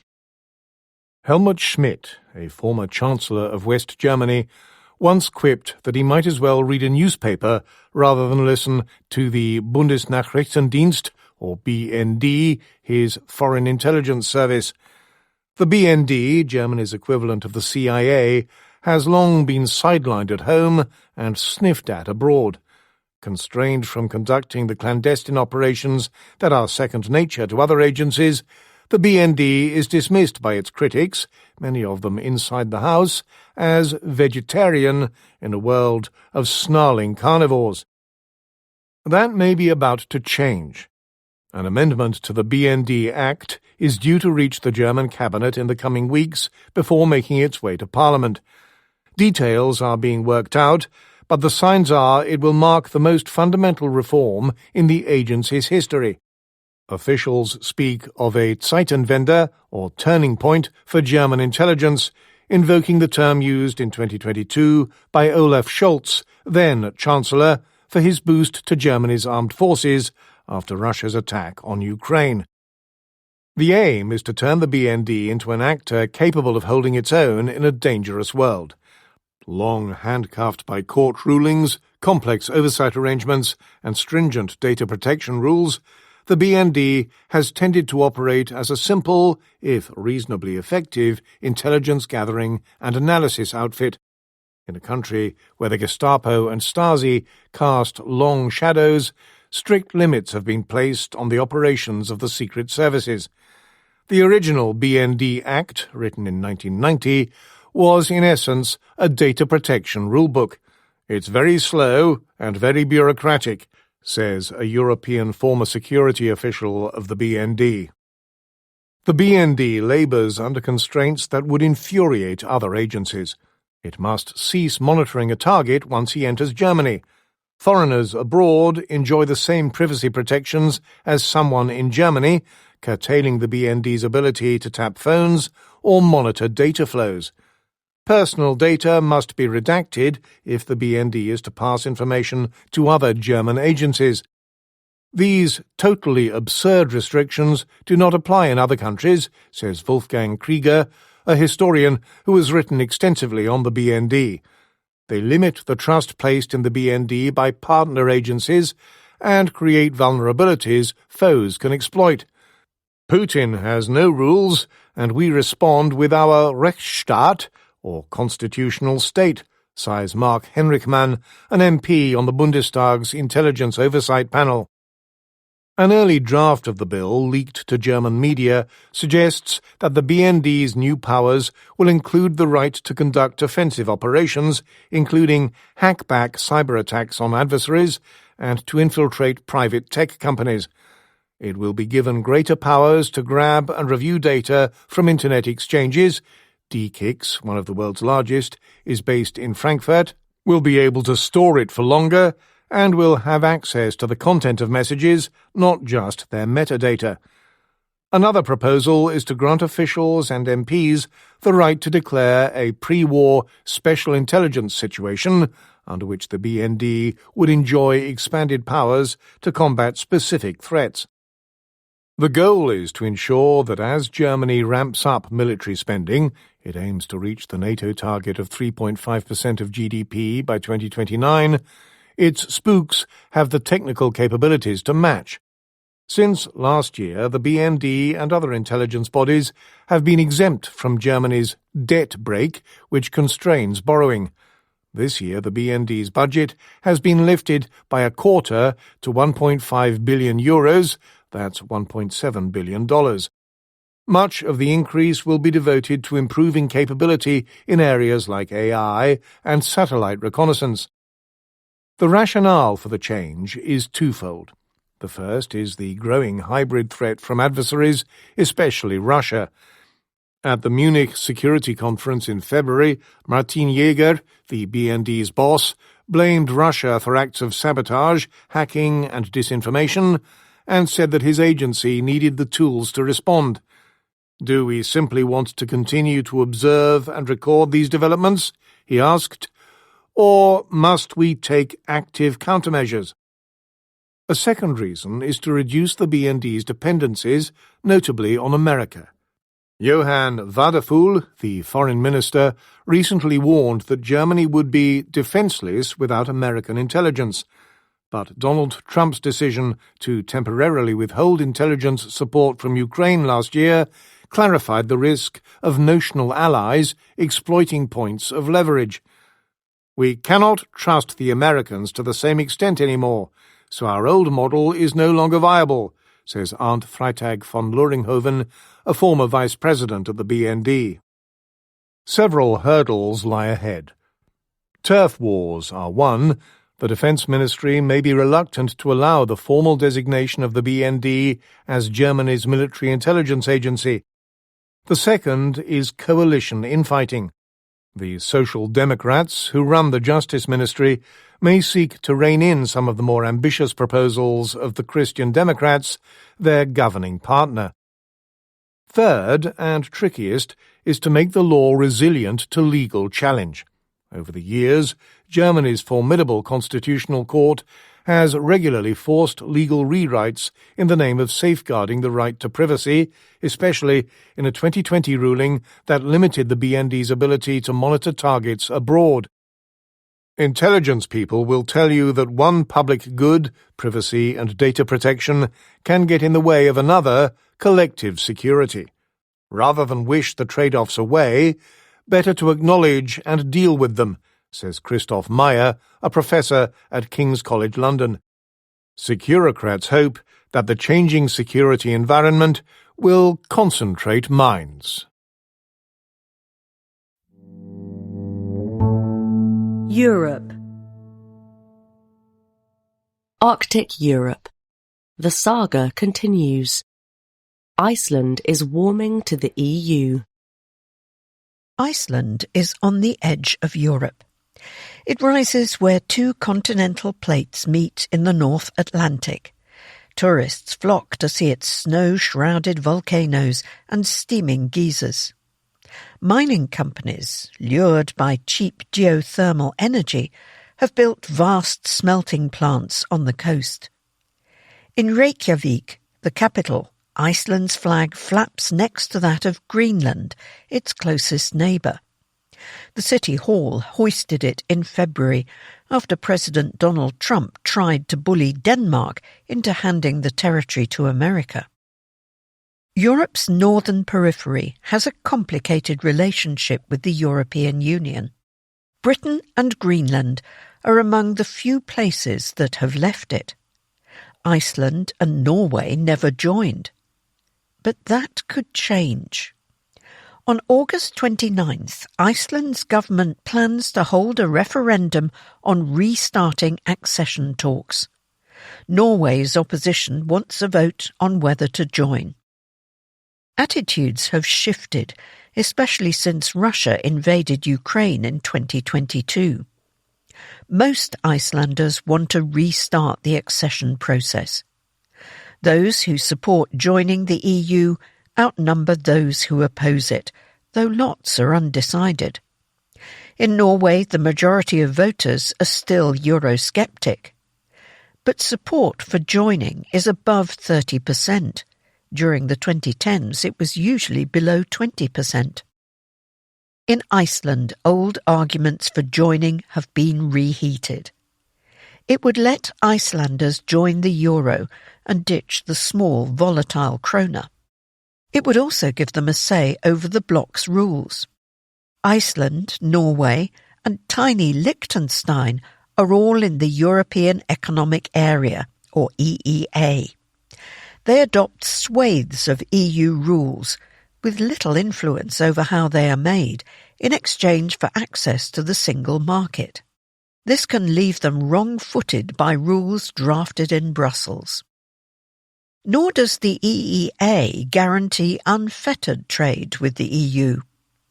Last year, the bloc imposed tariffs on ferroalloys, metals that Iceland and Norway produce in huge quantities. EEA membership, which puts them outside the customs union, did not protect them.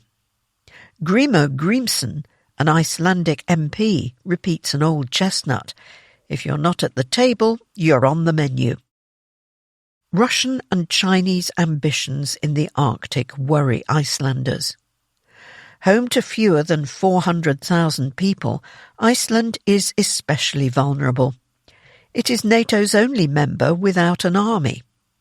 America's disregard for its allies and its president's designs on Arctic territory have not helped. At the World Economic Forum in Davos, Mr. Trump confused Greenland with Iceland 4 times. The incoming American ambassador has joked that Iceland could become an American state. He later apologized. The Greenland issue showed how valuable EU membership is for Denmark, says Þorgerður Katrín Gunnarsdóttir, Iceland's foreign minister. Being part of the bloc would make it harder to coerce the country with economic threats, such as those Mr. Trump made against Denmark and its allies during the Greenland crisis. The EU is willing to restart the talks. Iceland made swift progress when it first applied in 2009.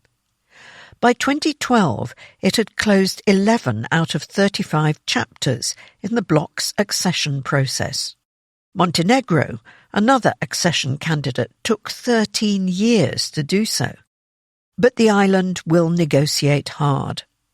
During the Cod Wars of the 20th century, its Coast Guard cut the nets of British trawlers to keep them from its waters. Iceland's leaders want to keep control of their fisheries. That would require the EU to compromise.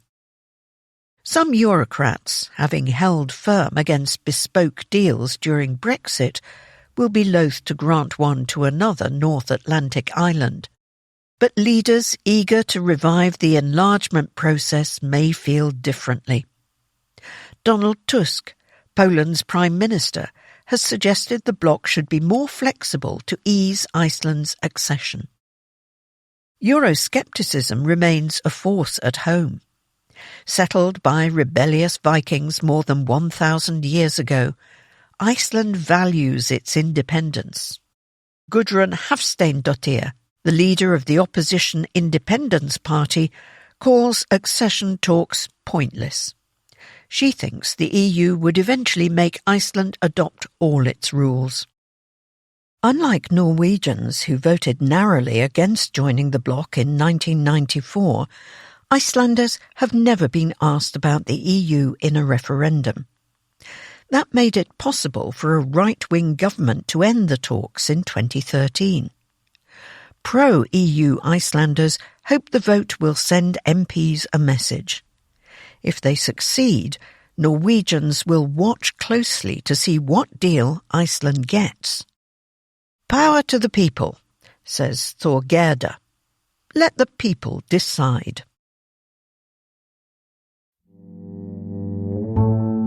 Europe. Russia's battlefield economy. Dead souls. On the front lines, Russian soldiers must pay their officers to stay alive. The newly built one-bedroom flat is nicely decorated, with parquet floors, an aquarium, a shower cabin and a full kitchen. The downside is the location, underground in the trenches near Buhayka, a village in the occupied region of Luhansk. The apartment is home to the commander of the local Russian army unit. Maxim, a deserter who helped to build it, says the commander did not spend a kopeck. Not only was the labour free, but soldiers paid for the materials, appliances and paint. Russian soldiers must also buy officers alcohol.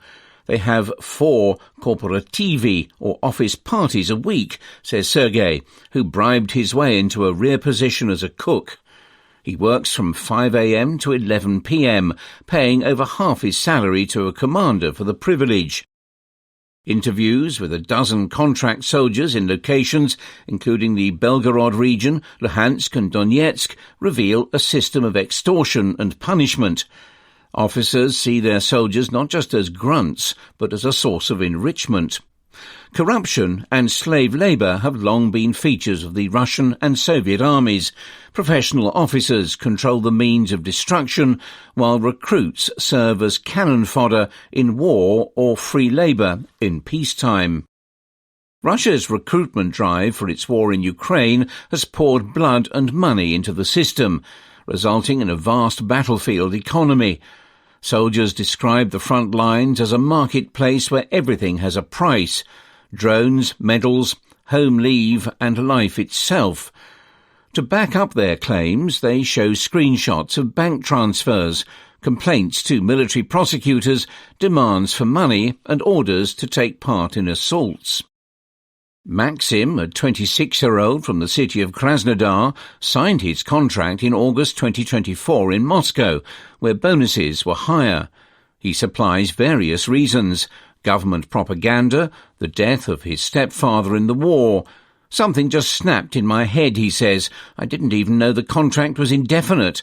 It probably helped that he had been arrested with amphetamines in his pocket and given the option of enlisting to avoid prosecution. He got a bonus of 2.5 million rubles, that's $30,000, and was sent without training to the Luhansk region, where he was paid 200,000 rubles a month until he deserted in January 2026. Of the 8 million rubles he got in total, he says, 6 million went in equipment and bribes. Russia's army provides gear to elite airborne and special forces units, but infantry must buy their own. Since 2023, Wildberries and Ozon, the main Russian online retailers, have been available in the occupied regions of Donetsk, Luhansk, Zaporizhia and Kherson. If you don't want to spend money on a good pair of boots and a decent body armour vest, you go into assault wearing trainers, says Maxim. The collections begin under the pretext of raising money for drones, equipment or food, says Anton, an assault trooper. But if you pay once, you'll pay forever, so they don't send you to the meat grinder. Ukraine's wall of drones has created a kill zone at least 20 kilometres deep, rendering mass assaults suicidal. It has also created an economy of life and death. Maxim says his commander welcomed new recruits by telling them he had buried 12 companies and they would be the 13th. He said, "We were cannon fodder and only 5% of soldiers survive assaults." The next day he explained that survival was not a matter of luck, but of ability to pay. Maxim and Sergei, another soldier, each paid 1 million rubles to be transferred to the rear, plus another 100,000 to 150,000 rubles a month. Some commanders requisitioned troops' bank cards and PIN codes before sending them into assault. Ilya, another deserter, says a staff officer collects them for safekeeping. The dead are declared missing, and commanders withdraw the money they earn from their bank accounts at ATMs in Donetsk and Luhansk. There is a rich trade in medical documents declaring soldiers unfit for combat. Getting wounded is not free either. "I paid 100,000 for leave after a wound," says Anton. To get discharged, they ask for 1 million. Soldiers who refuse to pay may be thrown into dugout pits for torture. Andrei Bykov refused to hand over 2 million rubles he received as compensation for being wounded to his commanders, who used the call signs Khmer and Dudka. According to his mother, he was first handcuffed and beaten for several days. Later he was tied to a tree and shot. Soldiers ordered by their commanders to kill their own comrades call it zeroing out. Soldiers say refuseniks can be zeroed out by shooting them, tying them to trees to freeze, denying them medical care after beatings, or having drone operators kill them on the battlefield. Vastka, an independent Russian news site, confirmed the identities of at least 100 commanders who either ordered or carried out such killings. "Will these bastards ever be punished?" asks Elena, a 39-year-old from the Altai region in Russia's northeast. In February 2025, she buried her son, who had served in Khmer's regiment.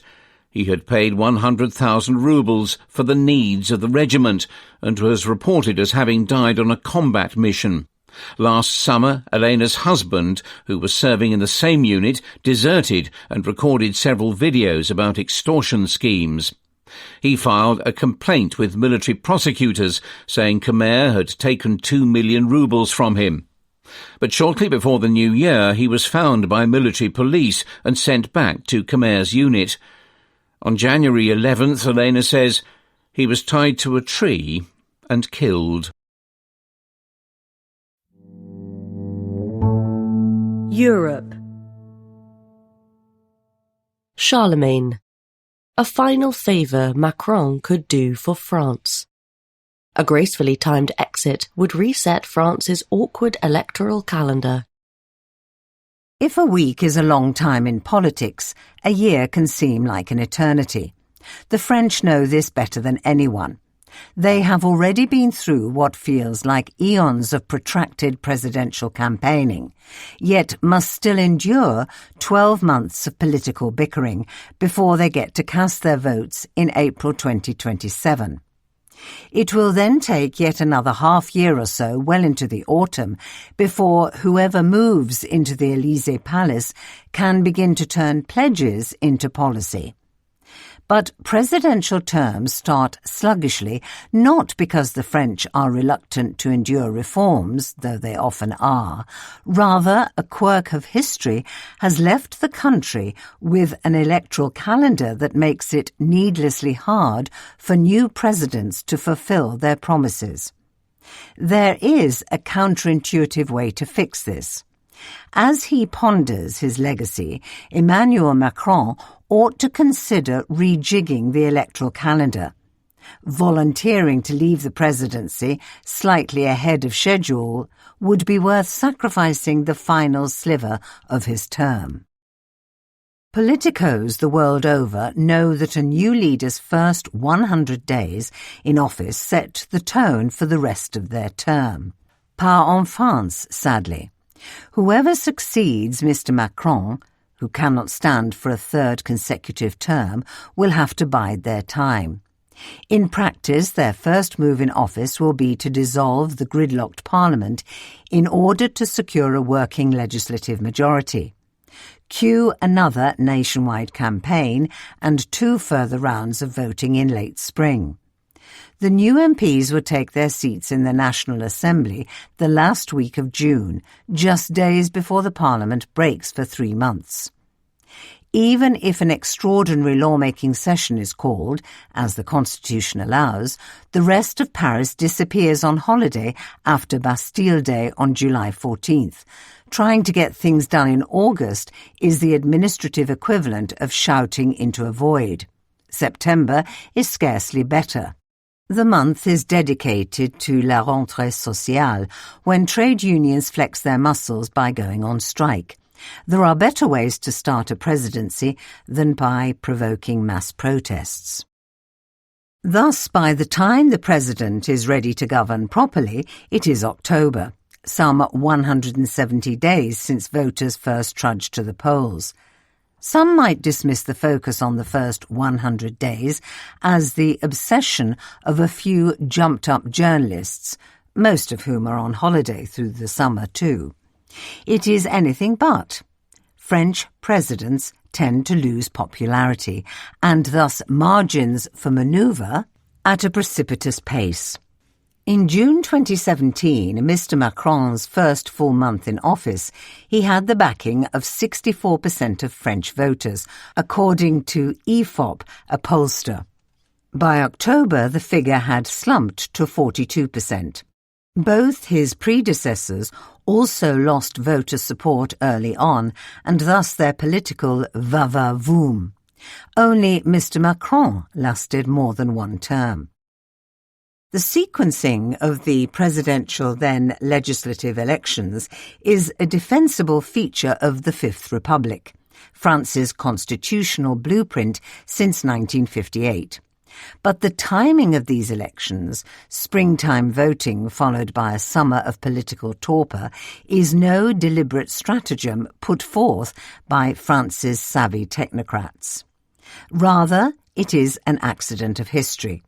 The first presidential elections in the Fifth Republic were held in December, with the winner taking office in January, though the first president, Charles de Gaulle, had in effect seized power before then.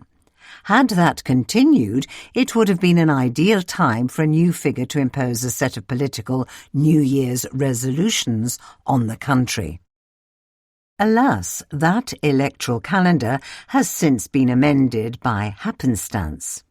Georges Pompidou, the general successor as president, died in office in April 1974. For no other reason, the French have voted for a new head of state around that time of year ever since. In most presidential systems, like America or Brazil, the scheduling of elections is fixed by law to whatever best suits the country.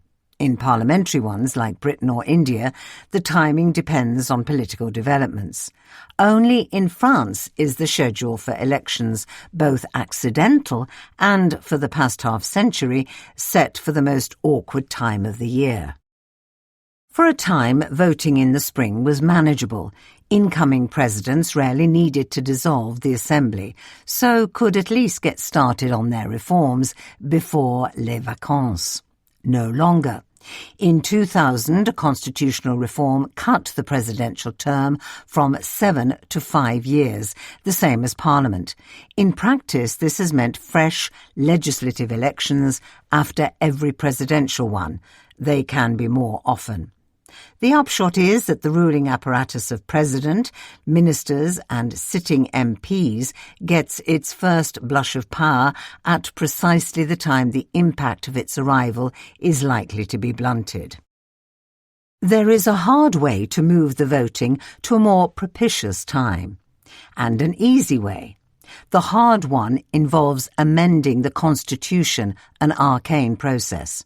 The easy one is for Mr. Macron simply to announce he will step down a touch early. Say he were to bring forward his retirement to February 2027, a couple of months short of his planned exit. That would leave his successor, and his or her team a clean run at a 100-day burst of action before Le Tout Paris heads to the beach. Such an early exit would trim just 2% or so of Mr. Macron's decade in office. Et alors? Though still fizzing with ideas, he is a lame duck. If the new date were announced soon enough, it would not meaningfully affect the campaign. Against this, it is not only the forthcoming incumbent of the Élysée who would get a better chance for a fresh start, but all future presidents of the Fifth Republic. Mr. Macron's fans will balk at the idea, not least if the next president hails from the populist right. Indeed, the incumbent did a better job than most of showing that early reforms are not impossible to push through by unveiling his first salvo quickly. He might argue his successor should promise to step down early, not him. But there is no time like the present. Most reforms that leave countries better off require a measure of political sacrifice. This would be Mr. Macron's. A slightly shorter presidency might yield longer-lasting change.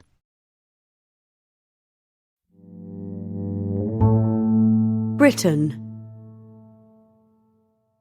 Immigration policy. The blind Leviathan. Poor data hobble Britain's immigration policy. Britain's immigration debate has become a frenzied auction.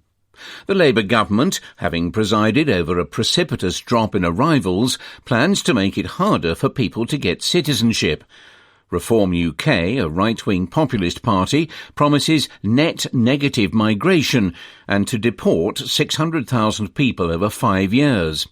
The Conservative Party outbids it with 750,000. The means fall into two baskets.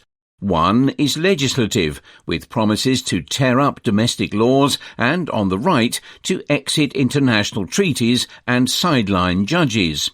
The other is infrastructure. Reform talks of a deportation force modelled on America's Immigration and Customs Enforcement, or ICE, vast new holding camps and deportation flights.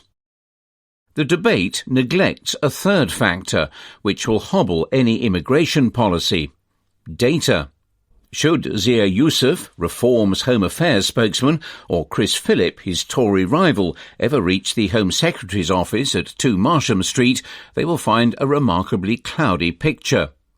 There are vast gaps in the government's understanding of Britain's immigration population. A lot of data are uncollected. What is held is often unreliable. The Home Office recognises the problem. It says insufficient data collection reflects Labour's inheritance of a migration system that was out of control.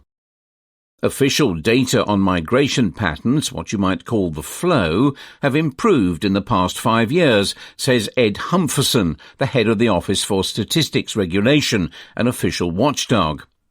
An unreliable passenger survey has been replaced by studies of tax and other administrative data, which enables more granular analysis, he says. Data on people arriving by small boats across the English Channel are published daily. The Home Office has high hopes for Atlas, a new IT system for visa and asylum cases, which has been launched after years of delays. But the picture of the stock of people living in Britain is much blurrier. Britain does not have a population register underpinning a system of identity cards, as in much of continental Europe, and plans for such a scheme have been diluted. Go back more than a decade or two, and the records from waves of migration quickly become muddy, says Sir Philip Ruttman, a former Home Office Permanent Secretary. Britain relies on people obeying visa conditions and occasional raids by Home Office enforcement units. We are not North Korea. We do not track people's movements around the country, says John Simmons, the department's former chief statistician. The resulting gaps in big-picture data are listed in a recent report by Georgina Sturge of the Migration Observatory at the University of Oxford. The Home Office admits it doesn't have an accurate figure for the size of Britain's illegal population.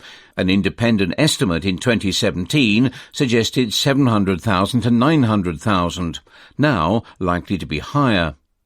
Nor does it have reliable figures for how many people have overstayed their visas. For those legally present, there are no solid data on what work they do or their nationality. Nor is there a clear picture of where everyone lives, legally or not. Shabana Mahmood, the Home Secretary, says that migrants should earn citizenship by doing things like volunteering, but the state doesn't measure this either. What is left, says Ms Sturge, are inferences made up of a patchwork of indicators collected for wholly different purposes. Official estimates can be wildly wrong. When a special residence scheme was created for EU citizens after Britain left the bloc, officials expected 3.7 million cases. In the end, 5.6 million people applied. The reports of the Independent Chief Inspector of Borders and Immigration, or ICIBI, another watchdog, make it clear that low-level data on the day-to-day running of the system are ropey too. Where data is supplied, it is often incomplete, inconsistent, or simply wrong, the agency states in its most recent annual report, while problems with record-keeping and IT systems are a feature of almost all inspection reports. Take ICIBI's most recent report on fishing ports and marinas. Officials didn't know how many such sites there were in Britain, or how many stowaways had been found at them. At asylum centres, jails, hosting foreign prisoners and border posts, staff routinely use improvised spreadsheets to bypass clunky databases. And ICIBI thinks that Atlas, the new database, is not the panacea ministers claimed. Whitehall's fiefs compound the problem. Getting an end-to-end picture of how Britain's asylum system works is almost impossible because of departmental silos, according to a recent report by the National Audit Office. There is no unique case number for each claimant shared by the Home Office, the Court Service and local authorities. This makes it hard to model what impact new policies will have or decide where to put resources, says Ruth Kelly, the auditor's chief analyst. If you were starting from scratch, you would design things quite differently. It also discourages cooperation.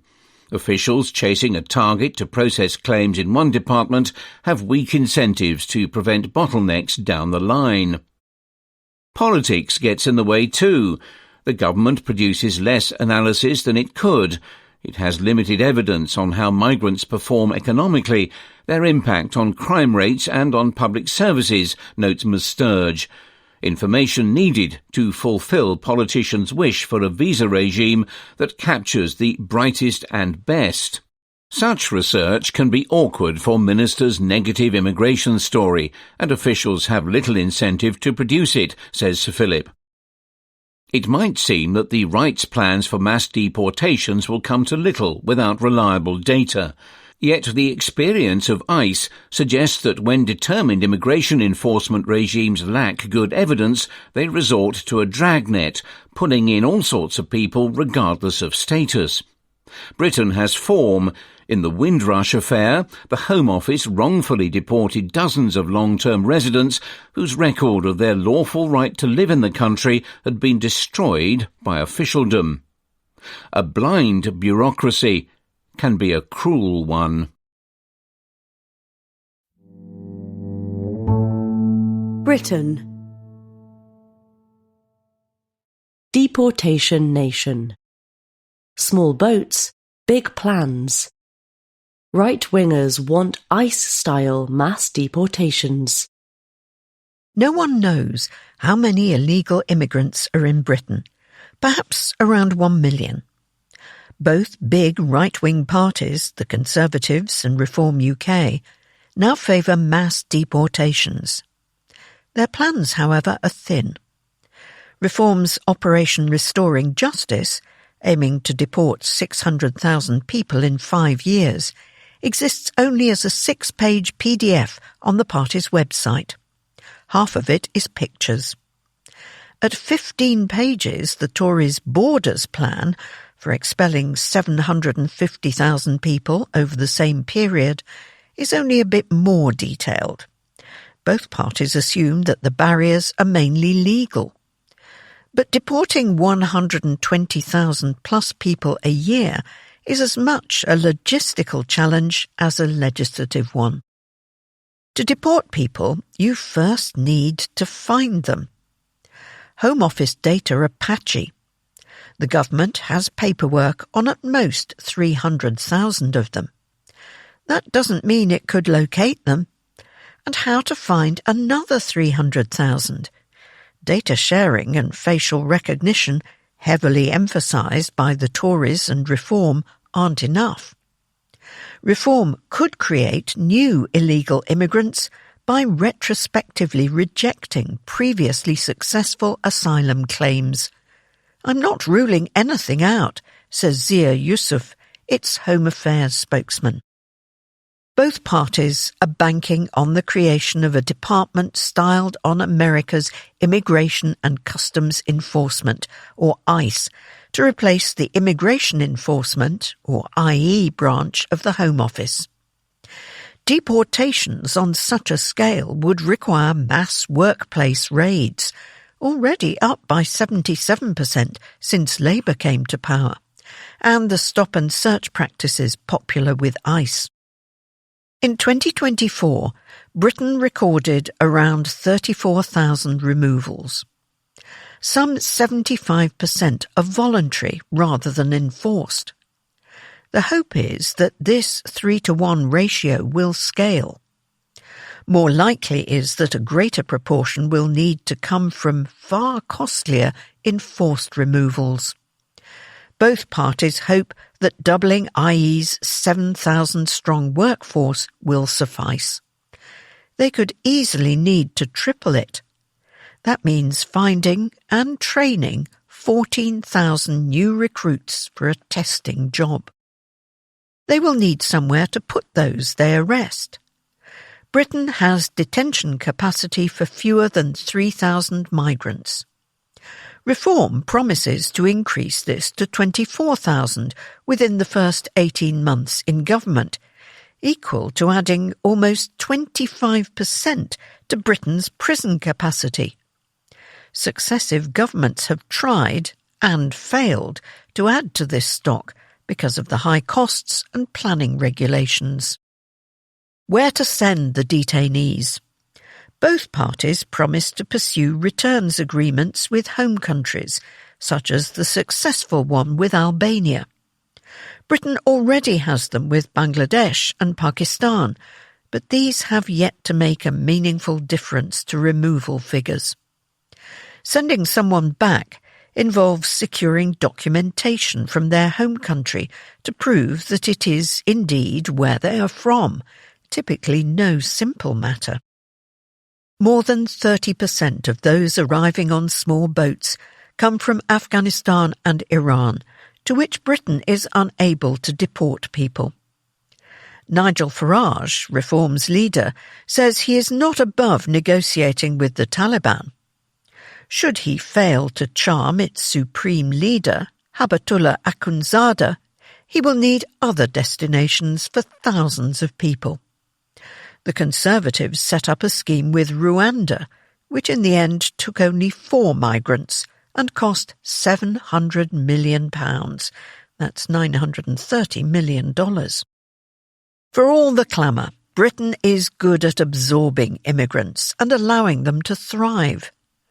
A government determined to harass immigrants is not only likely to fail to hit its unrealistic targets, it will damage one of the country's greatest strengths. Britain. Migration and the Law. Heading off ECHR exit. Can reforms keep Britain in the European Convention on Human Rights? In a recent decision at an immigration court in London, a judge allowed a violent foreign criminal to stay in Britain. Olajide Olayemi Shinaba, A 32-year-old Nigerian man had lunged at a female acquaintance with a knife in front of her child. The Home Office argued that deporting him would be conducive to the public good. Mr. Shinaba appealed, arguing that removal would separate him from his British children and so violate his right to family life, protected by the European Convention on Human Rights, ECHR. The judge agreed. Pressure is mounting to do something about Britain's relationship with the Convention and the court in Strasbourg, which is its ultimate enforcer. Reform UK, ahead in the polls, says it would pull Britain out on its first day in office. The Conservatives now also back withdrawal. The left has been the ECHR's main champion. Labour introduced the Human Rights Act when previously in power, incorporating the ECHR into domestic law. Sir Keir Starmer, the Prime Minister, is a former human rights barrister who wrote a 900-page textbook on the topic. Yet his party too is hardening its stance. His government plans to legislate to tighten how British officials and judges apply the rules. Britain is also one of several members, including Austria, Denmark and Italy, pressing for reform. A summit in Moldova in May offers a chance to change how the ECHR works. Member states want to carve out more freedom to interpret Article 3, protection from torture and degrading treatment, and Article 8, the right to a private and family life, as they see fit. British politicians have long used the Convention as a punching bag. Crucially, Britain is not in the EU, which makes leaving easier, since EU membership in effect commits countries to the ECHR. Britain was the first state to ratify the Convention in 1951. Its next government could walk away to enable it to deport more people. The ECHR constrains Britain in three ways: in decisions by the court in Strasbourg, in those by British courts, and in decisions taken at the Home Office, as officials weigh up the risk that a deportation effort will be blocked by a judge. The first of these has only a small direct impact.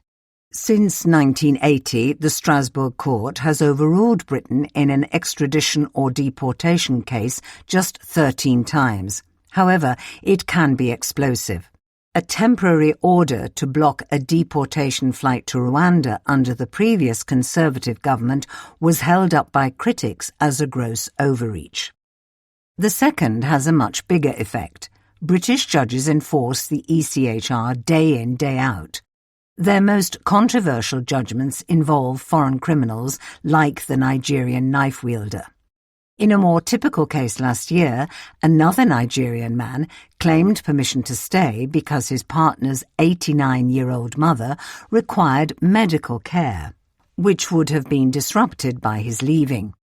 In 2015 to 16 and 2024 to 25, there were over 360,000 appeals against the Home Office in the lower immigration court, 115,000 of them about human rights. The claimants won more than half of the latter group. Third, civil servants will not try to expel someone they think will win a legal challenge.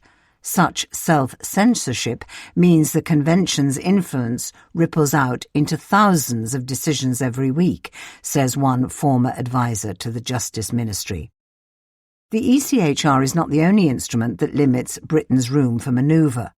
The country's also signed up to the UN Convention Against Torture and the UN Refugee Convention. Reform wants to leave those treaties as well. Still, right-wing critics see the ECHR as their main target. What they overlook is the difficulty of leaving and the costs of doing so. Membership is written into the Good Friday Agreement, which brought peace to Northern Ireland, as well as Britain's exit treaty with the EU. And the ECHR, whatever its flaws, is an independent check on government. It helped block corporal punishment in British schools and permitted gay people to serve in the armed forces. It is not just human rights purists who balk at the thought of losing that layer of protection. Labour is hoping to prove that it can secure Britain's borders without abandoning the ECHR. 4/5 of Labour voters support the convention, according to YouGov, a pollster. So do most Britons. Among those with an opinion, almost half say they want to stay in, compared with less than a third who would leave. The government wants to tighten how the ECHR is interpreted at home. It thinks too many people win immigration claims by citing exceptional family ties. Labour will introduce laws requiring judges and officials to take a stricter view of what constitutes family and to put more emphasis on the public interest in removing someone. Similar changes made by the Conservative-led coalition in 2014 focused on deporting more criminals worked well. At the gathering in Moldova, no one expects the text of the ECHR to change, but member states have agreed to issue a declaration on how the convention should work in practice. They hope this will stop people using bad healthcare and dodgy prisons in their home country as a way to avoid removal. Would a mere declaration be toothless? Research suggests a previous one in 2012 had an impact. The Strasbourg Court's president, Matthias Guillaumard, has said it would be mindful of the broader context in applying the rules, but also stressed the importance of the court's full independence. None of this is likely to halt the right-wing momentum to quit. Britain. Energy policy. Blowin' in the wind. For the government's clean power mission to succeed, it must slow down. Ed Miliband has long known that fear of the apocalypse alone will not sell his clean power mission. When Britain's Energy Secretary previously held the role in 2009, he observed that Martin Luther King didn't gain followers by proclaiming, "I have a nightmare." Ever since, Mr Miliband has sold the dream that decarbonising will also make Britain richer and more secure. The past 2 decades have not borne out that vision. The country has cut emissions more rapidly than others. In 2004, renewables generated only 4% of electricity.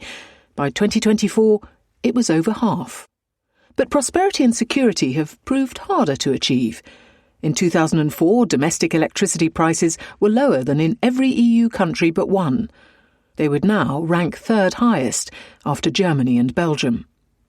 The International Monetary Fund has said that Britain is especially exposed to the Iranian conflict due to its reliance on gas-fired power. Gas accounted for 31% of electricity generation in 2025, compared with 3% in France, which has much more nuclear. Over 4/5 of British homes rely on gas for heating, far more than in the EU. Mr Miliband says that the war underscores the need to escape the roller coaster of fossil fuels. His answer is to double down on Labour's target of 95% clean electricity, renewables and nuclear by 2030. The long-run case for this mission is strong. Analysis from the National Energy System Operator, which designs Britain's grid, suggests that the country's energy-related costs, comprising transport, heating and electricity, could fall from 10% of GDP in 2025 to less than 6% by 2050 in a low-carbon world. A grid rooted in renewables would also offer shelter from geopolitical storms. When Russia invaded Ukraine in 2022, the shock added 1.8% of GDP to Britain's energy bill. An equivalent disruption in 2050, with an economy that was mostly decarbonised, would add only 0.3%. But there's more than one path to a low-carbon future, and Mr Miliband's rigid route risks imposing unnecessary costs and insecurity. Take gas. The Energy Secretary's rhetoric centres on stopping fossil fuel dependency. Yet because the sun doesn't always shine and the wind doesn't always blow, Britain in 2050 will continue to need gas as backup, according to the Climate Change Committee, a watchdog. Its modelling suggests that gas will still account for 13% of primary energy used across the economy versus 39% in 2025. Mr Miliband's opposition to new North Sea exploration is thus worrying. He's right that more drilling would do little to lower British oil and gas prices. In any scenario, Britain will remain a net importer, its bills swayed by global markets. But greater domestic production, coupled with beefing up woefully inadequate storage, would reduce the risk of physical shortages during a war, for example if America were to ban LNG exports. And new drilling would be an effective macroeconomic hedge. When fossil fuel prices spike, tax revenues from the basin rise with them, providing a fund to cushion bills. The bigger problem is the inflexibility of the 2030 target. Hitting it involves a huge build-out of offshore wind, much of it in remote places like northern Scotland. This in turn requires a vast investment in the grid to carry power south. Ben James, an energy specialist, calculates that network costs alone will add £135 in 2025 prices, or $178, to annual bills by 2030, two-thirds more than that component costs today. Wholesale prices, which were about £70 before the Iran conflict, would have to tumble to some $40 a megawatt-hour for bills to be lower in 2030 than now.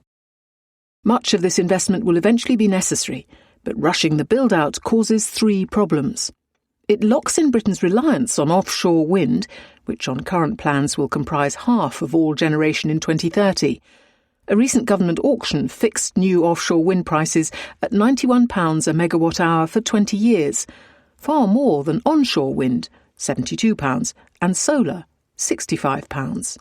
If the government extended its timeline, it would have more time to reorient the renewables mix towards onshore wind farms, which were unwisely all but banned until 2024. That could unlock big cost savings. Hurried timelines have also prevented necessary market reforms. Britain currently has one nationwide electricity price. Varying it by location would cut network costs by nudging companies to set up generators near population centres and businesses to base themselves where energy is cheap.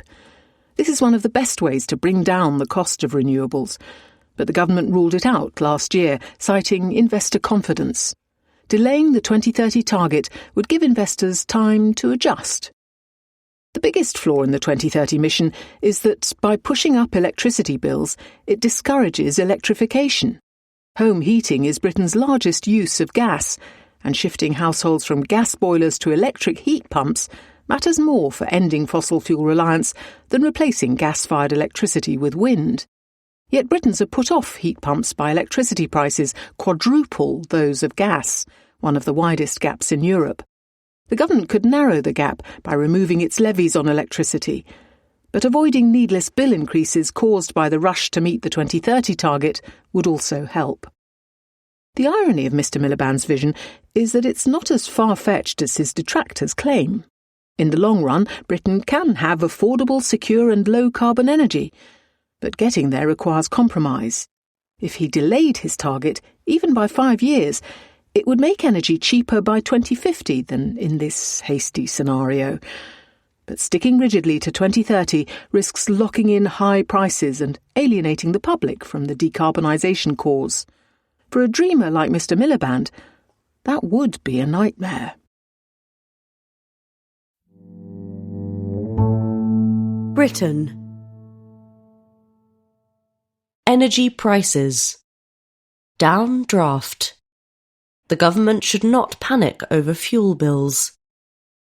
Spring is in full bloom, but a chill is blowing through Britain's drafty homes.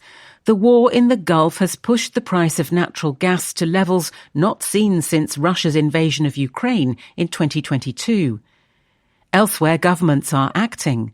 Australia is halving its fuel excise tax for 3 months. Ireland has cut duty on petrol and diesel. Spain has announced €5 billion, that's $5.7 billion, of tax cuts and subsidies. In Britain, where 1 in 4 people say they could not afford a one-off expense of £850 or $1,120, pressure for relief is mounting. As in other rich countries, domestic energy prices in Britain are regulated. Every quarter, Ofgem, the regulator, sets a cap on how much utility firms can charge households for a unit of electricity and gas. On March 31st, Cornwall Insight, a consultancy, forecast that the price cap will rise by 18% on July 1st to £1,929 for a typical annual household bill. If the war in Iran drags on, bills will rise further. Despite the grumbling as a share of median income, bills are lower than they have been for years and far short of the dizzying £4,279 reached in 2023. That year, fearing widespread penury, the government stepped in to limit typical bills to £2,500 for 9 months. That cost the Exchequer £24 billion or 0.9% of GDP. The government can ill afford such largesse now. Rachel Reeves, the Chancellor, has said that any support would be targeted at the poorest households. The Resolution Foundation, a think tank, says targeted support could cut bills by £275 on average for the poorest 2/5 of households at a cost of £3.8 billion. Before winning power, Labour naively promised that by 2030, the average energy bill would be £300 lower than in 2023. Frustrated by a lack of progress, from April 1st, the government cut £150 of levies that were loaded onto electricity bills. A next option could be removing the £125 or so of levies that still remain. The opposition Conservative Party wants the government to waive the 5% VAT rate from energy bills for 3 years, a move that would cost some £2.5 billion. Reform UK favours removing VAT on energy bills permanently. Businesses, especially firms that have not hedged their future energy costs, will also lobby for relief. Britain's businesses already pay nearly twice as much for electricity as the EU average. Offering blanket relief would be costly and, given the government's limited room for fiscal manoeuvre, anything beyond tightly targeted measures looks problematic. The government would anyway be wise to hold tight for now. As 40% of households are on fixed-term tariffs and only 10% of energy is consumed during the summer, most households' bills won't rise for months yet. Rather, average bills will drop by £117 from April, thanks to the cut in levies on electricity. But the uncomfortable truth is that as long as Britain remains dependent on natural gas, households will continue to be exposed to energy shocks. Britain. Sticky toffee pudding. Sweet somethings.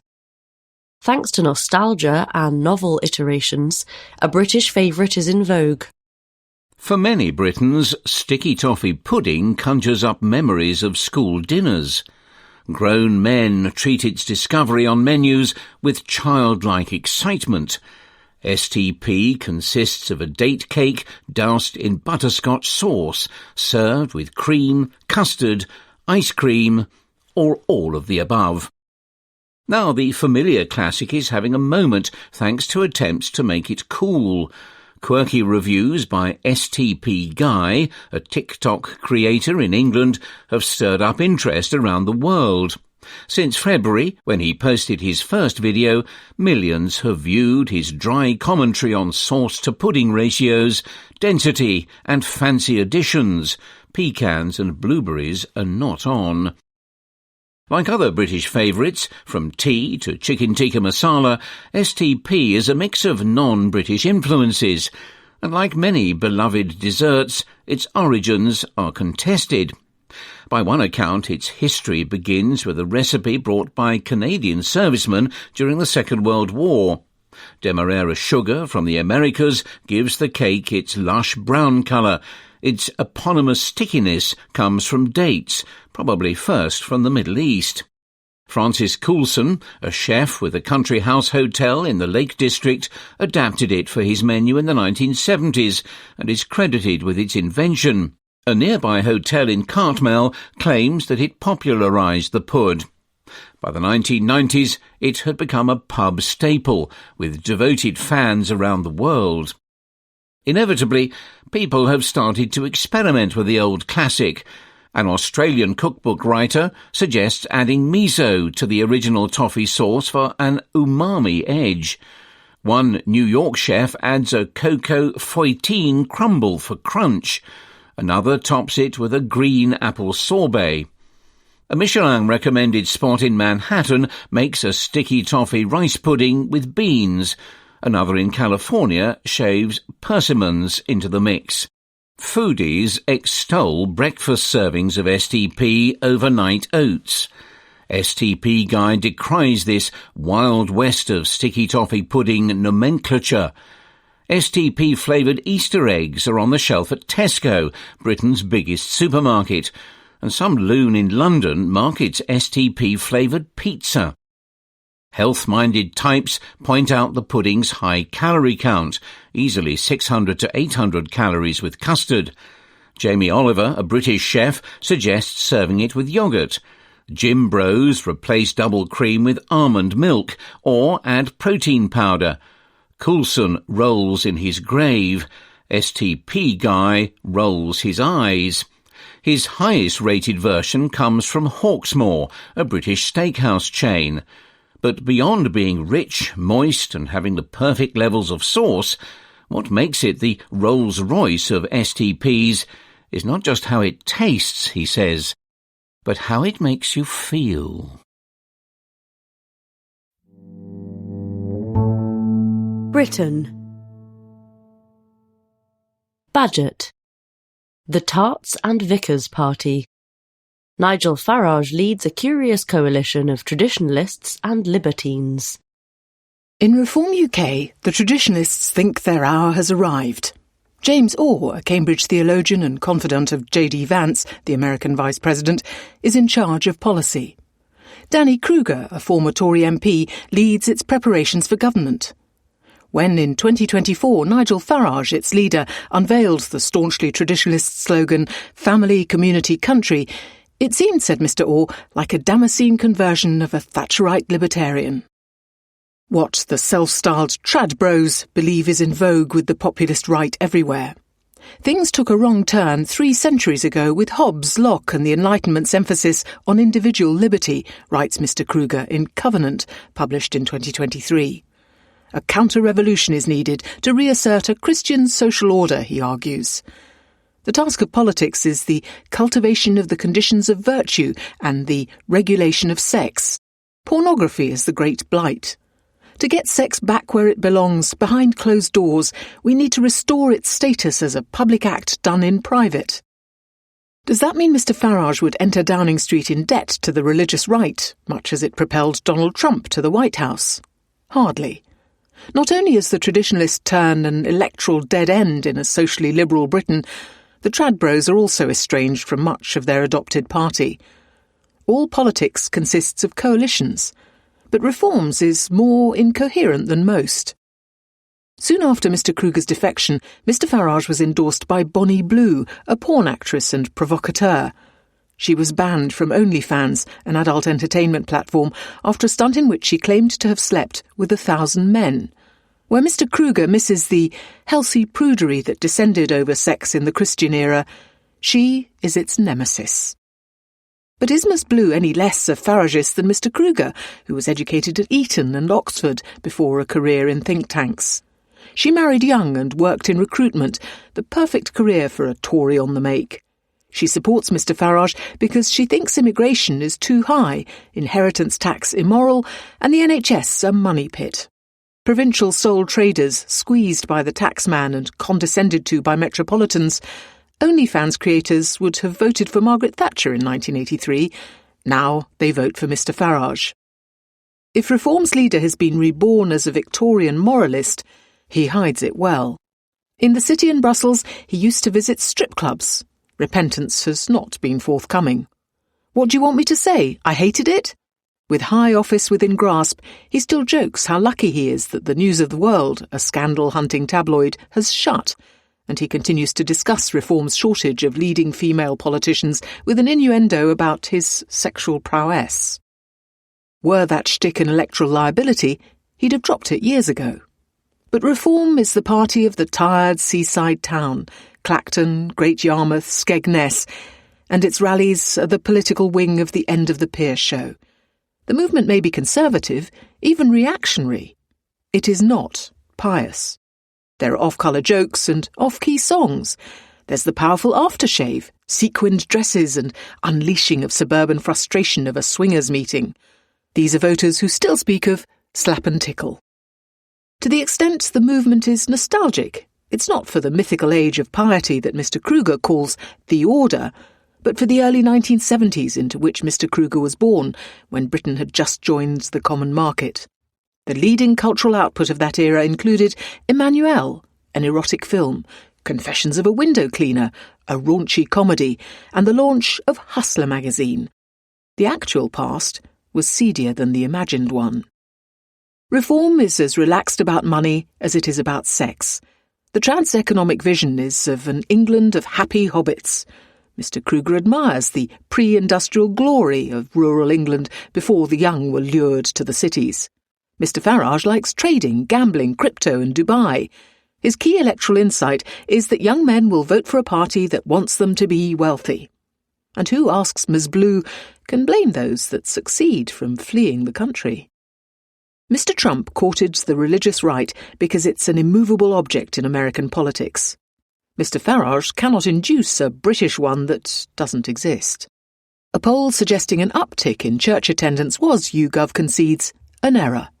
The Society for the Protection of the Unborn Child, a prominent pro-life charity, reported donations of £234,000 last year, or a sixth of that raised by the British Hedgehog Preservation Society.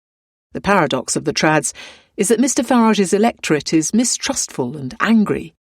In office, the government of a state which lacks the authority to collect traffic fines will struggle to implement a reign of virtue. Perhaps this odd coalition will endure, if only out of raw electoral calculation. Reform can't be fussy about where their votes come from, shrugged Mr. Kruger of Ms. Blue. Perhaps Mr. Kruger's moralism and Mr. Farage's machismo are simply two sides of the same old-fashioned coin. Sigmund Freud termed a male disorder to view women only as either chaste or fallen as the Madonna-whore complex. Here, reform displays it in political form.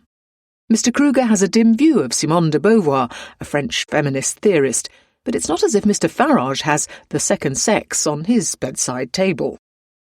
Should the awkward alliance endure, the Trad Bros will not have the upper hand. All parties need ideological gurus, but it's a mistake to take them as seriously as they take themselves, or as a reliable predictor of policy.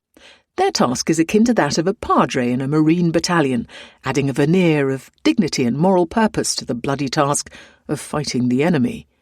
On that score, Mr. Orr and Mr. Kruger do a good job.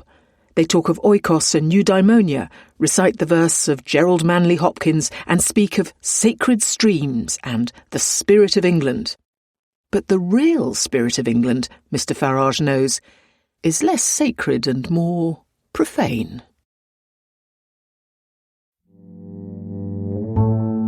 International. Africans and the Vatican. How Africa is changing Catholicism. Pope Leo XIV will visit a continent whose growing flock is transforming the Church. In a poor neighbourhood of Congo's capital, Kinshasa, the bell tower of a neat whitewashed church rises high above grey walls and tin roofs. Just after dawn on a Sunday morning, the sound of tom-tom drums, electrical guitars, and lively choral music draws in hundreds of people who sing and dance through the Mass. This is the Zairian Rite, Catholic liturgical services adapted to Congolese culture. Emmanuel Lamamba, a priest at the church, argues that the unique combination brings the local faithful closer to God. It seems to be working. Whereas Catholic pews across the faith's European and American heartlands are often empty, in Congo and much of Africa they are heaving. At the current pace, as many as half the world's Catholics could be in Africa by 2066, a shift so seismic for the Church that it has been compared to the upheaval of the Protestant Reformation. Africa's rapid population growth partly explains the shift. But the growth in believers also reflects what Emmanuel Katongole, a Ugandan priest and theologian, identifies as the vitality, energy and dynamism of Catholic churches on the continent. As the faith's centre of gravity moves steadily south, they are set to play a pivotal role in shaping the morals and politics of global Catholicism and perhaps of African societies as well. It is with such considerations in mind that Leo XIV will visit Africa on April 13th, his first big foreign tour since his election last year. The world's youngest continent should be an obvious priority for the new Pope. Despite its close early links to colonialism, the Catholic Church in Africa today is widely seen as a politically independent institution, a champion of democracy and clean government. Its reputation is relatively untainted by the sexual abuse scandals which have dogged the Church in the West. Many in Africa also associate Catholicism with a concern for the poor. Starting in Algeria, then travelling to Cameroon, Angola and Equatorial Guinea, Leo will thus find receptive audiences. But it will not all be plain sailing. His liberal predecessor, Pope Francis, had fraught relations with the leaders of Africa's Catholics. On both occasions, when the late pontiff's authority was openly challenged, it was by African cardinals pushing for more conservative guidelines on liturgy and regarding gay couples.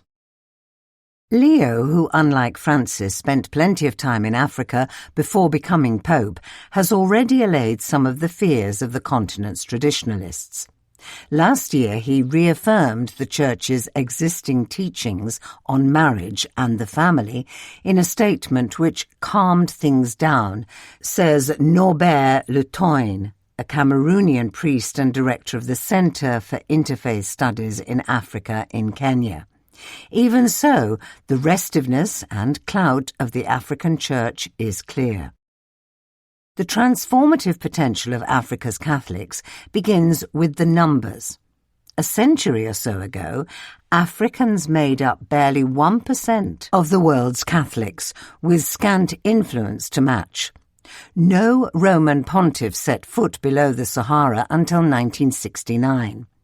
By 2025, according to the World Christian Database, the continent was home to roughly 270 million baptized Catholics, a 140-fold increase. Roughly a fifth of the Church's flock can now be found there. Latin America still has the lion's share with 2/5. Africa has become a vital source of the Church's human capital. The number of priests declined in most of the world in 2023. In Africa, it grew by nearly 3%. The same was true of seminarians, men studying to become priests.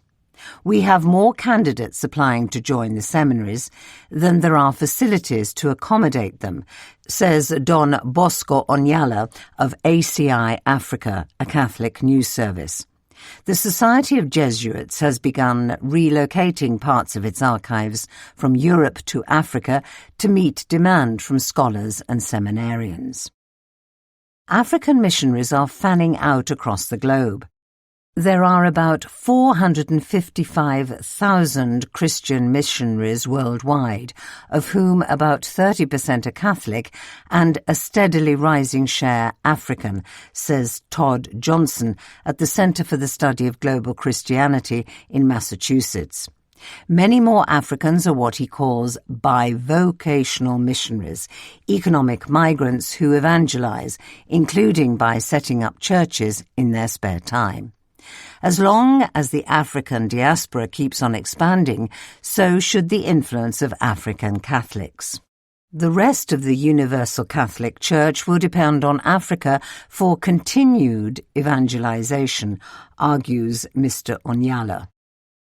So far, this has not translated into proportionate clout in Rome. Africans still account for only 12% of cardinals below the age of 80 who select the Pope. Although Leo's inner circle includes a Nigerian priest, for the most part, Africans are missing from the central command in Rome, argues Mario Aguilar, a papal advisor and scholar at the University of St. Andrews. This may not be the case for much longer. Big Catholic congregations, such as the Salesians of Don Bosco, are actively pushing what Sahaya Selvam, a Salesian priest in Nairobi, calls affirmative action towards Africa in the leadership.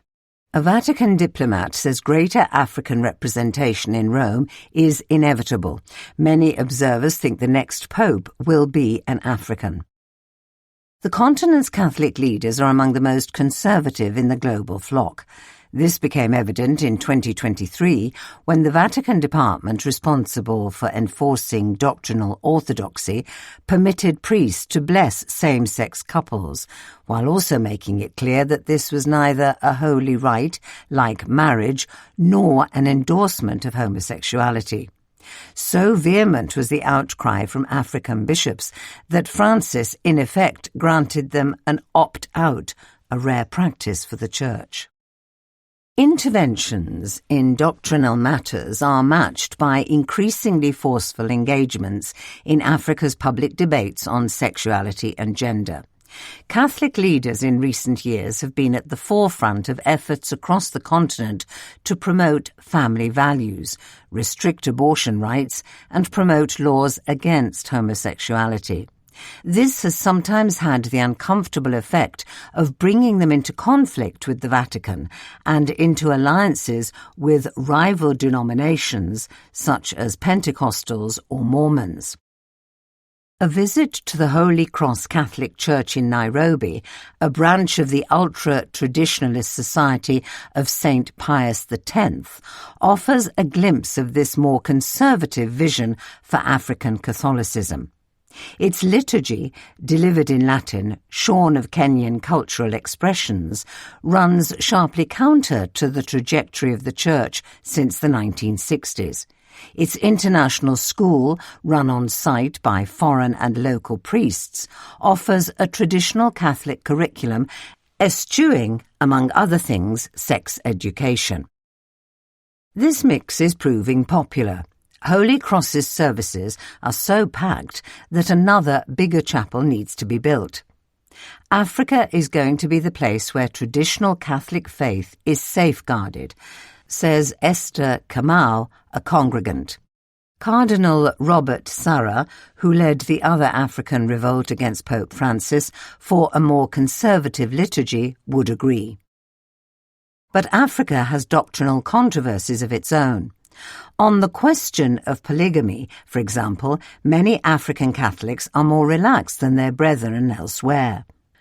A conference of African bishops last year proposed welcoming more people in polygamous marriages into the Church, an assault of their own on the conventional understanding of one of the 7 sacraments of Catholicism. A Catholic Church in which Africans have more say will be more socially engaged, reckons Agbonhayenmege Orobator of the Jesuit School of Theology of Santa Clara University in California. In many African countries, the Church is associated with the provision of education and health care. 1 in 9 pupils in primary education in Africa attends a Catholic school.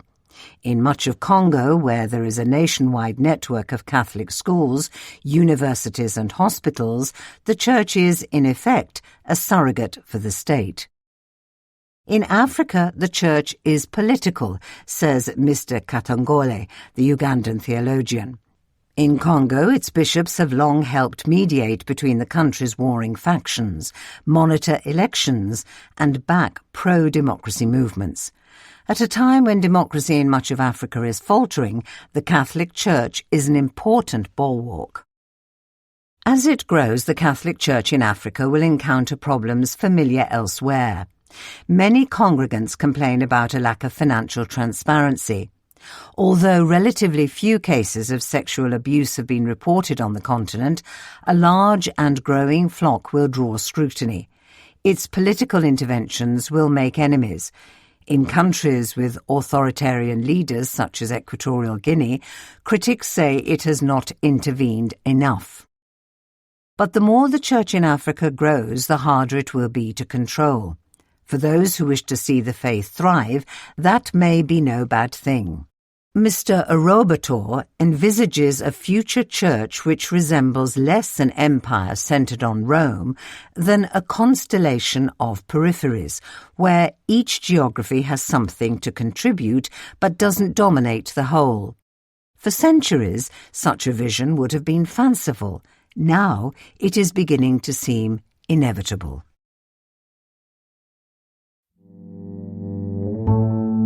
International. The Telegram. Hurricane Trump threatens to blow China off course.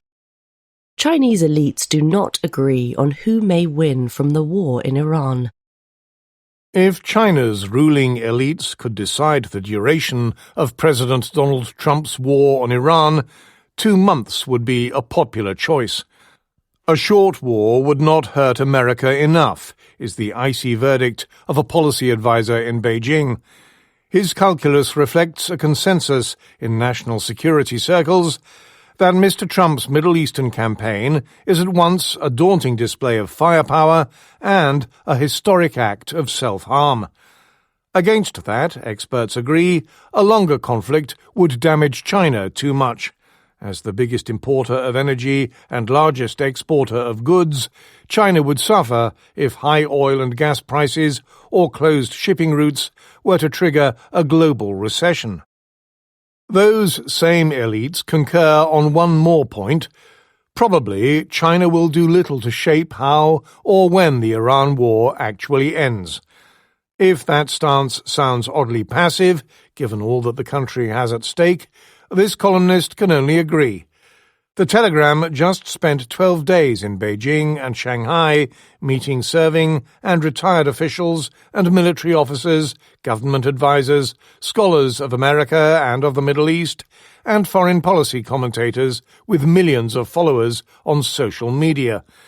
When such experts discuss America's president and his growing appetite for risk and disruption, they often sound strangely fatalistic, like sailors discussing a dangerous but unavoidable storm.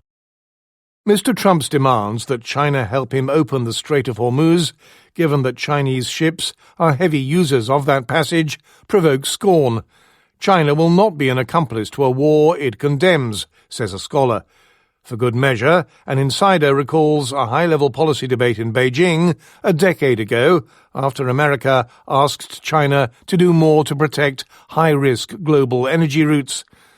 The country's response was to enlarge its domestic oil storage capacity so that it now has reserves lasting many months. That is how China thinks, the insider proudly concludes. The tale offers a neat example of how senior Chinese talk to foreigners behind closed doors. Rather than hide China's self-interested worldview, they embrace their country's opportunistic ways and unblushing materialism. In a cynical world, it is implied, China can be relied on precisely because it is all about business. Explicit contrasts are drawn with America. That superpower is called an unpredictable bully that once invaded countries in democracy's name, but now, in Mr. Trump's second presidency, bombs them to take their oil. Chinese analysts express puzzlement over Trumpian moves that seem to lack logic. One cites Mr. Trump's apparent tolerance when Israel killed Ali Larijani, a relative pragmatist in Iran's leadership, even as he loudly declares his interest in finding an Iranian negotiating partner. Rather often, Chinese analysts solve such puzzles by blaming Israel. They accuse its Prime Minister, Benjamin Netanyahu, of plotting to reduce Iran to a state of helpless anarchy. There is much talk of Mr. Netanyahu tricking Mr. Trump into doing his bidding with the help of a Jewish lobby in America. In official responses to the Iran conflict, China chides America and Israel for flouting the UN Charter and international law. It has also jointly issued a boilerplate call for peace with Pakistan. The country's tightly controlled news outlets emphasize the war's human toll. Many ordinary Chinese are indignant. On a brief side trip to the sleepy eastern city of Chufu, the temple-filled birthplace of Confucius, locals demanded to know whether this columnist is American. A man showed smartphone videos of bombs falling on Iran and asked why the poorest and humblest are always the first victims of the warmonger Trump. Though Chinese outlets censored news of Iranian protesters being murdered by security forces in January, anger towards America and Israel is unfeigned. Chinese elites draw different lessons from raids on Venezuela and Iran. They express alarm at the sight of American forces using advanced AI tools for targeting and for high-tech command and control. Comparisons are drawn to China's shock as American precision weapons destroyed Iraq's armies in the first Gulf War. Some fear that China may need years to catch up.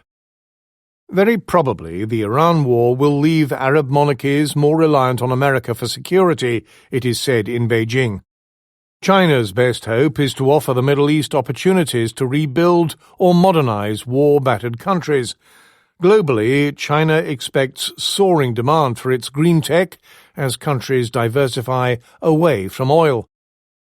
Well-connected Chinese scoff at the notion that Mr. Trump's campaigns in Venezuela and Iran reveal a grand strategy to contain their country.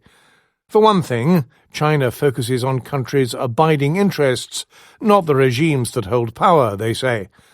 China has quite good relations with Delcy Rodriguez, the pliant Venezuelan leader who took power thanks to Mr. Trump, adds an analyst.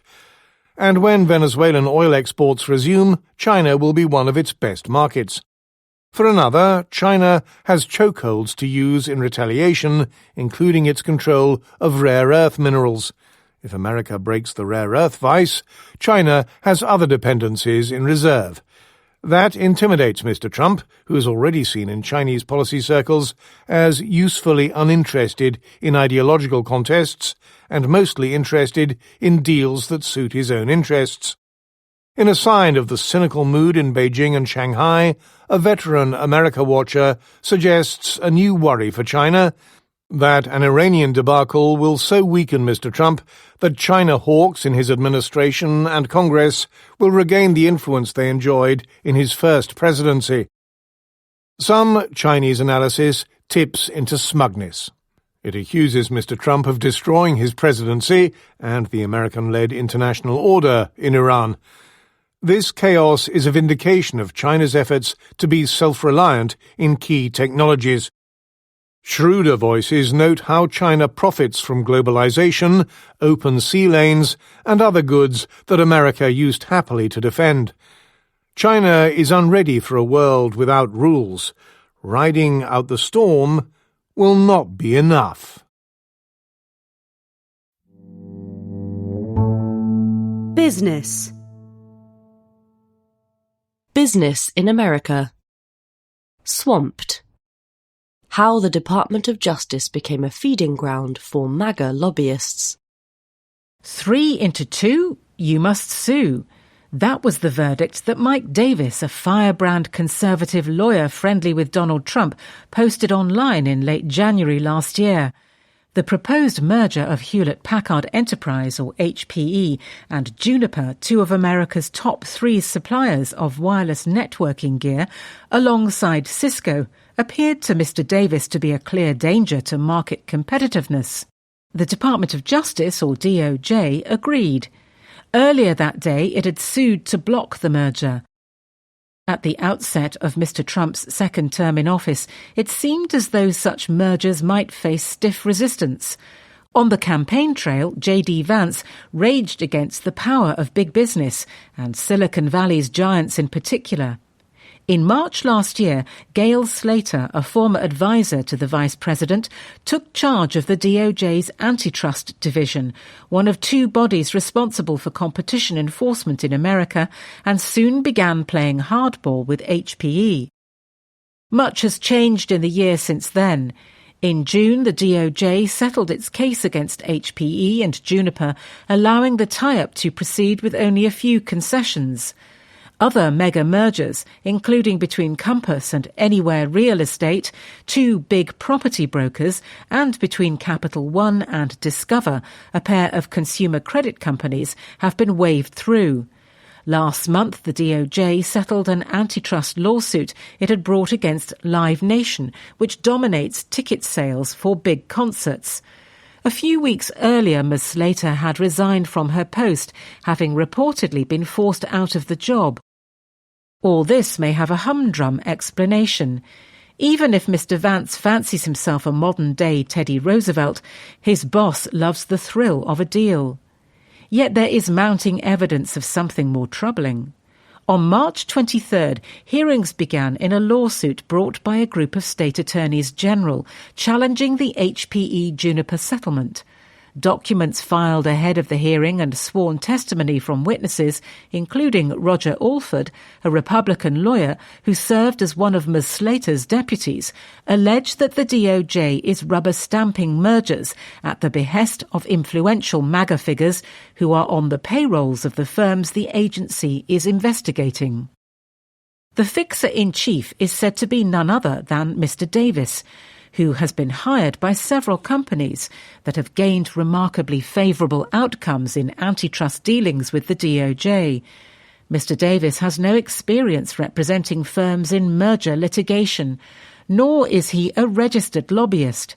Even so, sources say he charges $300,000 per month, plus a success fee of at least $1 million. And sometimes much more, to get a merger approved or lawsuit favourably settled. By comparison, the most any client paid a single representative at Ballard Partners, the highest grossing K Street lobbyist, was $200,000 per month last year. The fee structure, with a bonus paid when a client gets its way, is also unusual. A long-time Washington insider laments that it was never that venal in his time. The rise of Mr. Davis shows how a new breed of swamp creature is emerging in America. Not long ago, Mr. Davis and Ms. Slater were chums. In February last year, on the day of her Senate confirmation hearing, he posted a photo of the pair, praising her as someone who would help make America competitive again. Yet their relationship deteriorated as Mr. Davis sought to cash in on his MAGA connections, starting with the HPE Juniper case. Alongside Freshfields, an elite law firm hired as its official counsel of record, HPE enlisted Mr. Davis, as well as William Levi, who had led the handover process at the DOJ ahead of Mr. Trump's return to the White House, and Arthur Schwartz, a lobbyist close to Mr. Vance and Donald Trump Jr. In their filing, the state attorneys general alleged that the three men, whom they called the lobbyists, then set about negotiating with the DOJ. They met with Omid Assefi, who was acting head of the Antitrust Division before Ms. Slater's appointment, and is now in that role once again, at the Metropolitan Club, a private members' joint, and worked up a settlement proposal. When they shared it with the DOJ, Bill Rinner, one of Ms. Slater's deputies, pushed back, saying it did nothing to address competition concerns. Ms. Slater was similarly unimpressed. The filing alleges that intense verbal and text exchanges followed between Ms. Slater and Mr. Davis, who reportedly threatened to get her sacked. Ms. Slater's team insisted on negotiating instead with the Counsel of Record. "We do not plan to hash out merger settlements over martinis," Mr. Rinner declared in a speech at George Washington University. The lobbyists' court documents say turned instead to Chad Mizell, chief of staff at the time to Pam Bondi, Mr. Trump's Attorney General. Mr. Mizell, it is claimed, then asked Stanley Woodward, a senior DOJ official with no antitrust experience, to take over the negotiations. Ms. Slater's team were not involved again until hours before the settlement was filed at the end of June. A month later, Mr. Alford and Mr. Rinner were sacked. In August, Mr. Alford gave a speech in which he described some of these events. A complaint was filed seeking to have him disbarred for discussing decisions made at the DOJ. That more evidence is now coming to light is thanks to the Tunney Act of 1974, which was passed in response to the rank corruption of Richard Nixon's administration. In 1969, Richard McLaren was appointed as head of antitrust for the DOJ and launched 3 investigations into International Telephone and Telegraph, or ITT, a giant in its day. All 3 were quietly resolved with favourable settlements 2 years later. Eventually it emerged that Nixon had called Richard Kleindienst, his Deputy Attorney General, after ITT pledged to give $400,000, worth $3.2 million today, to fund the Republican National Convention. "I want something clearly understood," the president said. "The ITT thing, stay the hell out of it. Is that clear? That's an order." Then came the Watergate break-in the following year. Nixon's phone call to Kleindienst was made public in 1974 as part of the Watergate tapes, after which the president resigned. Later that year, the Tunney Act, which requires the government to explain why a merger settlement serves the public interest and mandates that companies disclose all contact with the executive branch, was signed by his successor, Gerald Ford. Since then, plenty of settlements have been scrutinised using the Tunney Act, but none rejected. The HPE-Juniper agreement required HPE to dispose of Instant On, a product aimed at smaller businesses. Casey Pitts, the judge presiding over the challenge brought by the state attorneys general, seems sceptical of this outcome. It does little to address concerns over the impact on competition for big enterprise customers. But HPE and Juniper have already merged, and the judge cannot undo that. He can only accept or reject the settlement. If he rejects it, the DOJ could simply drop its original case.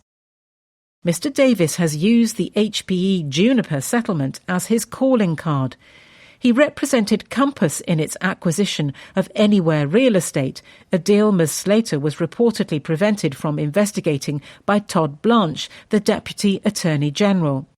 It closed 4 months after it was proposed.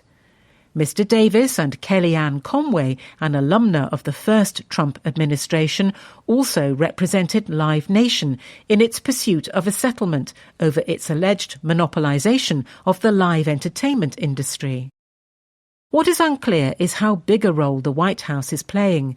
Mr. Davis, who was said to be on Mr. Trump's shortlist to run the DOJ, claims that he is close to the president. According to an investigation by the Wall Street Journal, when the Live Nation trial began, Mr. Trump started calling around asking why the case had not been settled. In early March, the company's boss reportedly met with Ms. Bondi, Mr. Asefi, and the White House counsel, David Warrington. The settlement with the DOJ was signed the same day. Although there is no evidence of a quid pro quo, Live Nation was among the donors to Mr. Trump's inauguration fund, to which it gave $500,000. The DOJ has defended all the contested settlements. On the HPE-Juniper case, it has said that its remedies adequately protect competition. On the Compass merger, that Ms. Slater's flawed understanding required a different approach, and on Live Nation, that the agreed settlement would result in more independent amphitheatres. As for Mr. Davis, he says his work has been misrepresented for political purposes and notes that his clients have the right to counsel and to petition their government. Even so, there have been various other allegations of improper influence peddling during Mr. Trump's second term. In November 2024, Boris Epstein, an advisor to Mr. Trump, was accused by Eric Greitens, a former governor of Missouri, of having asked for payment in exchange for recommending he be nominated for the position of Navy Secretary, which Mr. Epstein has denied. In December last year, the president granted a preemptive pardon to Tim Leiweke, a businessman who had been charged in July with allegedly rigging the bidding for a university arena in Texas. Mr. Leiweke reportedly hired Trey Gowdy, a Fox News host and former congressman, to help, which he did over a round of golf with Mr. Trump. The president's adversaries smell an opportunity. Democrats, including Amy Klobuchar, Cory Booker and Elizabeth Warren, have called for the DOJ's antitrust settlements to be investigated and sought further information from Ms. Bondi. If their party regains control of the House or Senate following the midterm elections in November, it will have greater power to look for evidence of wrongdoing. In the meantime, there appears to be a sense among those with MAGA connections that they have a window of opportunity to get rich. For now, it remains wide open. Business. Listings. Public-spirited. The plan to make IPOs great again. Anybody who has not been through a public company experience may think that being public is desirable. This is not so, wrote Elon Musk to employees of SpaceX, his rocket company, in 2013. Mr. Musk added that it might not go public until Mars is secure. Since then, he seems to have softened his stance. SpaceX, which recently merged with xAI, his artificial intelligence lab, is this year expected to list its shares in the largest initial public offering, or IPO, of all time. The $75 billion Mr. Musk is reportedly seeking to raise, at a value for the company of $1.75 trillion, would be more than twice as much as the next largest offering of shares in Saudi Aramco in 2019. SpaceX may not be this year's only mega IPO. OpenAI and Anthropic, leading model makers, are also said to be eyeing a listing. That will hearten those who have complained about the growing aversion of American companies to public markets. The number of businesses listed in America has fallen by more than a third since the mid-1990s, as the cost of compliance has risen and private markets have expanded and matured. Buyout barons have gobbled up many public companies, while startups have increasingly opted to remain in the hands of venture backers or else sell themselves to larger incumbents. Now, however, regulators and the companies that keep public markets running want to make IPOs great again. In December, Paul Atkins, head of the Securities and Exchange Commission, or SEC, lamented that the diminution of public markets had eroded American competitiveness, locked average investors out of some of the most dynamic companies, and pushed entrepreneurs to seek capital elsewhere. The SEC is pursuing several solutions, with a focus on reducing the regulatory burden of being a public company. It is currently drafting a proposal to allow listed firms to file reports twice a year rather than quarterly.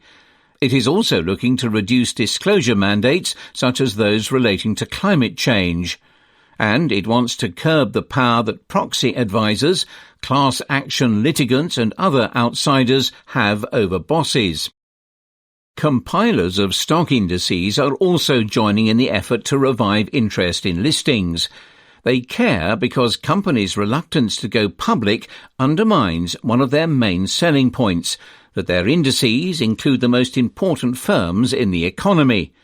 According to S&P Global, which manages the S&P 500 and Dow Jones indices, the collective value of the 10 largest venture-backed companies has increased by 1,500% over the past 5 years to nearly $3 trillion. It and its competitors yearn to add these companies to their rolls. One proposal is to reduce the time businesses must wait after an IPO before they can be included in an index, known as the seasoning period, which at present usually ranges from 3 months to a year. That would bring forward billions of dollars worth of stock purchases by passive funds. Nasdaq is adopting a fast entry period of 15 trading days for suspiciously SpaceX-shaped companies seeking admission to its Nasdaq 100 index. LSEG has suggested 5 trading days for entry to its Russell indices. Another carrot they are considering is reducing the percentage of shares companies must float before being eligible for index inclusion. S&P Global is reportedly weighing similar changes. For Nasdaq, encouraging more companies to go public would be doubly sweet, since it also runs a stock exchange that rakes in fees when firms list, and annually thereafter. It is competing with the New York Stock Exchange to win the SpaceX listing, and Mr. Musk has reportedly made early index inclusion a condition of gaining his favour. The 3 mega IPOs will also gladden those who want to see the wealth generated by AI spread more widely. Still, there may be losers from the changes. Consider the impact on passive funds. One purpose of the seasoning period is to allow the market to settle on a price for a firm's shares before these investors must buy them. Reducing that period may force the funds to buy overpriced shares. The problem may be compounded by the change to the free float rules, which would mechanically raise demand from passive funds while keeping the supply of shares down, pushing up the price. Since 1980, all but one of the large firms that initially floated less than 5% of their stock underperformed the market over the next 3 years, according to data gathered by Jay Ritter of the University of Florida.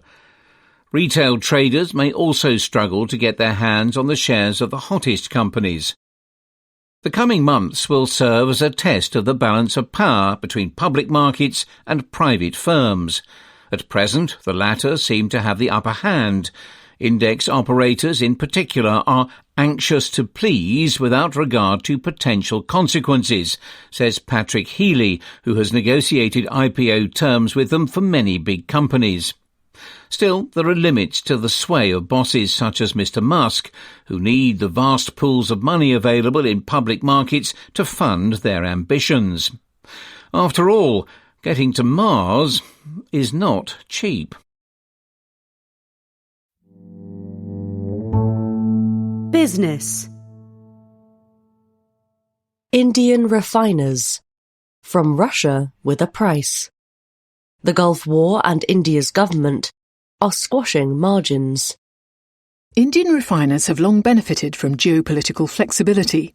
While much of the world shunned Russia's oil after it invaded Ukraine, Reliance Industries, an Indian conglomerate, picked up barrels of it at a deep discount, as did Nayara Energy, part-owned by Russia's Rosneft, and state-owned Indian oil corporation Bharat Petroleum and Hindustan Petroleum. Now, with the Strait of Hormuz, a bottleneck between the Persian Gulf and the Gulf of Oman, all but closed, geopolitics has bitten back. The force that propelled profit for 4 years has turned into a drag. The Gulf War has squeezed an important source of crude oil. Before, India got around 2.5 million barrels a day, roughly half its imports, from the Middle East, chiefly Iraq, Saudi Arabia and the United Arab Emirates. That amount has fallen by half. Iran has let a few Indian-flagged ships carrying liquefied petroleum gas through the strait, but millions of barrels of oil remain trapped on the Gulf side rather than heading for India's west coast. To replace them, Indian refiners have turned once again to Russia. They had been winding down purchases since Donald Trump used these as a rationale to slap additional tariffs on India last August. Sanctions by the European Union similarly dissuaded Indian refiners hoping to keep selling to the EU. Russia's share of India's oil imports fell from around 44% at its peak to 25% by February. Now it's rising again. A waiver from Mr. Trump on sanctions for Russian barrels already at sea allowed the industry to take those as well. Since the conflict began, India has bought an additional 30 million barrels or so from Russia, equivalent to about 2.5 weeks of the missing Gulf supply. Refiners also have other ways to adapt. Many of them can switch to processing low-quality, high-sulfur oil instead of the Gulf's lighter grades. In February, Reliance secured a license from America to receive oil from Venezuela, as have other Indian refiners. The company has denied reports that it has bought Iranian oil. Still, India has managed to replace less than 2/3 of the supply from the Middle East, leaving a shortfall of around 700,000 barrels a day, according to Kepler, a ship tracker. To close the gap, oil wallers are dipping into commercial reserves. That'll keep Indians' tanks topped up for now, but refiners' margins are under pressure, and, reliance apart, their share prices have tumbled. Probal Sen of ICICI Securities, a broker, estimates that for each month the disruption goes on, the industry's earnings will fall at an annualised rate of 12 to 15%. India now faces increased competition for Russian oil, which it no longer procures at a discount, but a premium of $10 to $15 over Brent, the global benchmark. China is buying more, and other Asian countries, including Japan and South Korea, are considering doing so. India's state-owned oil sellers are squeezed on the retail side too. The Indian government froze local fuel prices in 2022, which gave refiners, and the state, a windfall when crude costs fell. It has kept prices fixed even as oil gets dearer to source. Exports won't provide much relief. Diesel cracks, the premium that refined fuel commands over raw crude, have surged from around $10 a barrel pre-war to $60 odd. A lot of the refiners' competition for products such as diesel and jet fuel is behind the blocked strait. Yet the Indian government is unlikely to allow the industry to send fuel abroad at a time of scarcity. On March 27th, it announced an extra tax on exports of diesel and jet fuel, while cutting taxes on domestic fuel consumption. India's refiners, like the tankers on which they rely, are simply stuck.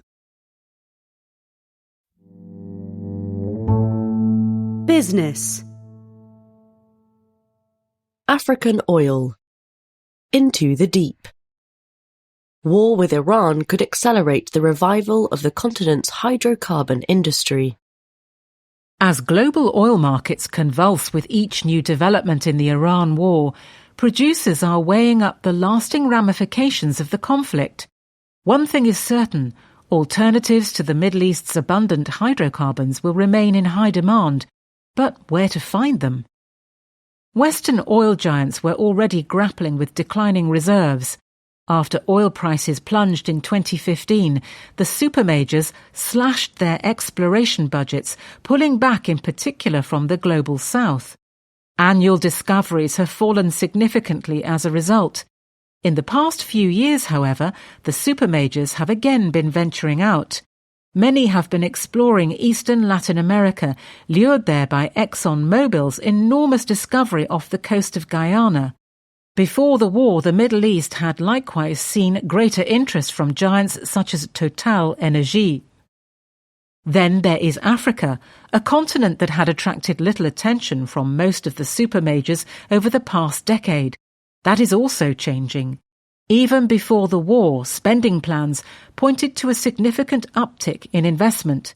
According to Wood Mackenzie, a consultancy, upstream oil and gas investment in Africa by the industry's 7 biggest Western companies is set to amount to $64 billion between 2026 and 2030, up from $41 billion in the preceding 5 years.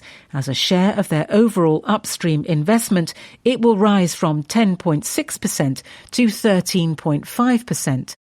With the Middle East engulfed in conflict, it could expand faster still. Big oil has been flooding back into Africa, says Justin Cochran of S&P Global, an information provider. In September, Total Energy was awarded 4 offshore exploration permits by Liberia. In October, BP said it would explore off the coast of Gabon. In February, Eni announced a discovery in Ivory Coast. ExxonMobil, Shell and Equinor are expanding in Angola. The renewed interest in Africa is helped by promising geology and cutting-edge technology. The continent has vast potential for offshore oil in particular. Of the 42 high-impact oil wells identified globally by Rystad, another consultancy, based on the possible size of their resources, alongside other factors, 17 are in Africa. Most of these are classed as ultra-deep water, meaning they are 1,500 metres or more below the surface. Such wells can bring enormous rewards for companies that tap them, but they are also complicated and expensive to drill. That is where recent advances in technology come in. Artificial intelligence has aided prospecting, while improvements in floating production, storage and offloading technology for deep-water wells have made it easier and quicker for companies to scale up production. Oil producers have been gaining experience with these technologies in Latin America. It also helps that African governments, burnt by the loss of revenues when the oil giants retreated a decade ago, are offering favourable terms to encourage companies to explore. The continent's national oil companies, which account for more than half of its oil and gas production, have focused on consolidating onshore production and getting the most from mature assets, rather than hunting for big new discoveries offshore. As a result, oil and gas production has largely remained flat over the past few years, at just over 10 million barrels of oil equivalent per day. The African Energy Chamber, an industry body, expects that to rise to 13.6 million barrels by 2030. It could go higher still if Western firms opt to drill more in Africa in response to the Iran war, potentially redirecting some planned investment away from the Middle East. Africa has had plenty of instability of its own, of course, but there are only so many alternative sources of hydrocarbons.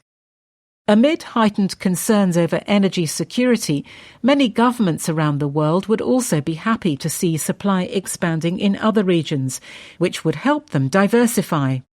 Moreover, demand for oil and gas from Africa itself is set to rise significantly over the coming years, which may add to its attractiveness as a place to drill, and there are the competitive instincts of the oil giants to consider. As Mr. Cochrane of S&P Global puts it, no one wants to miss the next Guyana. Business. Bartleby, the hidden currency of office life. How status shapes motivation, conflict, and career choices. People care deeply about their relative standings within organisations. Job titles and paychecks are both pretty good clues to status, but they don't measure everything. Some employees wield influence without power. Others have an important-sounding role and are routinely ignored. Status can be harnessed as a way to motivate. It can just as easily cause pettifogging conflict. As a test of how much status can matter, persuading people to risk their lives for it is a pretty good one. Research by Leonardo Burstin of the University of Chicago and his co-authors sifts through data on the performance of German fighter pilots during the Second World War and finds that effort seems to be tied to eligibility for medals. At the start of the war, the Knight's Cross of the Iron Cross was the gold standard medal for individual bravery. German aces got them for achieving a quota of aerial victories. But as the fighting continued, and more pilots got the medal, its prestige was gradually diluted. So new, higher status variants were gradually introduced, from the Knight's Cross with oak leaves in 1940 all the way up to the Knight's Cross with golden oak leaves, swords and diamonds in 1944. The study shows that as pilots neared the threshold for winning the next medal on the ladder, their performance spiked, before then falling back again once they'd got the award. The status that came from winning the next medal up seems to have justified extra risk. Before anyone rushes to institute a new award for Employee of the Month with golden oak leaves, swords and diamonds, the parallels between work and war are plainly inexact. But the pilot's behaviour is worth reflecting on. The status that comes from public recognition of a valued skill, particularly if the threshold to recognition is high, can be a powerful galvanising force. Status concerns can also affect people's judgment when it comes to career choices. Specific workplaces have unspoken hierarchies. There's a small and amusing body of research on just how disrespected physical education teachers feel. But societies also allocate different degrees of status to entire professions. A piece of recent research by Alexia Delfino of Bocconi University and her colleagues looked at the preferences people have when they face a change of careers. The researchers tested whether Italian job seekers would react differently to the chance to retrain to become either an information technology assistant or a construction technician. Both are white-collar roles with similar wages and entry requirements. But more job seekers plumped for reskilling when the option was the job in IT.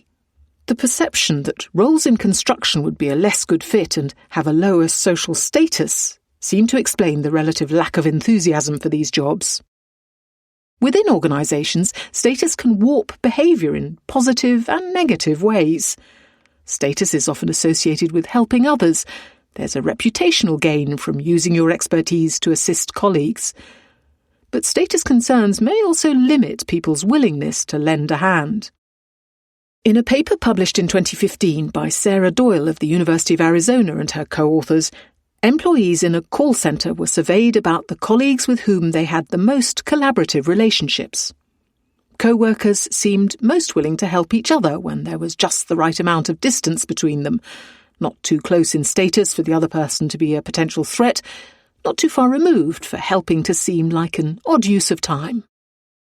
Having power without status, traffic wardens look away now, seems to bring out the worst in people.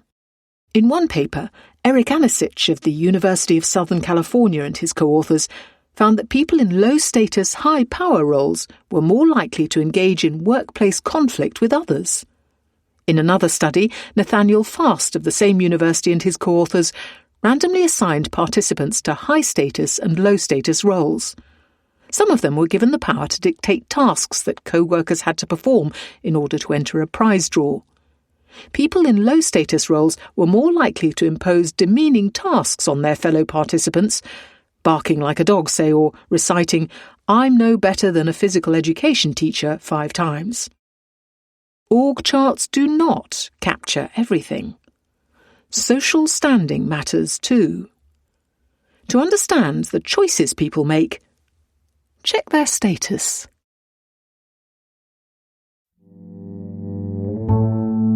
Business. Schumpeter. Old fox, new clicks. Boomers' favourite TV network is trying to lure Gen Z. As missiles rain down on the Middle East, Trey Yingst fires off salvos of news from his smartphone. The 32-year-old chief foreign correspondent of Fox News dons a flak jacket and stands on a Tel Aviv balcony to file reports several times a day. His main audience is on cable, but Mr. Yingst has cultivated another set of viewers on TikTok, where he posts bulletins to 1 million followers. He is such a prolific poster that viewers sometimes inquire after his safety when he has been offline for more than a few hours. Fox is the undisputed king of American TV news. Long the tribune of conservative America, it has become so widely watched that it is also the most popular cable news channel among Democrats. As well as outrating CNN and MS Now, its main cable rivals, it sometimes beats even broadcast outlets like CBS News. Donald Trump's return to the White House has brought back advertisers who are now less likely to see Fox as brand-threateningly right-wing. War has juiced viewership further. Fox News recently recorded its highest Saturday ratings in over 20 years. Yet even in this commanding position, Fox exemplifies a problem in the TV news business. Viewership is booming, but mainly among boomers.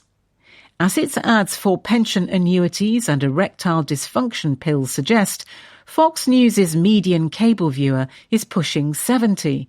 The share of American homes with cable has fallen below half for the first time since the 1980s, as young people turn to streaming.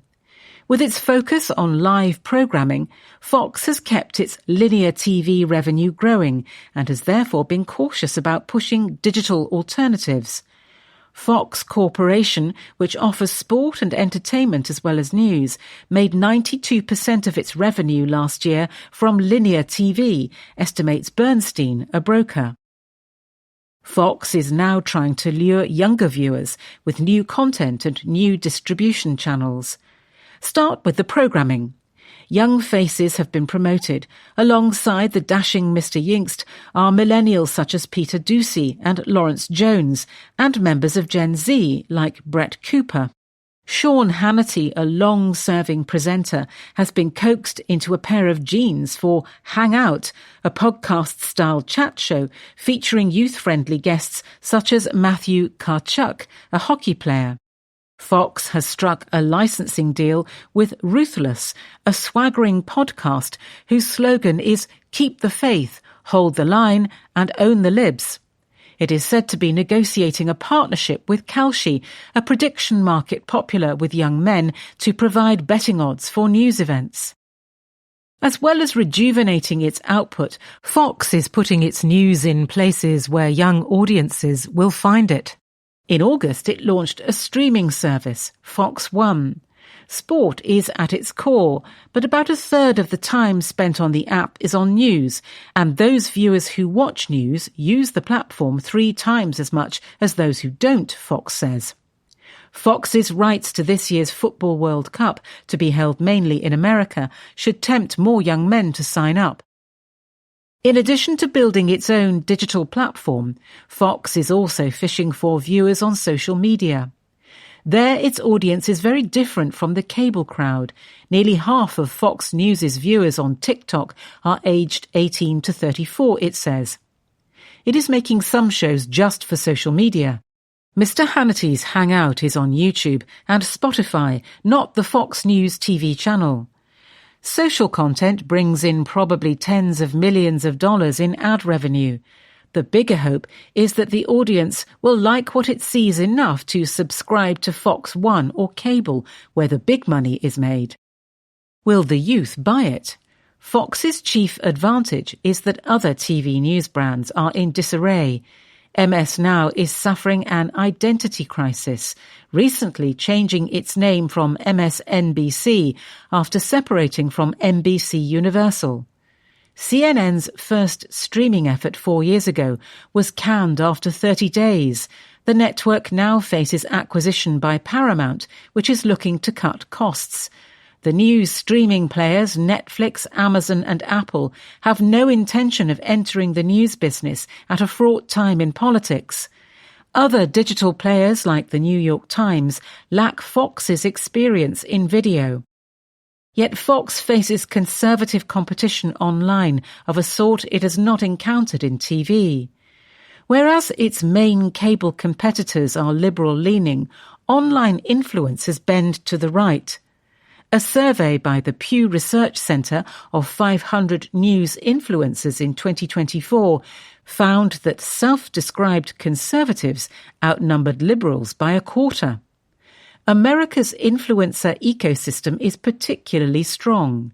Americans are twice as likely as Britons to say they pay attention to news influencers and can name 3 times more of them, according to a survey by Oxford's Reuters Institute.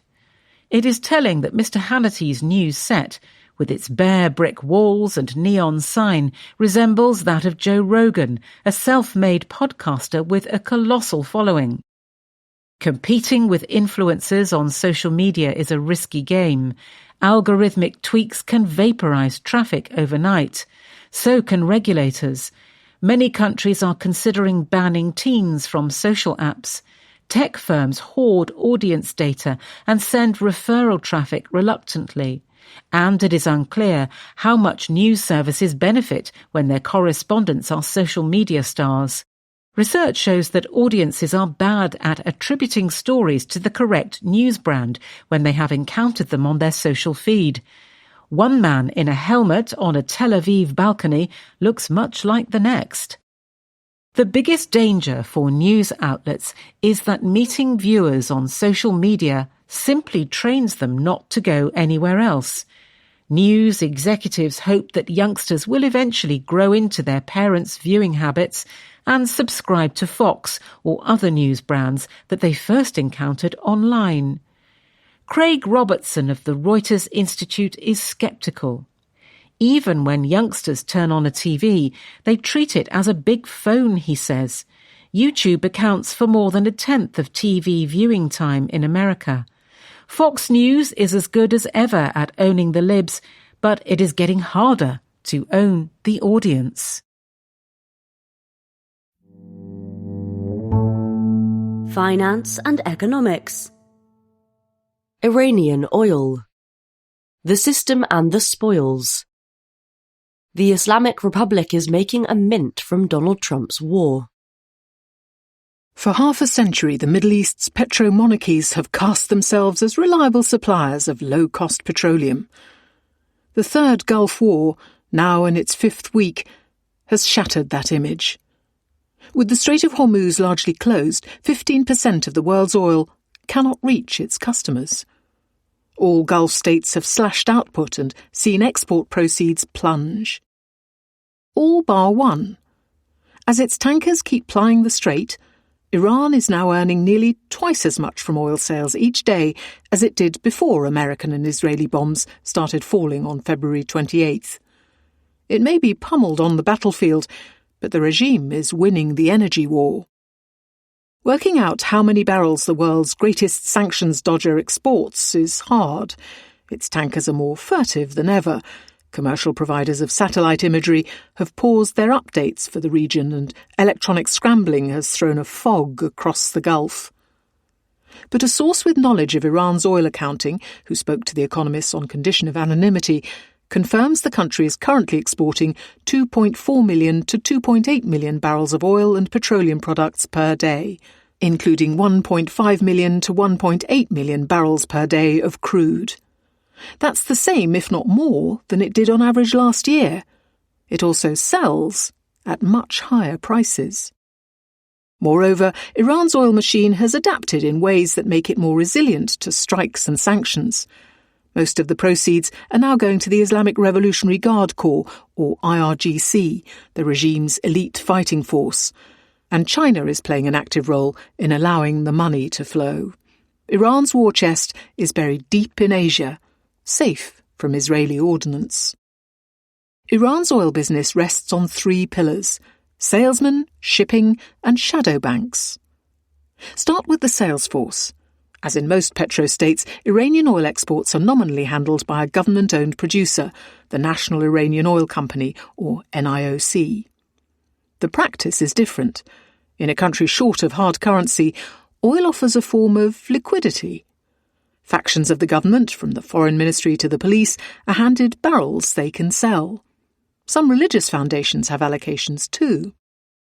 All these institutions are controlled by 20 or so oligarchs who use their networks to convert the oil into cash, according to several Iranian sources. Some figures, such as Ali Shamkhani, who once ran Iran's Supreme National Security Council, are now dead. Others survive. Shamkhani's son, Hussein, runs a trading and shipping empire. The clique surrounding Mojtaba Khamenei, son and successor to the late supreme leader killed on the first day of the war, is also involved in the oil business. Some traders are related to Gholam Hossein Mohseni Ejei, a top Islamic jurist. Many of these individuals have links with the IRGC. Emma Lee of Vortexa, a ship tracker, reckons that the force, which runs its own oil fields, is behind most of the recent growth in petroleum exports.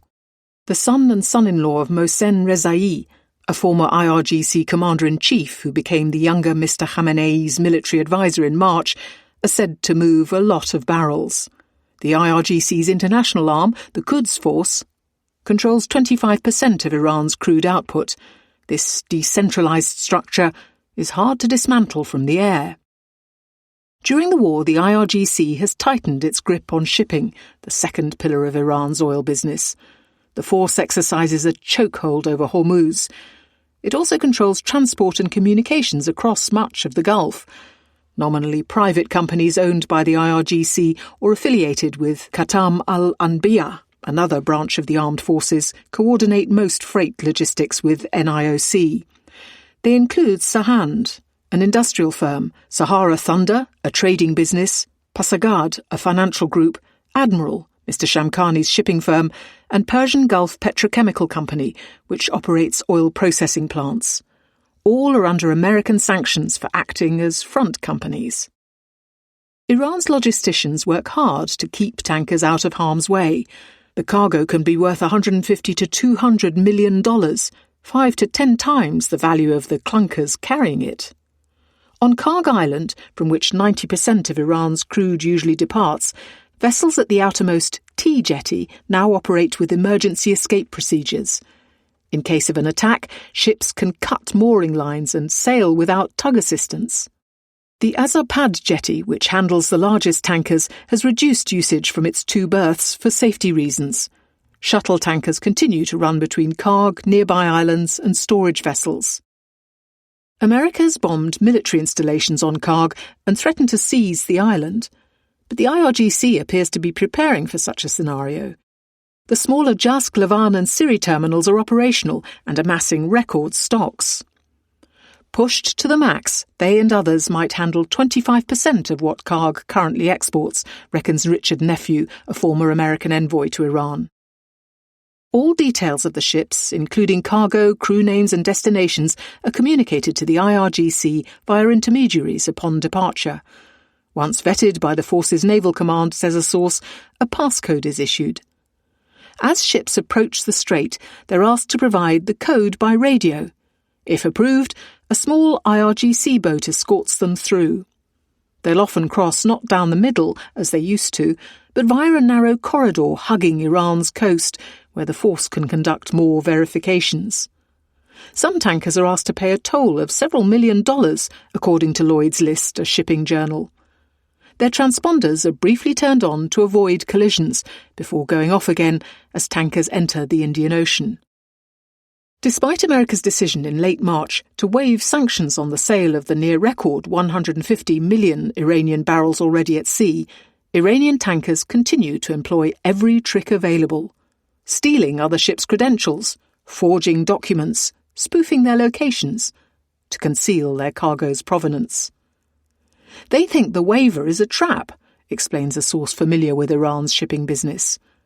Most transfer their load on the high seas somewhere off Malaysia or Singapore to legitimate-looking vessels for the final leg. That end of the journey is almost always China, which absorbs over 90% of Iran's oil.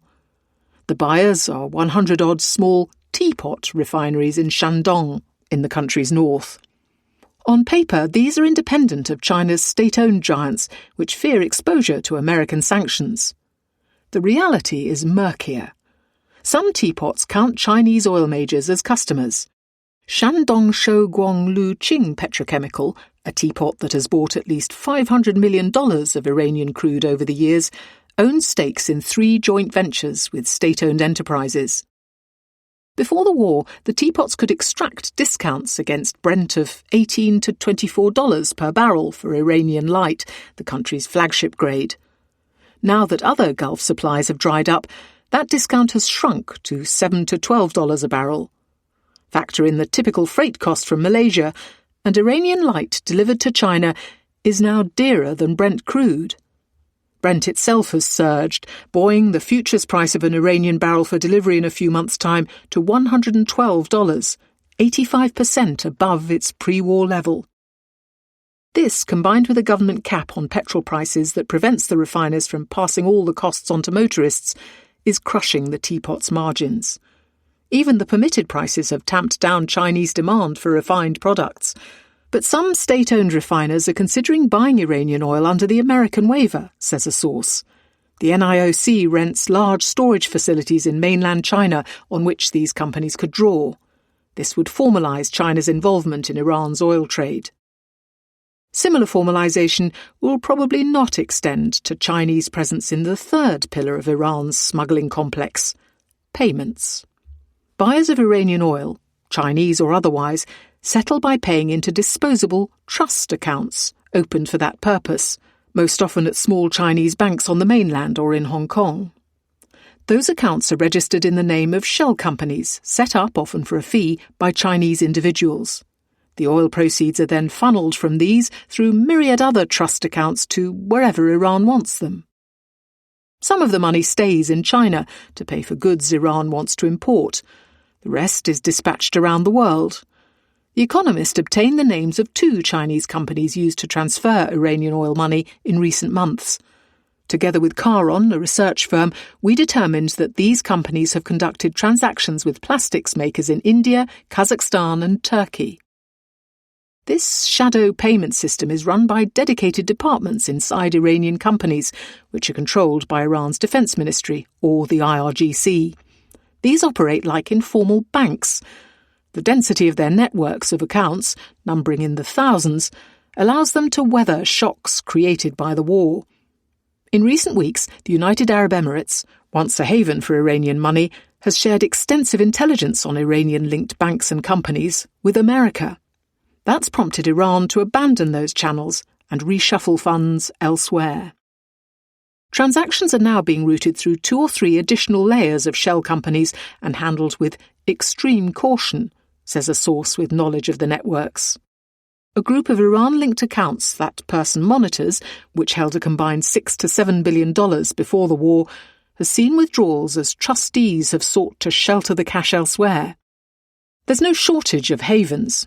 Bank accounts in East Asia, Britain, Germany, Georgia, Italy and Romania continue to be used, the source says. The extreme redundancy introduces such complexity that the money is getting harder to trace, even for Iran's central bank, and easier for the country's oil barons to skim. But it keeps the oil machine going. Short of all-out strikes on Iran's energy infrastructure, to which Iran would respond by bombing that of other Gulf states, it will not be throttled.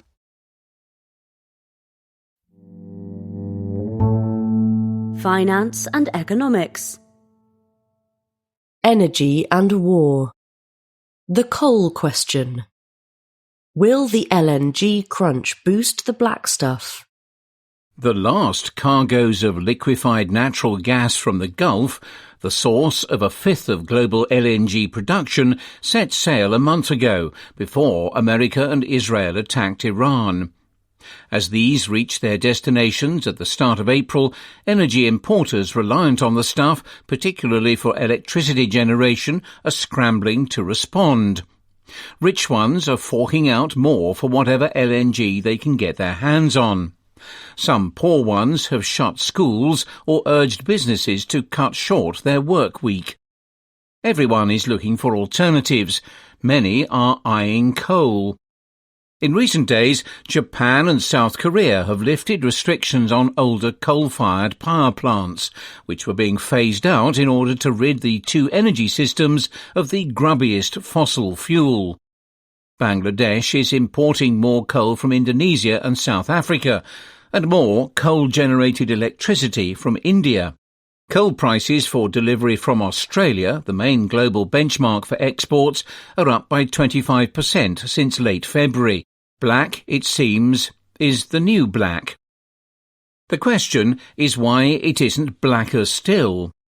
Oil, with 1/6 of global output also stuck behind the Strait of Hormuz, is 50% dearer than before the war. Prices of LNG have nearly doubled in that period. And during the last gas crisis, after Russia's full-scale invasion of Ukraine in early 2022, the Aussie coal benchmark shot up 2.5 times.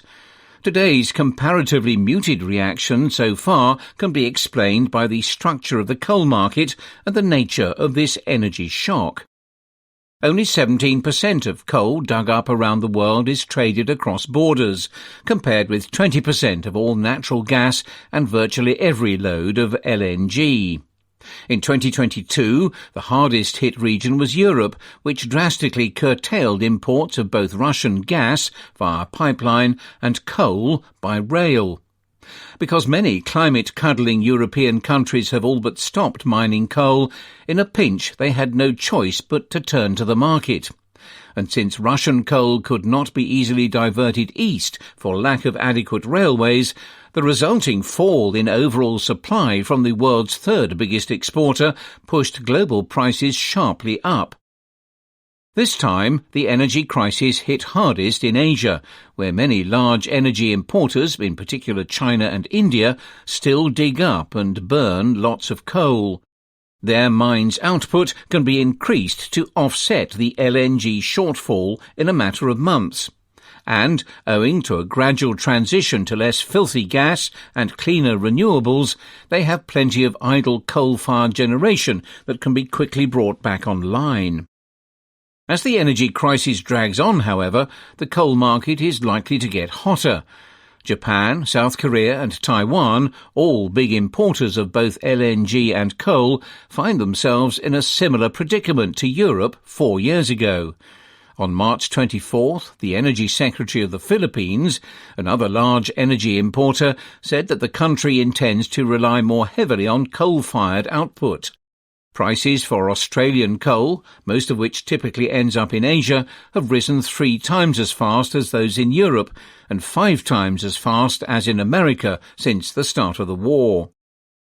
If Gulf LNG does not start flowing again soon, prices could climb further everywhere. Globally traded supply is already tight, says Argos Media, a price reporting agency.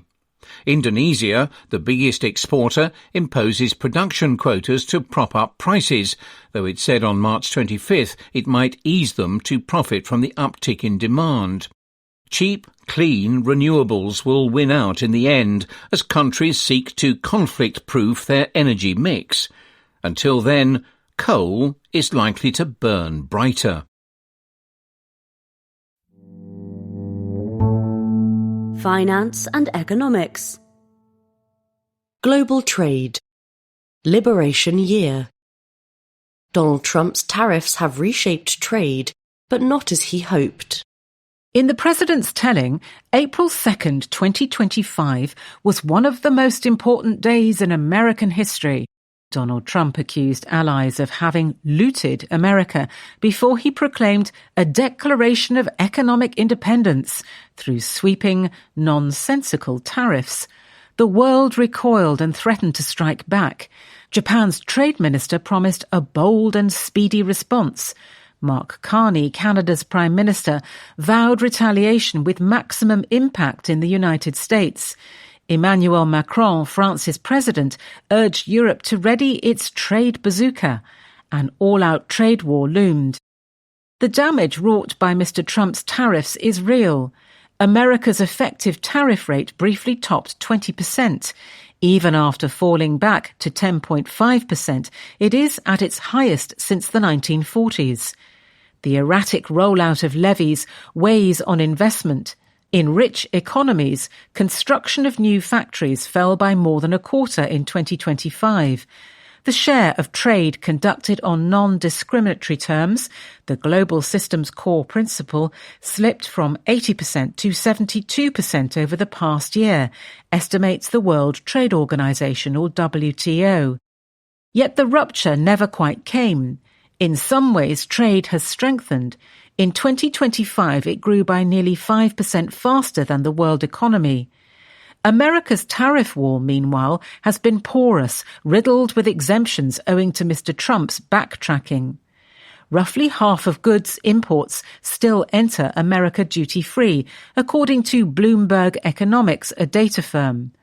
The goods deficit, the president's biggest bugbear, widened to more than $1.2 trillion, or 4% of GDP last year, as imports reached a new high.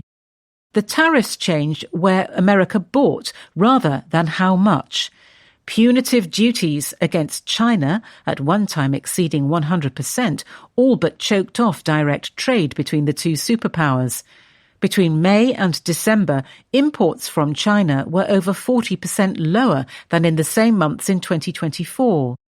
But at the same time, imports from Thailand and Vietnam rose by more than 40% as Southeast Asian producers took over much of China's share in categories such as laptops.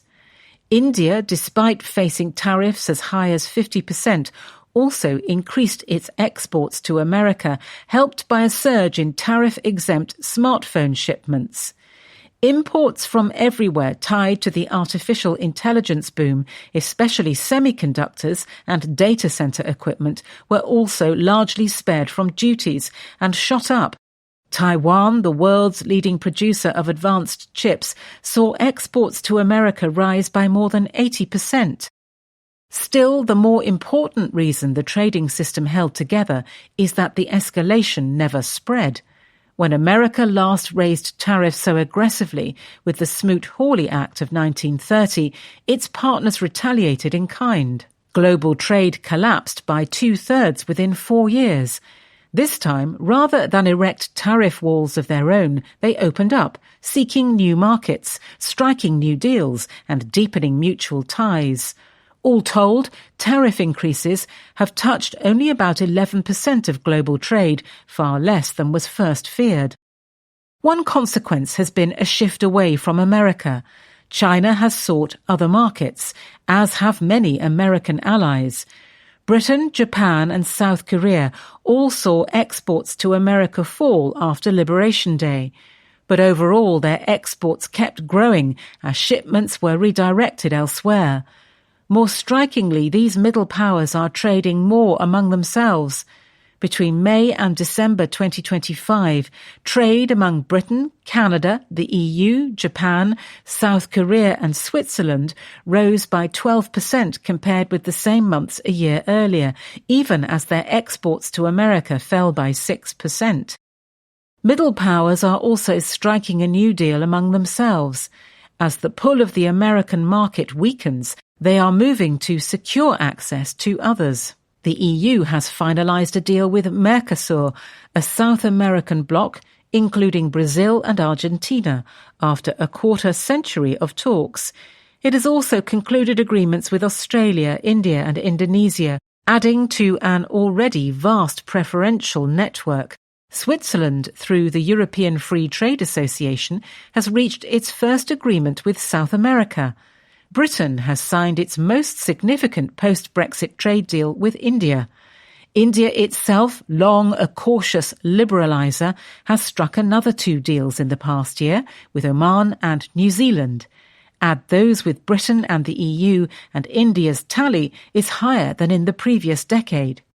In all, The Economist estimates that more than 15 deals involving Britain, Canada, the EU and others have been struck over the past year, covering over $400 billion in trade. Together, countries lowering trade barriers account for more than a quarter of global imports, compared with less than an eighth for America. As Mr. Trump pulls apart the old multilateral trading system, others are writing new rules. Digital trade agreements are proliferating. A pact agreed on March 28th by 66 countries, including Australia, Britain and Singapore, sets common standards for data flows and digital commerce. Established blocs are moving too. The EU and members of the Comprehensive and Progressive Agreement for Trans-Pacific Partnership are deepening cooperation on trade, investment and regulation, rather than waiting for consensus at the WTO. The risks have not gone away after America's Supreme Court struck down tariffs imposed under the International Emergency Economic Powers Act, including Mr. Trump's reciprocal levies. The administration moved to rebuild its tariff wall. In March, it began investigations into 16 trading partners, citing structural excess capacity in manufacturing. It has opened 60 others related to forced labour. Meanwhile, the deeper problems in the multilateral system persist. A WTO ministerial meeting in Cameroon that ended on March 30th produced little, stymied by the organisation's consensus-based rules. Yet the value of an open system is as clear as ever. Even Mr. Trump has found himself reaching for it. America has sought Allied support to secure shipping through the Strait of Hormuz. At the WTO meeting, it led a vain attempt to renew a moratorium on tariffs on digital trade. But such systems cannot be picked apart and then selectively relied on. A new order is emerging, built by coalitions of the willing, but still founded on openness and rules. America was the architect of the old trading system. Others are building this one. Finance and economics. Buttonwood. Is gold the new crypto? After Iran, the ultimate hedge is looking rather less glittery.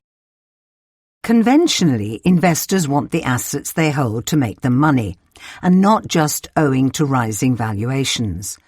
Bonds spit out coupons, stocks offer dividends. Gold is different. It emanates no cash flows. Its smattering of real-world uses in jewellery making or electronics hardly justifies its hefty presence in many portfolios. The best reason to hold gold is as insurance against a blow-up, real or metaphorical. The hope is that millennia of human fascination with the stuff mean its value will never fall to nothing.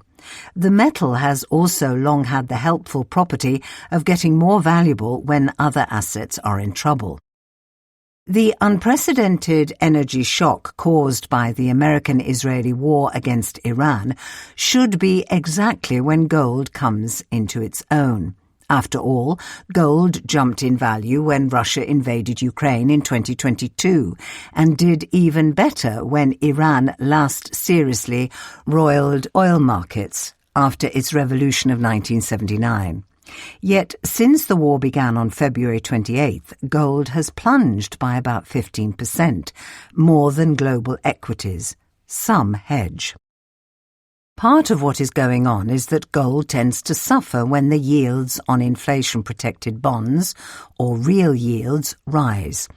A lump of metal issues no interest payments, but like an inflation-linked bond, its principal is protected against rising prices. But when those bonds, inflation-indexed payouts, rise, gold, which continues not to pay any interest, becomes relatively less appealing. Real yields have leapt since America and Israel began bombing Iran. Those on 10-year American treasuries have gone up by 0.3 percentage points. This reflects a riskier global environment and angst that higher oil prices will stoke inflation, forcing central banks to raise their benchmark interest rates. Another explanation is central banks' management of the yellow metal. In countries spooked by the prospect of Western sanctions, like Russia, whose foreign currency reserves were frozen after it invaded Ukraine, gold can serve as a handy hedge against weaponization of the dollar. Elsewhere, it offers a way to diversify their reserves. But when its value jumps, as it has in the past few years, cashing out some of the profits from the rally starts looking attractive to central banks eager to buttress their country's currency or governments keen to generate cash for other purposes. In the fortnight to March 20th, Turkey sold $8 billion worth of gold to prop up the lira. India may be doing something similar. The governor of Poland's central bank recently mused about locking in some of the profits from the run-up to help bankroll defence spending. Other such opportunistic divestments would explain some of the latest drop. Yet neither rising real yields nor central bank sales fully explain gold's recent behaviour. Another explanation of what is going on with gold is to think of it as becoming like the asset that was meant to replace it. Bitcoin was once heralded as digital gold, a haven protecting investors against inflation and profligate governments, and insulated from the long arm of Uncle Sam. Instead, it developed the unfortunate habit of trading in line with the market's basest, speculative animal spirits. Now gold, too, is looking like a meme trade. Its rise by some 60% between last summer and late February coincided with a boom in gold exchange-traded funds. These increased their holdings by 25% in the past year to around 4,200 tonnes. Its fall is being accelerated by some of those speculative bets being rapidly unwound. The past few weeks show, in other words, that gold is not a universal hedge. Still, gold's chief historic appeal is not as protection against Gulf wars or even an energy shock, but against the debasement of money. This is a giant risk amid mounting public debts, which governments may seek to inflate away. You would expect gold to rise when America wages another expensive war and other indebted countries consider subsidizing citizens' energy bills, but only if other things are equal. When the meme traders outnumber the debasement traders, and when institutional investors sell at a profit to cover losses on other assets, other things aren't equal. In time, the momentum chasers will inevitably find another asset to take them to the moon. The debasement trade will then reassert itself, and gold may regain a semblance of its safe haven status. Knowing what price will purge the last of the fair-weather gold bugs is another matter altogether. Finance and economics. Free exchange. Wealth and its discontents. Can a country get too rich for its own good? Norway's tribute to Edvard Munch, Scandinavia's most famous painter, is an impressive 13-storey slab of recycled aluminium and glass built on the harbour front in Oslo. Completed in 2021 at a cost of $350 million, it was even more impressively late by a decade and over budget by a scream-worthy $200 million.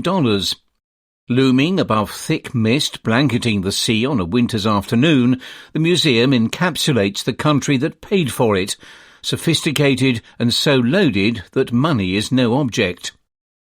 Norwegian oil has built an economy that is the envy of other rich countries, not to mention poor ones. GDP per person is a cool $90,000, behind only city-states, tax havens and Switzerland. Since 1991, the government has amassed a sovereign wealth fund worth $2.2 trillion, or $400,000 for every one of Norway's 5.6 million people. Proceeds sustain one of the world's most generous welfare states. Yet not all Norwegians are happy about this.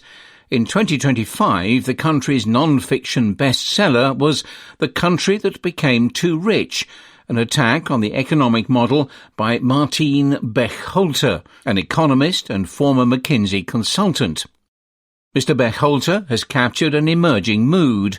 In elections last September, the centre-right Progress Party, which argued that Norway throws more money at problems and needs to stop, made the most gains. The worry is that Norway's riches are warping the behaviour of everyone, from politicians to white-collar workers and schoolchildren. Confident of handsome handouts, few worry enough about the future. Can a country's wealth undermine its prospects? As the oil windfall and investment returns have doubled the size of the wealth fund over the past decade, it has made Norwegian politicians profligate, Mr. Bechholter thinks. Although the fund invests only abroad to avoid crowding out the domestic private sector, it funnels money back to the government, which uses it to plug the gap between spending and taxes. In 2008, that payout was a modest 36 billion Norwegian kroner, $6.4 billion at the time, or less than 5% of outlays. By 2025, 414 billion Norwegian kroner, that's $40 billion, a fifth of spending, came courtesy of the oil fund. This is having perverse consequences. Politicians can put off difficult decisions. Voters see little reason to temper demands for more spending. Take healthcare, the government's biggest expenditure. On average, medical services cost 30% more in Norway than in the European Union. But why reform hospitals when you can throw more money at the problem? Denmark, which spends about as much per person as Norway, has reduced waiting times for routine operations twice as fast as its neighbour to the north. Few lawmakers bother weighing their proposals' economic benefits and costs, size 1. This is a weakness elsewhere, but Norway seems especially prone to it. As with the Munch Museum, renovations of the Parliament building in Oslo took 4 years rather than 1 and cost 6 times as much as expected. In 2023, the government funneled 250 billion Norwegian kroner, half its take from taxes on labour and capital, to foreign aid and domestic charities. That is a high price to earn goodwill abroad and salve climate guilt at home. The figure in Britain is below 10% of labour and capital taxes. Norwegian citizens are no less profligate than their representatives. Average household debt is 250% of annual income, the highest in Europe. When you can count on national wealth to bail you out, the need to save for a rainy day feels less pressing. So is the need to generate income in the first place. Nearly 1 in 10 Norwegians in their 20s are unemployed, compared with 1 in 20 Danes. Norway's rate of secondary school and university dropouts is among the highest in Europe. The higher education system offers as many degrees as you want free of charge, plus generous loans for students. This encourages people to delay their degrees, switch them and extend their time in school. That makes for an accomplished population. More than 70% of unskilled service workers, think baristas and call centre staff, born in Norway have master's degrees. People from immigrant backgrounds do 100,000 research jobs in science, technology and engineering, half the total. Another 100,000 will need filling by 2030. This financial hedonism is already damaging the economy. The central bank is reluctant to raise interest rates in the face of high household borrowing, which has weakened the krona and repelled foreign investors. Worker productivity has stopped growing. Real wages are starting to fall. You could argue that none of this matters so long as the country can provide for the current population and future generations. GDP matters, politically speaking, because it is a way to guarantee citizens' welfare, directly through paid work and indirectly through tax-funded handouts. In theory, that welfare can be paid for with rents rather than output. So long as national wealth rises faster than government spending, this can go on indefinitely. That has been the case in Norway. Though the Treasury milked 10 times as much cash from its cash cow in 2025 as it did in 2008, this was a smaller share of the fund's total valuation. As long as annual inflation-adjusted returns exceed 6%, the government may be able to reduce its tax take and raise spending at the current rate long after its oil wells run dry, which could happen in 50 years. Such thinking is complacent for 2 reasons. First, in practical terms, unless artificial intelligence dramatically boosts global productivity, returns of 6% may prove elusive. Second, and more important, a thriving economy benefits societies in ways that go beyond sustenance. Politicians are more accountable if they must ask voters for money in taxes. Foreign investors bring new knowledge. Many people find work fulfilling. All this contributes to human flourishing. No one should begrudge Norway its wealth, except, if they are wise, Norwegians. Science and technology. Immunology. Everything vaccines. Scientists are working on broad-spectrum jabs that could protect against a wide range of pathogens. The vital importance of vaccines is most apparent when they fall short. The COVID-19 pandemic showed how quickly a new virus can spread while scientists race to catch up with jabs. Fast-evolving viruses can also evade existing protections. Each year's flu vaccine is designed based on scientists' best guess about which strains will dominate given what was circulating the season before. In 2025, the H3N2 strain developed several mutations after the World Health Organization had selected which variant should be included, blunting the vaccine's effectiveness. The result was an early and severe flu season in both America and Europe. These shortfalls are an inevitable consequence of how vaccines work. They train the immune system to recognize specific features on the outer surfaces of pathogens. But these features can change. One response is to speed up the production of jabs to match new variants. There is another strategy, though. What if vaccines could be made to protect against a family of viruses like influenza or coronaviruses, rather than just individual members of them? More tantalizing still, what if a single jab could protect against many families of viruses, bacteria, and even allergens? Most vaccines work by priming the part of the immune system that responds to infection from its memory of past encounters. This adaptive system consists mainly of B and T cells armed with receptors that recognize specific antigens, molecules on the surfaces of viruses or bacteria. When a new pathogen appears in the body, the immune cells with matching receptors find the foreign invader and start replicating themselves. This process can take several days, which allows infections to spread meanwhile.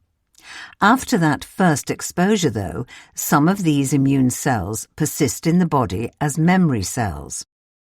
Vaccines exploit this by presenting a harmless version of an antigen in advance. In coronavirus vaccines, this is part of the spike protein. In influenza, it is usually the head of the hemagglutinin protein, which gives flu viruses their H classification, for example H1N1. Both of these proteins allow the viruses to enter host cells. These are, however, also the parts of the virus most prone to mutation, allowing pathogens to evade the memory cells. One way to make vaccines more effective across different versions of a virus is to design them to target the features that change less often. Pamela Bjorkman of the California Institute of Technology, Caltech, and her colleagues have developed a mosaic coronavirus vaccination that is made up of tiny molecular footballs with 60 surfaces. Each surface is studded with a fragment of spike protein. In one version of the vaccine, 8 different spike protein subsections are arranged randomly over the surfaces, one from SARS-CoV-2, the COVID-19 virus, and the rest from different sarbeconoviruses, a group of SARS-like viruses found in animals. When tested on mice and macaques, the vaccine created an immune response to parts of the spike protein that are common across all the viruses in the sample.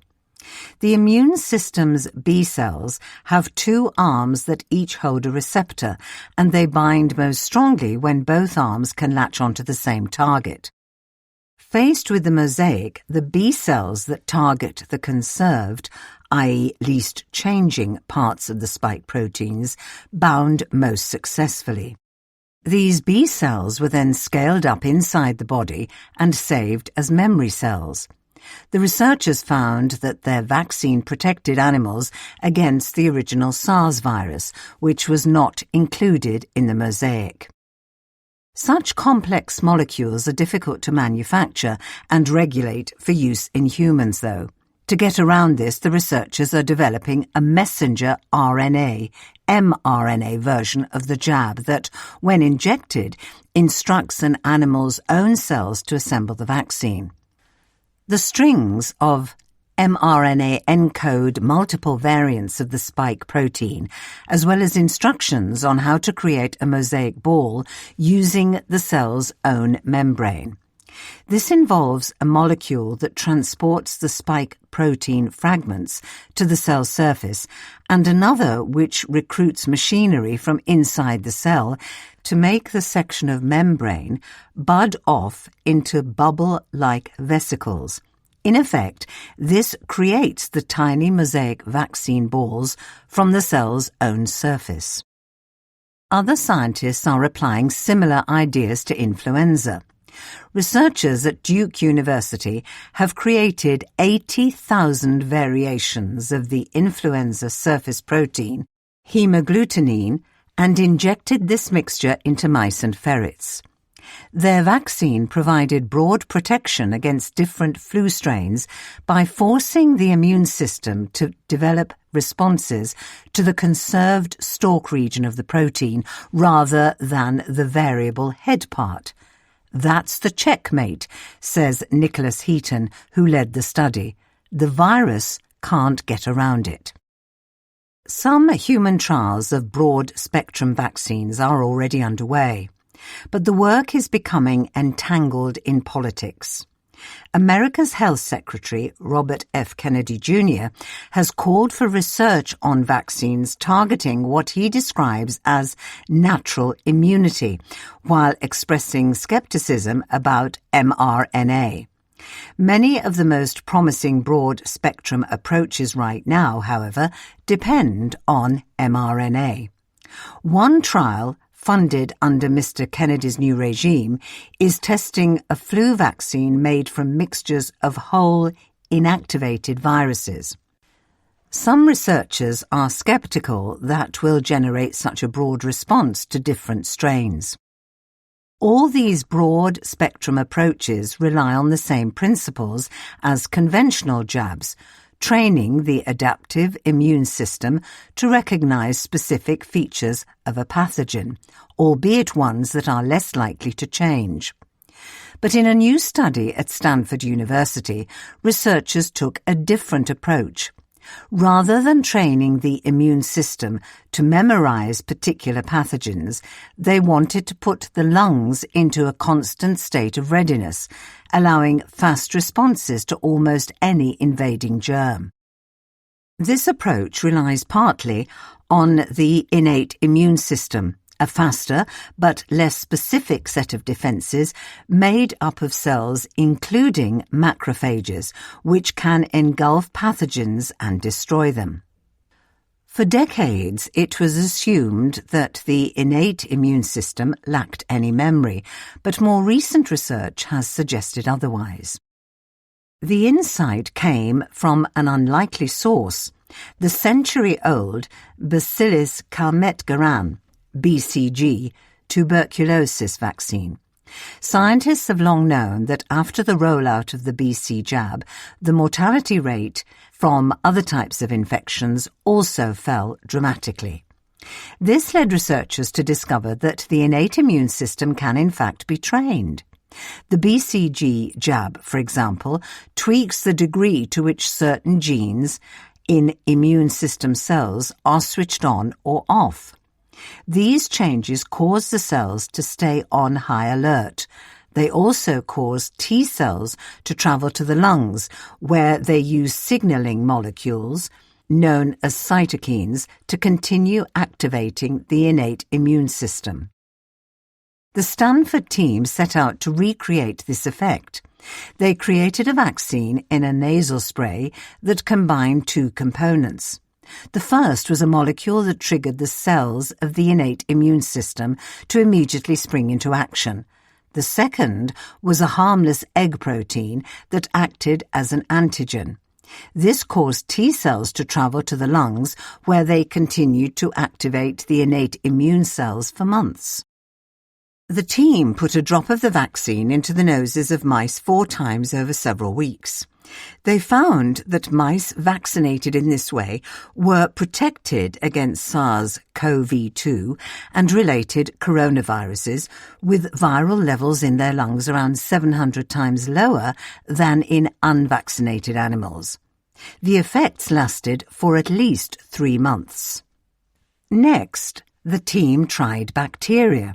and found the mice also fended off infection from Staphylococcus aureus and Acinetobacter baumannii.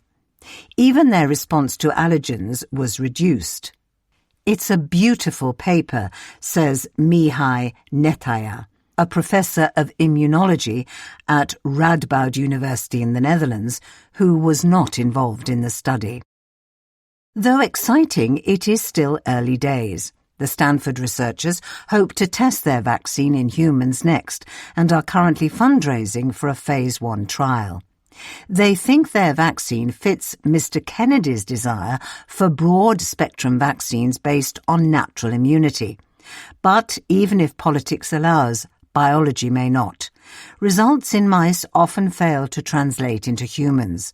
There is also a huge degree of genetic diversity in immune responses across people. Most scientists see these types of broad-spectrum vaccines as complementary to traditional antigen-specific vaccinations. Traditional vaccines have been tried and tested for 2 centuries, said Bali Pralendran, who led the Stanford study.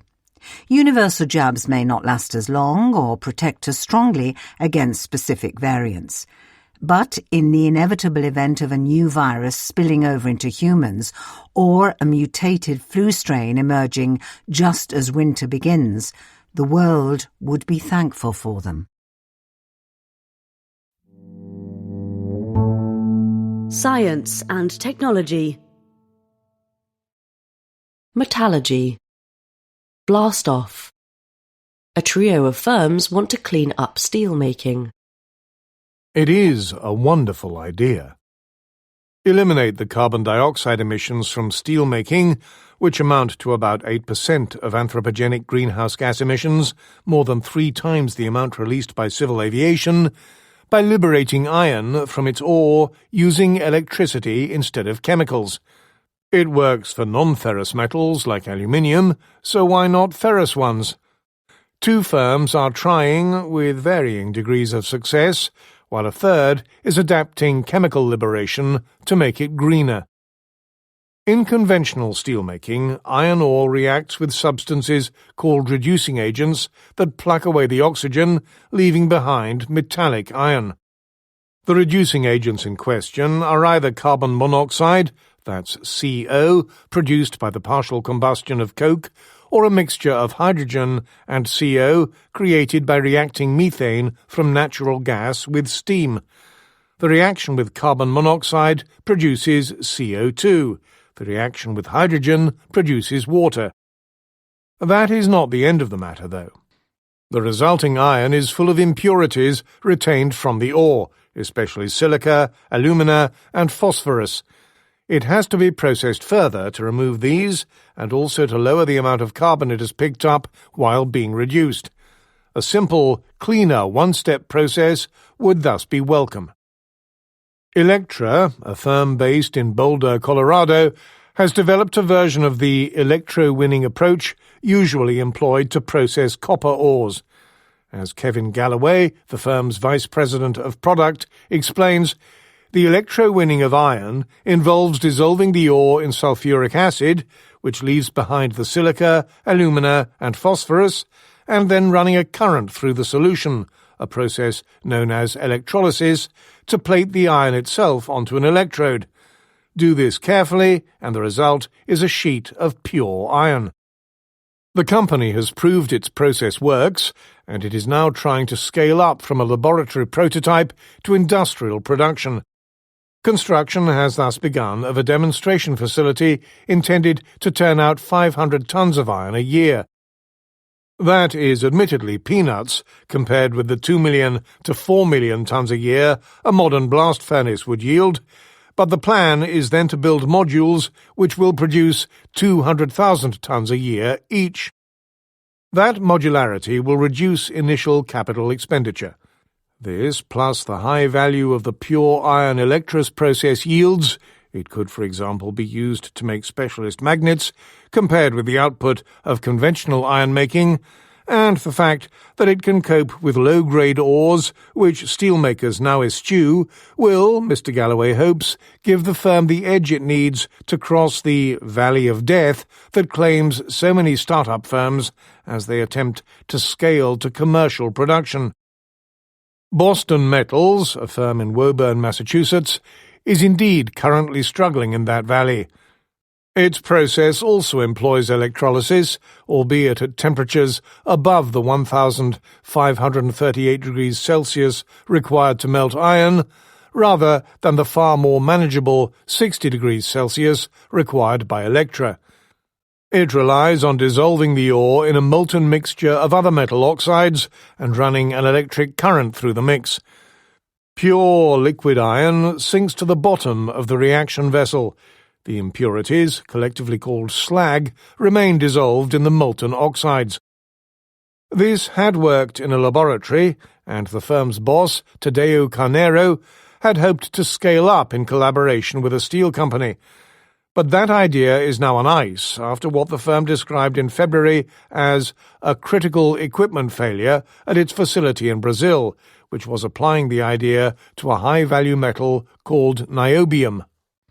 Boston says it is thus shutting up shop in Woburn. Hertha, the third of the green steel trio, is also the most recent and arguably the brashest. Its founder, Laureen Merouet, has devised a chemical reduction process that heats up pure methane so that it breaks apart into hydrogen and carbon, a process called pyrolysis.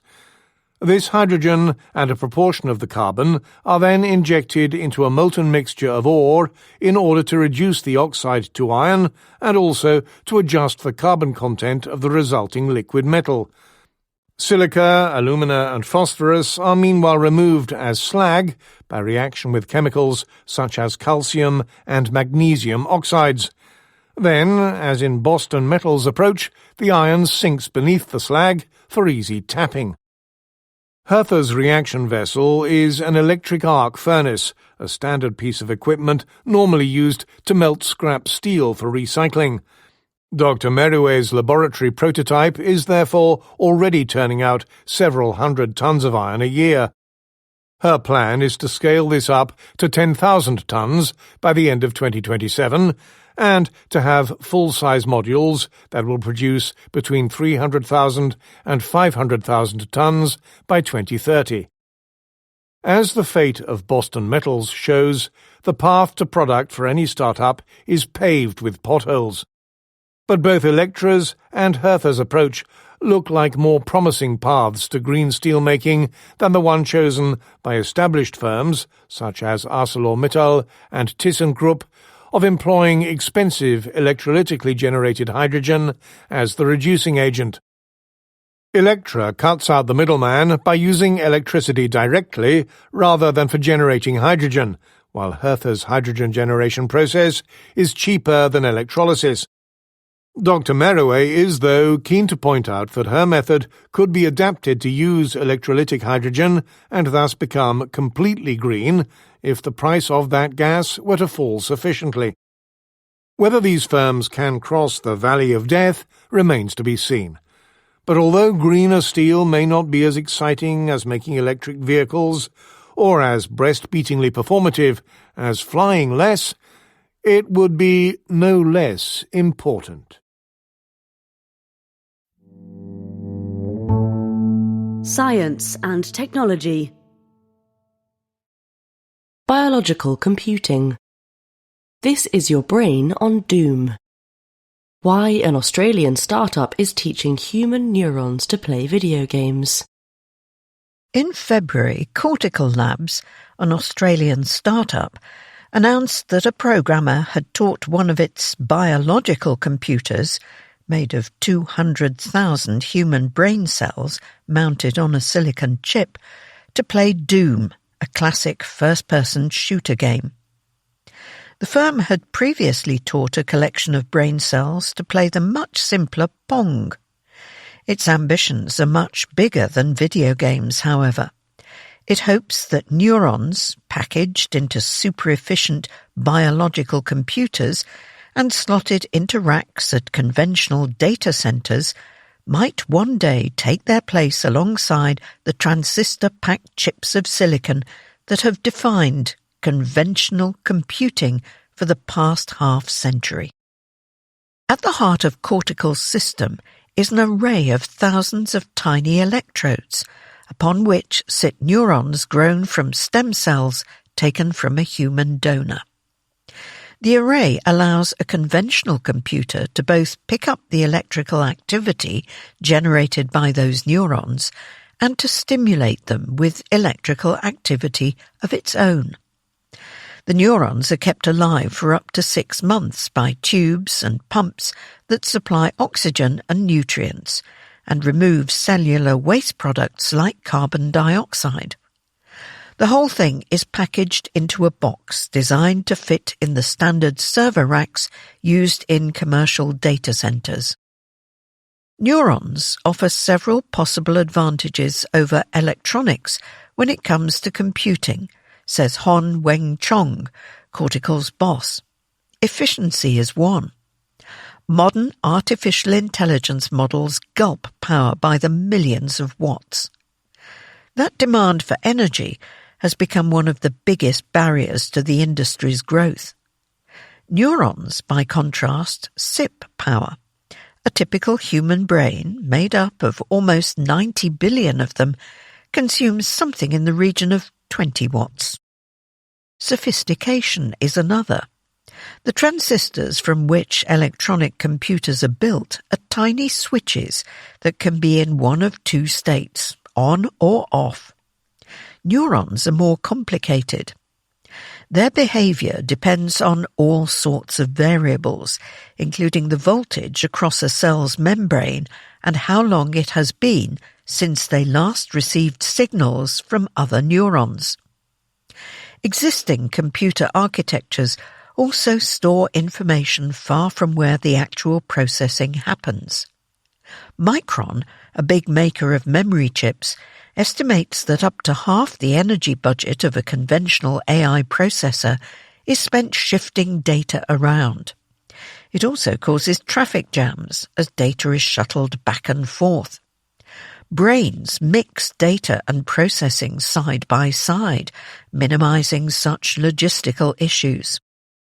Brett Kagan, a neuroscientist and Cortical's chief scientific officer, speculates that all this may make neurons better suited than electronics to some types of computational work, especially those involving the interpretation of the sort of messy analog signals common in the real world.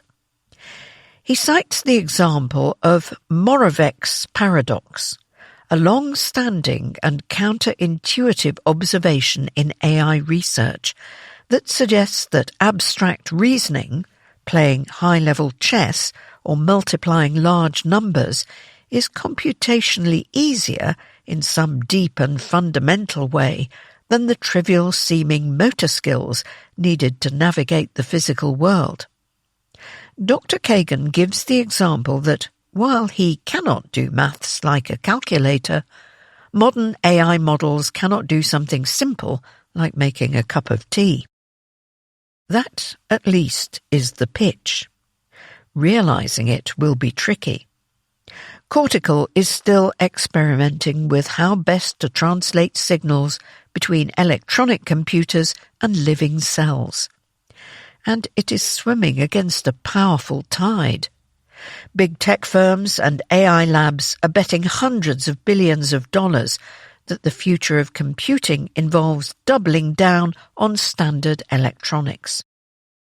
In an attempt to build momentum and to see what might be possible, the firm has decided to open its technology to anyone who fancies playing with it.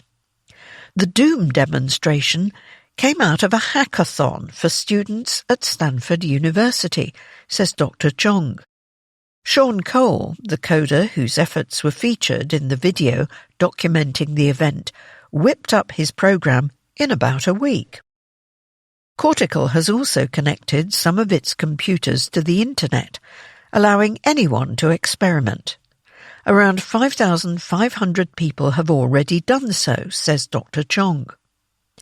On March 10th, it announced a deal with Day One, a Singapore data center developer, that will see the firm install 20 of its biocomputers at the National University of Singapore. And it will have allies in high places too. On March 3rd, DARPA, an agency of the American government that funds speculative technologies, announced a research funding program into biological computing with the hope of producing biological processing units that might use a fraction of the energy of conventional silicon chips, and which might one day prove useful for tasks like autonomously flying drones, and tackle much more of the messy real world besides. Science and technology. Well informed. Should you track your VO2 max? Don't treat it like a target. At the 2026 Winter Olympics, held in Milan in February, Norwegian athletes topped the medals leaderboard. But the country's year of record-breaking athleticism did not begin on the Italian slopes. In January, lab footage emerged suggesting that Christian Blumenfeld, a triathlete, had recorded the highest-ever VO2 max score, the most well-known gauge for cardiorespiratory fitness, or CRF. Until recently, such news would have interested few people apart from fellow endurance athletes. But an increasing number of health gurus and fitness influencers have begun touting to ordinary people the benefits of tracking VO2 max. Are they right? VO2 max, also known as maximal oxygen consumption, measures the highest rate at which the body can use the gas during intense exercise. Muscles rely on oxygen to fuel activity. The more intense the exercise, the more they need. The body delivers it to them via the lungs by binding it to a protein called hemoglobin in blood, which the heart then pumps around the body. The more oxygen the heart can pump, and the more of it that the muscles can use, the higher the VO2 max, and the longer the muscles can go before tiring out. There are some very good reasons to care about this process. A growing body of evidence suggests that CRF may be a better predictor of longevity than measures such as BMI.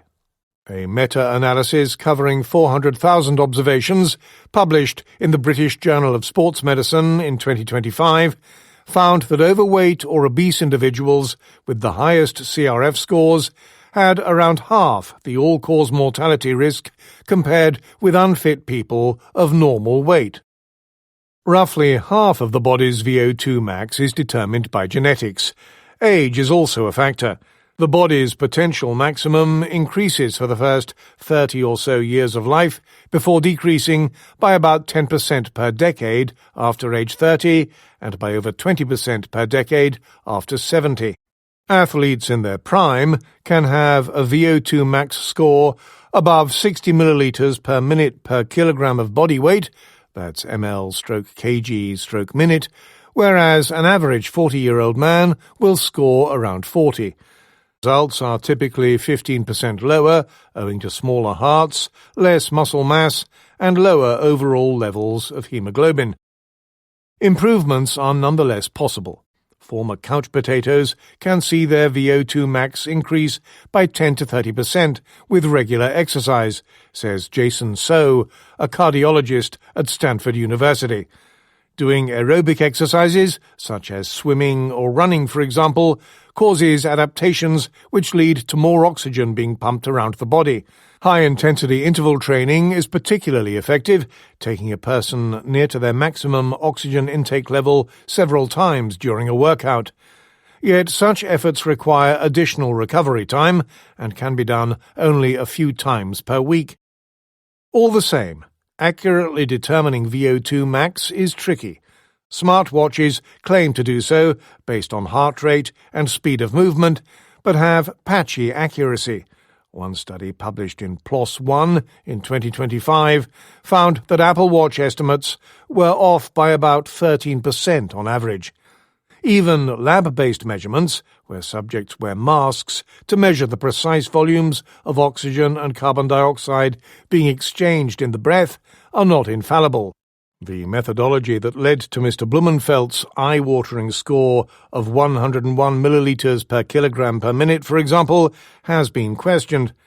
They also cost $200 a pop. For amateur athletes, VO2 max can be a useful measure of fitness, but don't get fixated on the precise number. Culture. Christianity. A boom in the canon. The number of Catholic saints is climbing heavenwards. In a chilly church in Assisi, Italy, a line formed. In silence and in coats, the queue shuffled forwards, snaking between ribboned posts like a popish passport queue. The line had the processing power of a passport queue too. 1,500 passed through in an hour, 11,000 on a weekday, almost 20,000 on a weekend. And as in a passport queue, at the front they were met by a forbidding person behind plexiglass. In this case, however, it was the skeletal remains of St. Francis of Assisi. Last month, to mark the 800th anniversary of his death, the remains of St. Francis were put on prolonged public show for the first time. Few of Catholicism's over 10,000 saints have remained so relevant centuries later. Saint Polycarp, first a martyr to the Romans, then to a silly name, is rarely remembered today.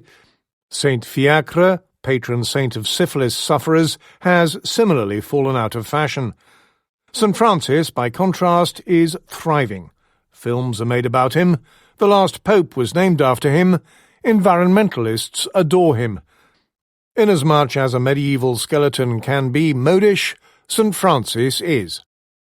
To revere a religious relic feels like an act that is itself something of a relic. Making a pilgrimage to the bones of a long-dead saint seems a medieval rather than a modern habit. An antique indulgence that, along with actual indulgences, was done away with in the Reformation. And yet, in the month that St. Francis's remains were on show, he was viewed by around 370,000 people.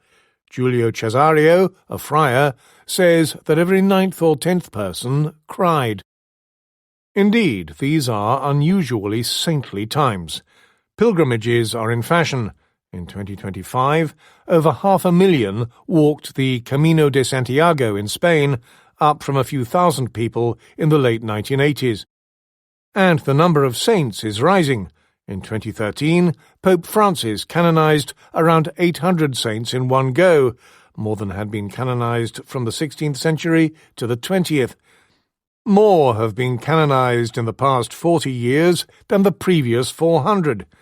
In September, Carlo Acutis, who died of leukemia in 2006, became the first millennial saint. Some call him God's influencer. This is not to say Europe is in the grip of a religious revival. The number of saints has an inverse relationship with the number of believers. According to the World Christian Database, 32% of Europeans were Catholic in 2025, compared with 37% in 1975. Besides, no one needs to be holy to go on a pilgrimage, as the wife of Bath, Chaucer's lustiest character, knew. It is also worth treating numbers with caution. For centuries, canonization was not the only way to make a saint. The Vatican still does not officially make saints anyway, but merely anoints their already existing virtue. Only God, it has been said, knows how many saints there are, and his data are not publicly available. Nonetheless, something is changing.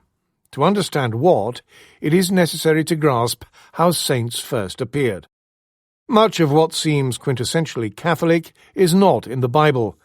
The Holy Book contains no pope, no guilt, no fish on a Friday, and no saints, at least not in the halos and holiness sense.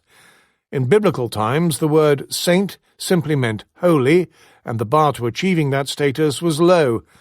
Back then, saints, says Robert Bartlett, a scholar of medieval history at the University of St Andrews, just means Christians. In time, the meaning shifted. The first centuries of Christianity saw a raising of the bar. By the 4th century, there were two main ways you could become a saint: by dying a very bad death or by living a very good life. The good life involved a lot of bad things: lentils, lepers, desert living. A bad death was brisker but bloodier. St. Lawrence was roasted, St. Sebastian was shot with arrows, then clubbed. St. Francis had a good life, there were lepers, and a bad death, thanks to doctors' red-hot pokers. He was primed for popularity from the off. In Assisi, he is treated as something between a saint and a pop star. There are coachloads of crowds, weeping fans, and an abundance of merchandise from the cheap, fridge magnets, to the more middle-class, olive oil drizzlers. But what makes saints really popular is not merely how they endure the miseries of their own life, but how they might intervene in the miseries of yours, a process known as intercession. To understand saints, or indeed Catholicism, just look at a list of their areas of intercessionary expertise. Look up the letter A, and you are offered animals, St. Francis, appendicitis, St. Erasmus, and archers, suitably, if arguably a little insensitively, St. Sebastian. Such lists show the centuries outspread. St. Joseph of Cupertino, patron saint of those who travel by air, is presumably busier than ever. St. Giles, patron saint of spur makers, much less so. The lists can feel almost comic. S offers, in quick succession, sexual temptation, sheds, and sheep, presumably not altogether. Some feel closer to tragedy. C offers children, sick, cholera, coffin-bearers. What you are seeing is an index of anxiety, an attempt to control the uncontrollable. What you are looking at is Catholicism categorized. In around 1000 AD, the Church started to acquire the power of canonization, then entrenched it over the centuries. Today, saints are approved by the Dicastery for the Causes of Saints, which uses criteria for the sacred process of canonization. A would-be saint should have been dead for 5 years, have performed verified miracles, and so on. Saint-making became a bureaucratic project. The bump in 2013 was due to a backlog of 800 martyrs from the 15th century. Italy still provides most of the chosen ones. Of the 388 saints with known birthplaces, 156 were born in Italy. God moves in mysterious ways, but he appears not to move very far. Pope John Paul II sped up the canonization process, part of the reason for the rise. Candidate selection has become entwined with church politics. He made an effort to canonize saints from outside Europe, thereby reflecting the growth of Catholicism in other parts of the world. Canonization, who, where, when, thus reflects the changing nature of the Catholic Church's authority. Saint-making is not an accurate measure of the world's religiosity, but it is revealing about papal control. Popes who have a zeal for canonization are like presidents who issue a lot of pardons. They do it because they can. Saints offer a legacy of sorts. And in a complicated world, the appeal of saints is clear. In Assisi, some visitors peered at St. Francis and whispered. Others kissed the plexiglass. After they moved on, a worker appeared and discreetly squirted disinfectant. The event offered an odd blend of the sacred and the mundane, of sanctity and modernity, of suffering and redemption, of a centuries-old saint and 21st century cleaning products. It offered Catholicism in microcosm. Culture. pleasant pastimes. Old at heart. Why Gen Z is taking up boomer hobbies. Some are taking up knitting or crochet. Others are growing flowers or going fishing. These days, such hobbies are no longer old-fashioned. For Gen Z has decided that the pastimes of pensioners are rather pleasing. According to Eventbrite, a global events marketplace, baking and bingo are on the rise. In Britain, attendance at flower arranging classes almost quadrupled between 2023 and 2025. In America, there were 2.5 times more puzzle competitions. Even birding is a hot girl hobby. In Britain, there are more than 450,000 Gen Z bird watchers, soaring from around 60,000 in 2018, according to data from the Royal Society for the Protection of Birds. Grannycore, as youngsters call the trend, is not limited to entertainment. Gen Zers respect their elders' taste in homeware and fashion. Think florals and cardigans. Some are even holidaying like old fogies. Gen Z and millennials are just as enthusiastic about cruises as retirees, according to the Cruise Lines International Association. On TikTok, youngsters mock the idea that cruises are for old people and say they are the most convenient way to travel. Why do the young seem so old at heart? Gen Z really embraces nostalgia and wants to experience things they never got to experience, says Rudy Greenberg, Eventbrite's head of curation and trends.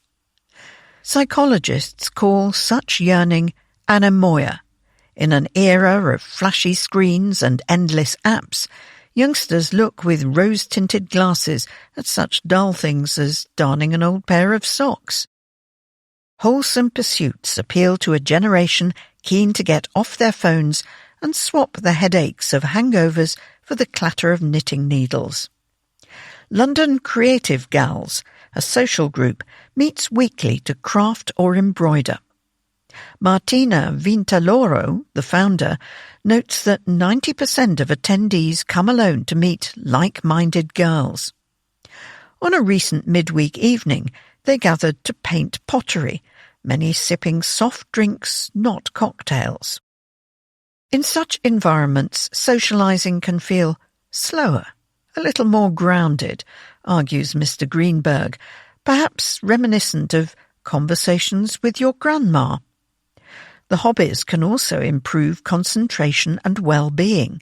Self-care, one stitch at a time, a course run by psychologists, lauds the therapeutic benefits of knitting. As one fan of the old-timey trend recently put it, grandmas were onto something. Culture. The Economist reads Slam Dunks. 6 books to read about basketball. At this time of year, men and women of a sporting disposition are afflicted by a strange malady. The symptoms include distraction, sleeplessness, emotional volatility, and constant talk of bracketology. This ailment is March Madness, and it is caused by an American college basketball tournament. Over the course of 3 weeks, dozens of teams are whittled down to one champion thanks to a ruthless single-elimination knockout format.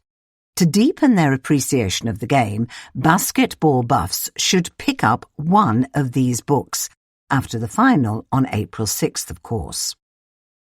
The Breaks of the Game by David Halberstam. For this book, the author embedded with the Portland Trail Blazers for the 1979-80 season. The Blazers had just won a championship, but by the season's end, the team was disintegrating. Halberstam, a journalist who had covered the Vietnam War and the Civil Rights Movement, brought the same investigative rigor to the NBA. He uses basketball as a lens through which to examine American culture, ambition, celebrity, the price of success. And 45 years on, nothing has matched his book. The Last Shot by Darcy Frey. A high school team in Coney Island becomes a last chance at escape. Mr. Frey follows 4 players, including Stephen Marbury, a future NBA star, during their senior year, when basketball is everything because it might mean a college scholarship and a way out of poverty. The book is less about sport than about hope, inequality, and the odds stacked against young black men in America. First published in 1994, it remains heartbreaking and essential. Medium Rare by A. Natasha Jukowski. This is a rare literary novel in which basketball drives the plot. A Washington lobbyist fills out the perfect March Madness bracket. The odds of that are 1 in 9.2 quintillion, and it catapults him towards $1 billion prize and fleeting fame. Ms. Jukowski depicts her protagonist as a modern Icarus, bringing together Greek myth and college basketball to satirize American hubris and social climbing. Rabbit Run by John Updike. Harry Rabbit Angstrom was once a high school hoop star. Now he sells kitchen gadgets in small-town Pennsylvania and is trapped in a failing marriage. In this novel, Updike uses basketball, the grace Rabbit once possessed, his unfulfilled promise, to evoke his lost youth and his delusion that past glory might somehow return. It shows how the sport works as metaphor, as basketball provides the backdrop to Rabbit's aimless desperation. Showtime by Jeff Pearlman. In the 1980s, the Los Angeles Lakers were the hottest team in basketball, thanks to their run-and-gun style of play. Led by Kareem Abdul-Jabbar and Magic Johnson, the team won 5 championships that decade. Mr. Pearlman chronicles the Showtime era when the sport became glamorous and lucrative. Exhaustively reported, the author conducted almost 300 interviews. This book features courtside celebrities and tabloid drama. Mr. Pearlman shows how the Lakers changed not just basketball, but American sports culture at large. There's Always This Year by Hanif Abdurraqib. Mr. Abdurraqib's meditation on basketball, LeBron James, and growing up in Columbus, Ohio, in the 1990s is poetry disguised as sports writing. Its structure mimics that of a basketball game. It is divided into quarters, and it weaves together reflections on race, mortality, place, and devotion. The result is lyrical and deeply personal, using basketball to explore what it means to belong.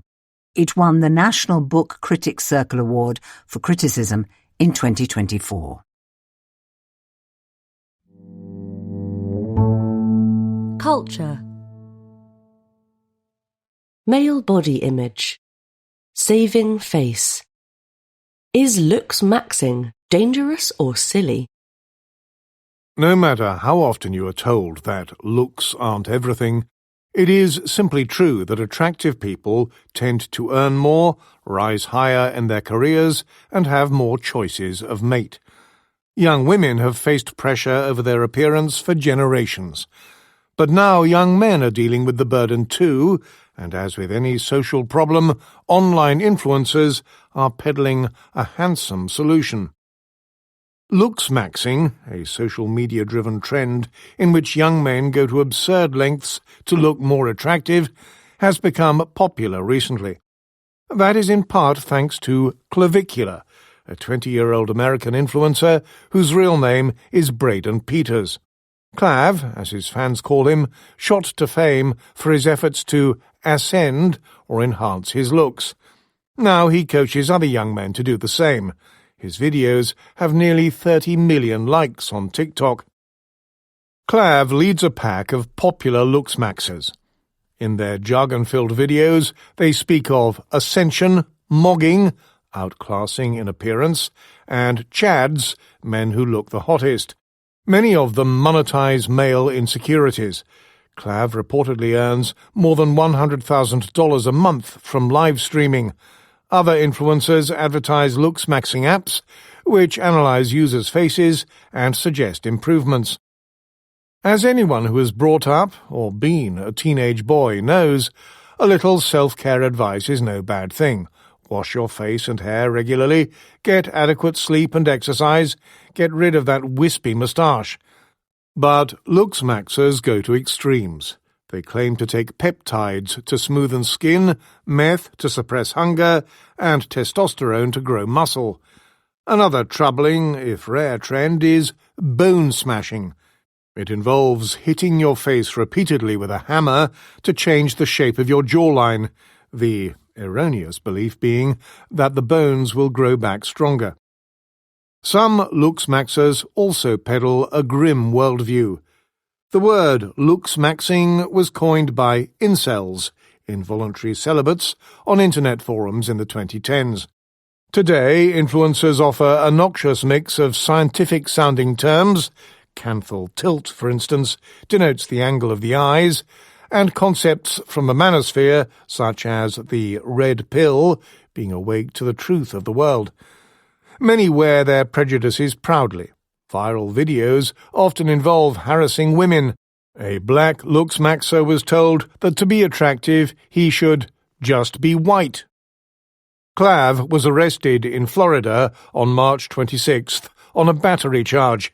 He is accused of instigating a fight between his girlfriend and another influencer. Just as social media make many teenage girls feel worse about their lives, looks-maxing seems to make many men unhappy and insecure. "Am I finally lovable?" asked one on a forum. Another referred to his pre-looks-maxing self as subhuman. Such feelings of self-loathing inevitably affect an individual's mental health. Obsessing over exercise and calories can lead to eating disorders. A recent study of 1,500 boys and men in America and Canada found that over 20% met the criteria for an eating disorder diagnosis. Muscle dysmorphia, colloquially called bigorexia, is becoming more prevalent, says Jason Nagata, a pediatrician and professor at the University of California. Its sufferers, commonly boys and men aged 15 to 32, never feel they are muscular enough, leading them to lift weights compulsively or to take steroids and other risky supplements. Looks-maxing is not only poisonous, it is pointless. Polling by The Economist and YouGov found that most people attracted to men were indifferent to eye and jawline shape and cheekbone definition. Only 53% said that facial symmetry was important. Non-physical traits, such as kindness or a sense of humour, matter rather a lot. If looks-maxers put as much effort into sharpening their wits as their jaws, they might be happier in dating and life.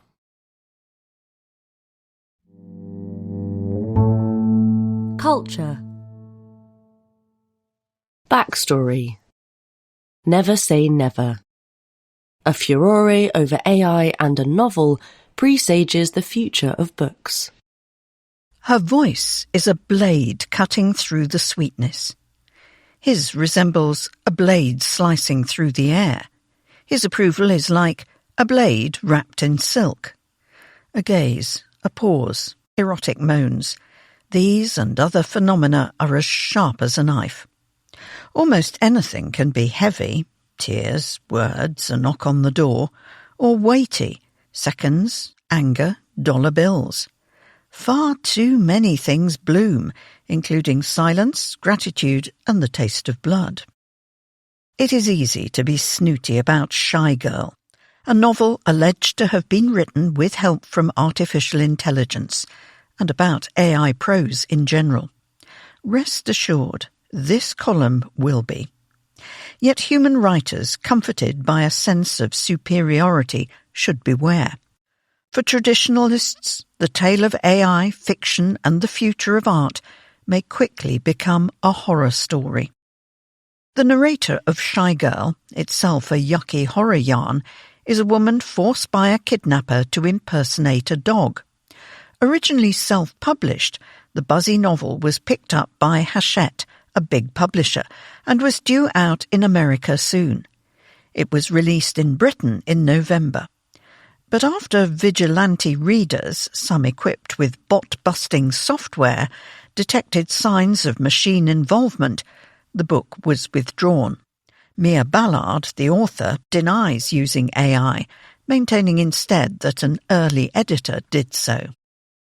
When large language models, or LLMs, try to write creatively, the text often comes out flat and lurid at once. It strives clunkingly for subtlety. It is portentous about trivia. As in Shy Girl, it features excessive, repetitious, and downright weird metaphors, combining words that can, in theory, go together, but really shouldn't. LLMs go in for verbless staccato sentences, with few words, or even one. They're hooked on adjectives and clauses in threes, as in, I'm careless, disorganised, not worth the effort. For some readers, these stylistic glitches are symptoms of a metaphysical problem. Because it has no tastes, feelings, or experiences, a bot can never develop its own voice, they reason. For a person, to write is to choose, each word and sentence a fraught exercise of freedom. Picturing the world anew, while expressing something communal, great writing is a bridge between lives and minds. AI can't match that. It has no soul, just algorithms. As a literary bot might put it, well now, up to a point. So?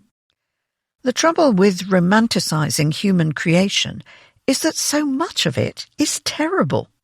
Pit an LLM style against Vladimir Nabokov's, and it comes off as wooden. Compare it with an airport thriller, and it seems much livelier. As for AI output being derivative, a lack of originality is often a virtue in publishing, which loves promoting debut authors as heirs to established ones, and new books as crosses between two previous hits. The example of Shy Girl cuts both ways. As online reviews attest, lots of readers liked it. In fairness, there are some good bits. Though some feel hoodwinked by undeclared AI content, others are unfazed.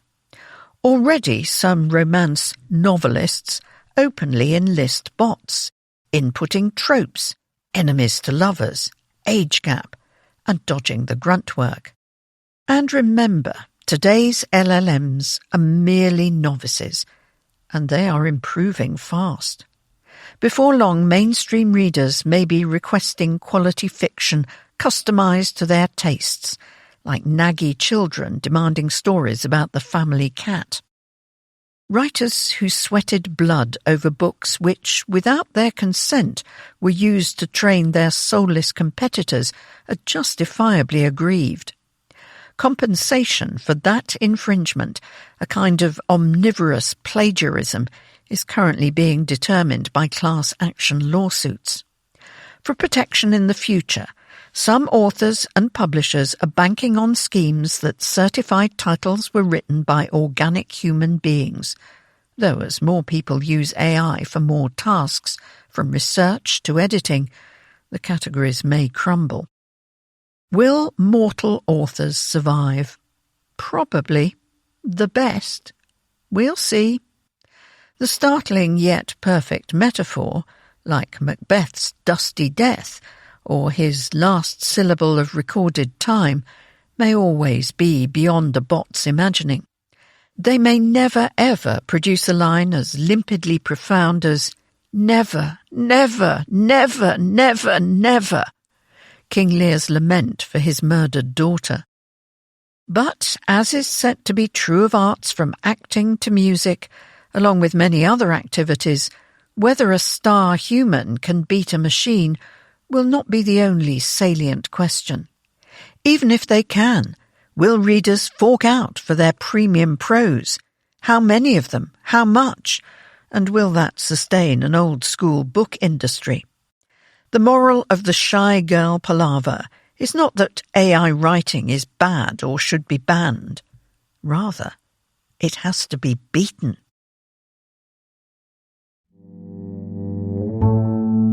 Culture.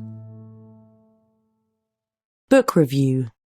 The AI race. The ethical overlord. Who is Demis Hassabis, the man behind Google DeepMind? The Infinity Machine by Sebastian Mallaby.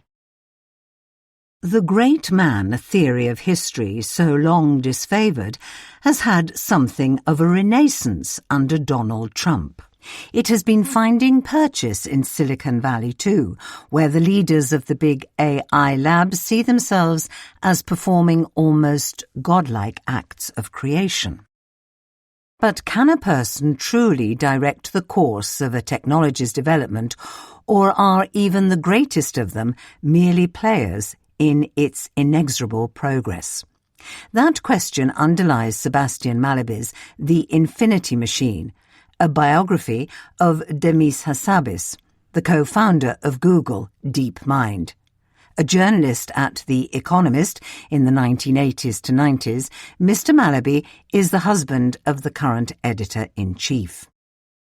If OpenAI's Sam Altman is the wily dealmaker, Anthropic's Dario Amodei is the ethically conflicted innovator, and XIA's Elon Musk is, well, Elon Musk, then Mr.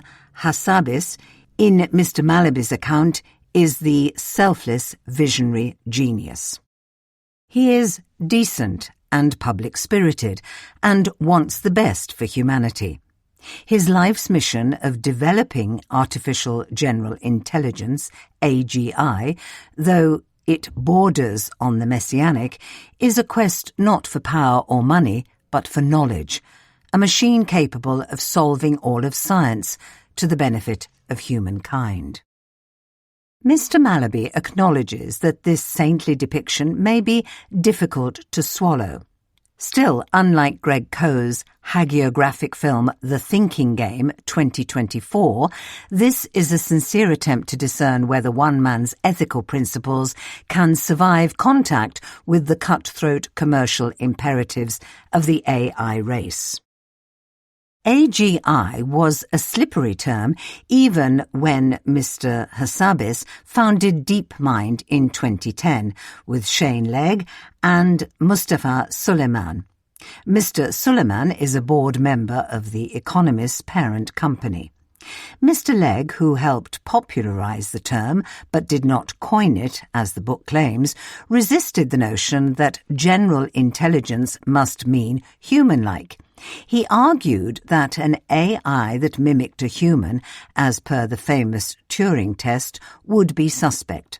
A general intelligence was simply one that could solve a wide array of problems, however alien its inner workings. However, Mr. Hassabis, with his neuroscience PhD, thought the human mind must at least serve as a guide. But they agreed on the basic plan.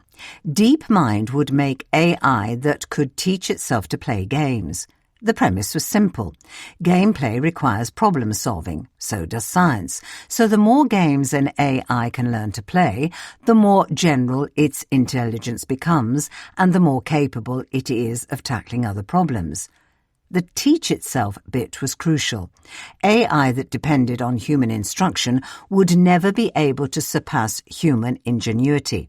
The machines had to devise their own strategies by trial and error, a technique known as reinforcement learning. This approach took DeepMind from the simple arcade game Pong to the fiendishly difficult Go, in which its victory over the world's top-ranked player thrust the company into the global spotlight. The firm applied a similar method to solving protein folding, one of the hardest problems in biology, which unlocked a universe of potential drugs and earned Mr. Hassabis and a colleague a Nobel Prize in Chemistry in 2024. But DeepMind's success with reinforcement learning almost proved to be its undoing. In 2017, its rival, OpenAI, bet on a different kind of model called transformers.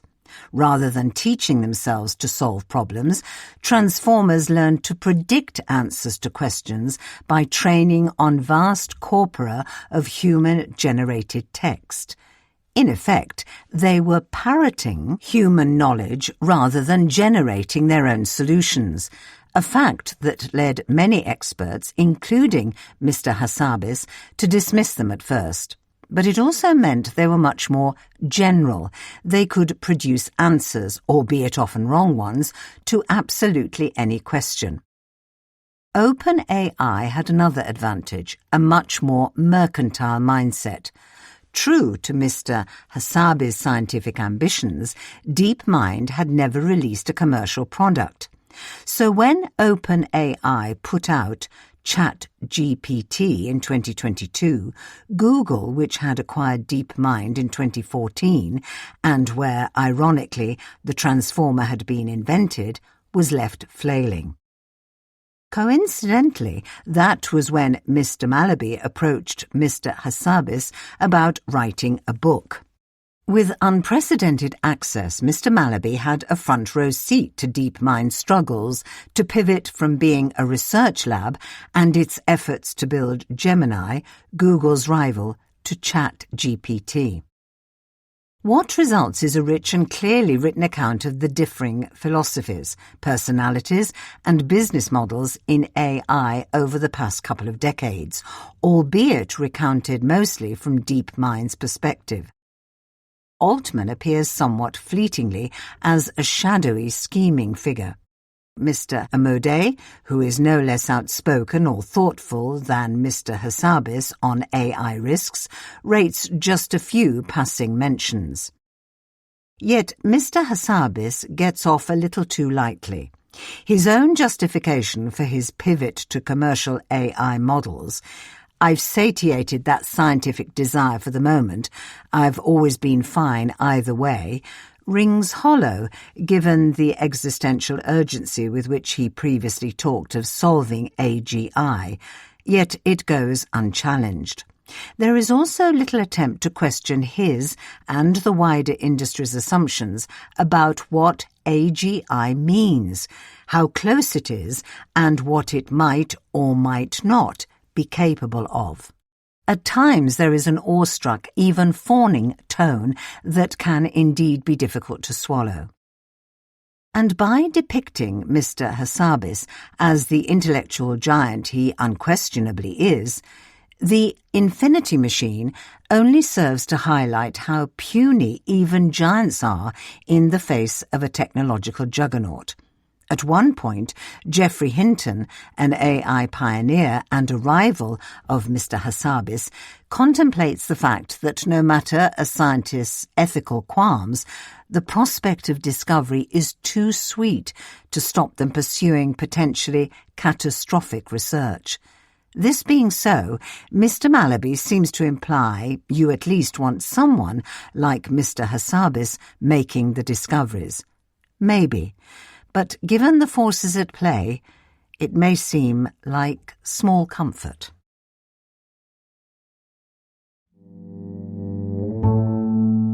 By invitation. Ethan Mollick. Companies should treat AI as what it is. Profoundly weird. Ethan Mollick is an associate professor at the Wharton School and the author of Co-Intelligence, Living and Working with AI. A system designed to predict the most likely next word in a sentence can also write good computer code, offer strategic advice, and respond with remarkable empathy to human problems. We don't fully understand why, and yet the dominant instinct across the corporate world is to treat artificial intelligence as if it were just another piece of enterprising software, slot it into existing processes, assign it key performance indicators, and hand it to the IT department for management. This is a profound strategic mistake. Companies are racing to de-weird AI, and in doing so, they are squandering what makes it transformative, turning it into just the latest wave of office automation. To be clear, making AI easy to use is important, and building it into familiar tools and workflows is just smart engineering. The mistake is letting those smooth interfaces flatten your understanding of the technology's possibilities. The urge to de-weird is understandable. Executives are trained to normalize new technologies and fit them into familiar categories. So AI becomes a fuzzy logic processor built into a workflow or a tool that shaves minutes off a task. Normal technology gets normal rollout plans, like requiring that 90% of employees must use a new software package each week. But when you set that target for AI, what actually happens?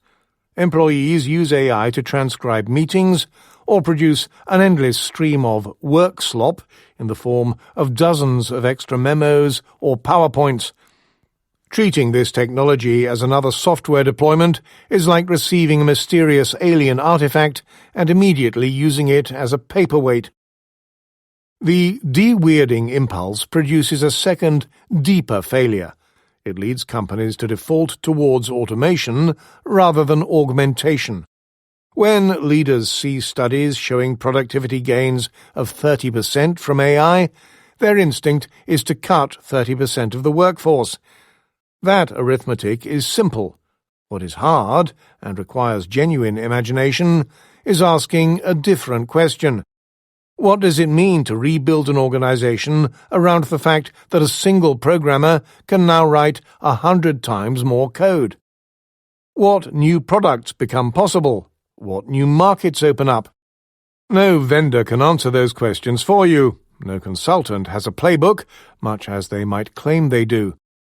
The hard strategic work of reimagining what your organization could become is precisely the work that de-weirding AI allows companies to avoid. And there is a natural place where de-weirded AI goes to die: the IT department. This is not a criticism of IT professionals who do essential work, but in most firms their mandate is to minimize risk. If they could take away your keyboards, they would sleep better at night. Every creative thing an employee does on a computer leaves the firm potentially vulnerable. AI, by contrast, demands that organizations embrace risk by experimenting wildly, tolerating failure, and accepting that nobody yet knows the right way to use these tools. Handing sole control over AI to a department whose core mission is risk elimination is a category error. So what should firms do instead? In my work in this area, I have come to advocate a three-part model: leadership, crowd, and lab. Leadership means that direction must come from the top. The CEO and other senior managers cannot delegate AI strategy to middle management or IT. They must articulate a vision for how AI changes what the organization is, not merely how it operates, and they must create incentives that make experimentation safe. And they have to lead by using these systems themselves. If they do, they can inspire the crowd, a company's employees, who, when given access to AI tools and genuine permission to experiment, will figure out use cases not even the AI firms expected. Since AI is most effective in the hands of experts, the crowd is where the best ideas come from. Those ideas then go to the lab, where a team of technical and non-technical employees work on generative AI full-time. These are people whose job is to push boundaries, develop new workflows, and feed discoveries back into the organization. I am shocked by how many large companies still lack even this. Without it, they have no mechanism for learning what AI can actually do for them.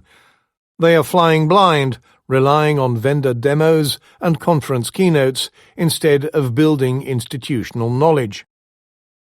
There is one more problem that de-weirding creates, and it may be the most consequential: When companies fail to create the right incentives, employees respond rationally. They hide their AI use. Some fear punishment.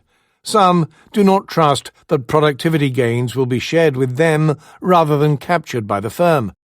Some quietly work 90% less and see no reason to volunteer that information. The result is an enormous information gap. Managers cannot see the true impact AI is already having inside their own organizations, which makes it even harder to develop a real strategy. Resisting the de-weirding trend does not guarantee AI will go well. There is no default good outcome. But a failure to see AI for what it is, a profoundly odd, risky, and powerful technology, will guarantee bad ones. Firms that sand down AI's strange edges will veer towards automation and layoffs, as that is all they can see. Those willing to confront the technology head-on can find something far more interesting, including ways to help make their people and their organizations capable of things that were impossible a year ago and will be impossible to predict a year from now. Nobody knows exactly where this is going. But you don't navigate strange territory by pretending your old maps will work. Obituary. Obituary. Michel Rolland. The flying winemaker died on March 20th, aged 78. Wine is a simple product. Yeast converts the sugar in grape juice into alcohol and carbon dioxide through fermentation.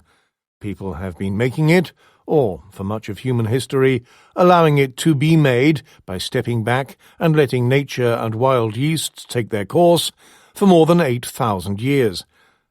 After the flood, Noah planted a vineyard, and then drank of the wine and became drunk and lay uncovered. Jesus' first miracle was turning water into wine.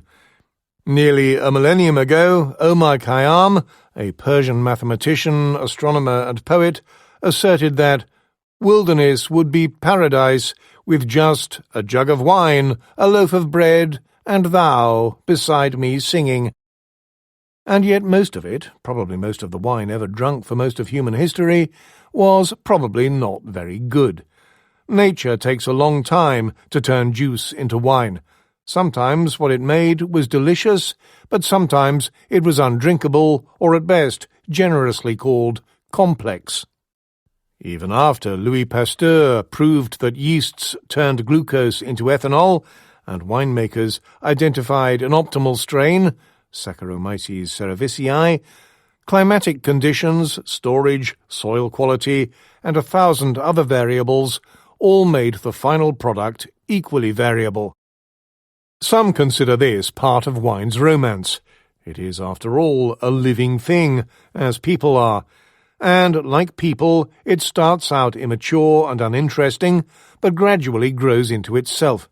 It encompasses countless variations in upbringing, care, and temperament that produce wildly different results, not all of which are to everyone's taste. People develop their own preferences in wines, just as in friends or mates. Michel Rolland had little patience for such starry-eyed babble. Wine is an agricultural product made by human hands, and like anything else people make, it could be improved, which is not to say that he scorned the romance and lineage of wine, especially French wine. He was, after all, born into a family of vintners in Pomerol, on Bordeaux's right bank. His grandparents founded Château Le Bon Pasteur, which still produces velvety, elegant reds, and he spent his school holidays riding the tractor and helping with the harvest. There was no question of doing anything else, he once said. But he left the vineyards first for university, where he studied enology, and then for a laboratory that he joined with his wife in Libourne on the banks of the Dordogne to chemically analyze wines. This was in the mid-1970s, in the midst of a bad stretch for Bordeaux. Poor weather led to a series of bad vintages. Rumours of adulterated wine had crippled sales, and financial pressures left many chateaux strapped for cash. Vintners, by and large, made wines the way their parents and grandparents did, relying on intuition and tradition. Mr. Roland started consulting for local wineries, advising them on how to produce better products based on his observations in the lab. He stressed the importance of waiting to pick grapes until they were fully ripe, avoiding the lean, thin flavours that once defined Bordeaux, and reminding vintners that winemaking starts in the field, not the cellar. Burly and bearded, with a ready laugh and a renowned gift for blending grapes, he also started visiting California just as Napa and Sonoma valleys were coming into their own, and the newly flush baby boom generation began taking a serious interest in wines. Robert Parker, a critic who ranked wines on a 100-point scale, and who, like Mr. Roland, became equally renowned and reviled, began his career at around the same time. The two were born just months apart, and the confluence of their tastes changed the wine industry. They both liked ripe, plush, and fruit-forward red, high in alcohol and low in acidity, with heavy notes of sweetness and roundness from new oak barrels used for aging. Mr. Parker rated such wines favourably, which boosted sales, and Mr. Roland helped vintners produce them. Mr. Roland, who consulted for vintners as far afield as India, South Africa, and Israel, insisted that he did not impose a style. He simply helped ambitious vintners understand what their terroir could produce. His critics did not let him off so easily. Mondovino, a muckraking documentary about wine and globalization released in 2004, showed him being chauffeured, barking into a mobile phone, before they were ubiquitous, and calling himself winkingly, in English, a flying winemaker. Small-scale winemakers talked reverently about, and sometimes to, their vines, and discussed the wines they produce as a religious experience and a communion with their earth and climate, and deriding contemporary Bordeaux because it worships only money. Mr. Roland, meanwhile, derided the peasants, bumpkins, and hicks standing in the way of progress. He told a chateau owner to micro-oxygenate her wines. Asked if she understands what micro-oxygenation means, Mr. Roland answered, "No, but she doesn't give a damn. If she understood everything, she wouldn't need me. If I say micro-oxygenate, she micro-oxygenates. If it doesn't work, she fires me." Mr. Roland said the film was good for business. After all, it showed him as he was, decisive and thoughtful, with a ready laugh, and above all, successful. Vintners took his advice because it worked. People liked and bought the wines he helped create. Nostalgia was a mug's game. In a late career interview with the New York Times, he recalled that when he first started going to Napa, you could taste all the good wine produced in the county in an hour. Now, he couldn't taste all the good wines in a week. Some may complain that too many wines taste too similar, but if that's what the market wants, that is what vintners will make. Wine is done for what? The public. Wine is a business. They want to make wine to sell wine.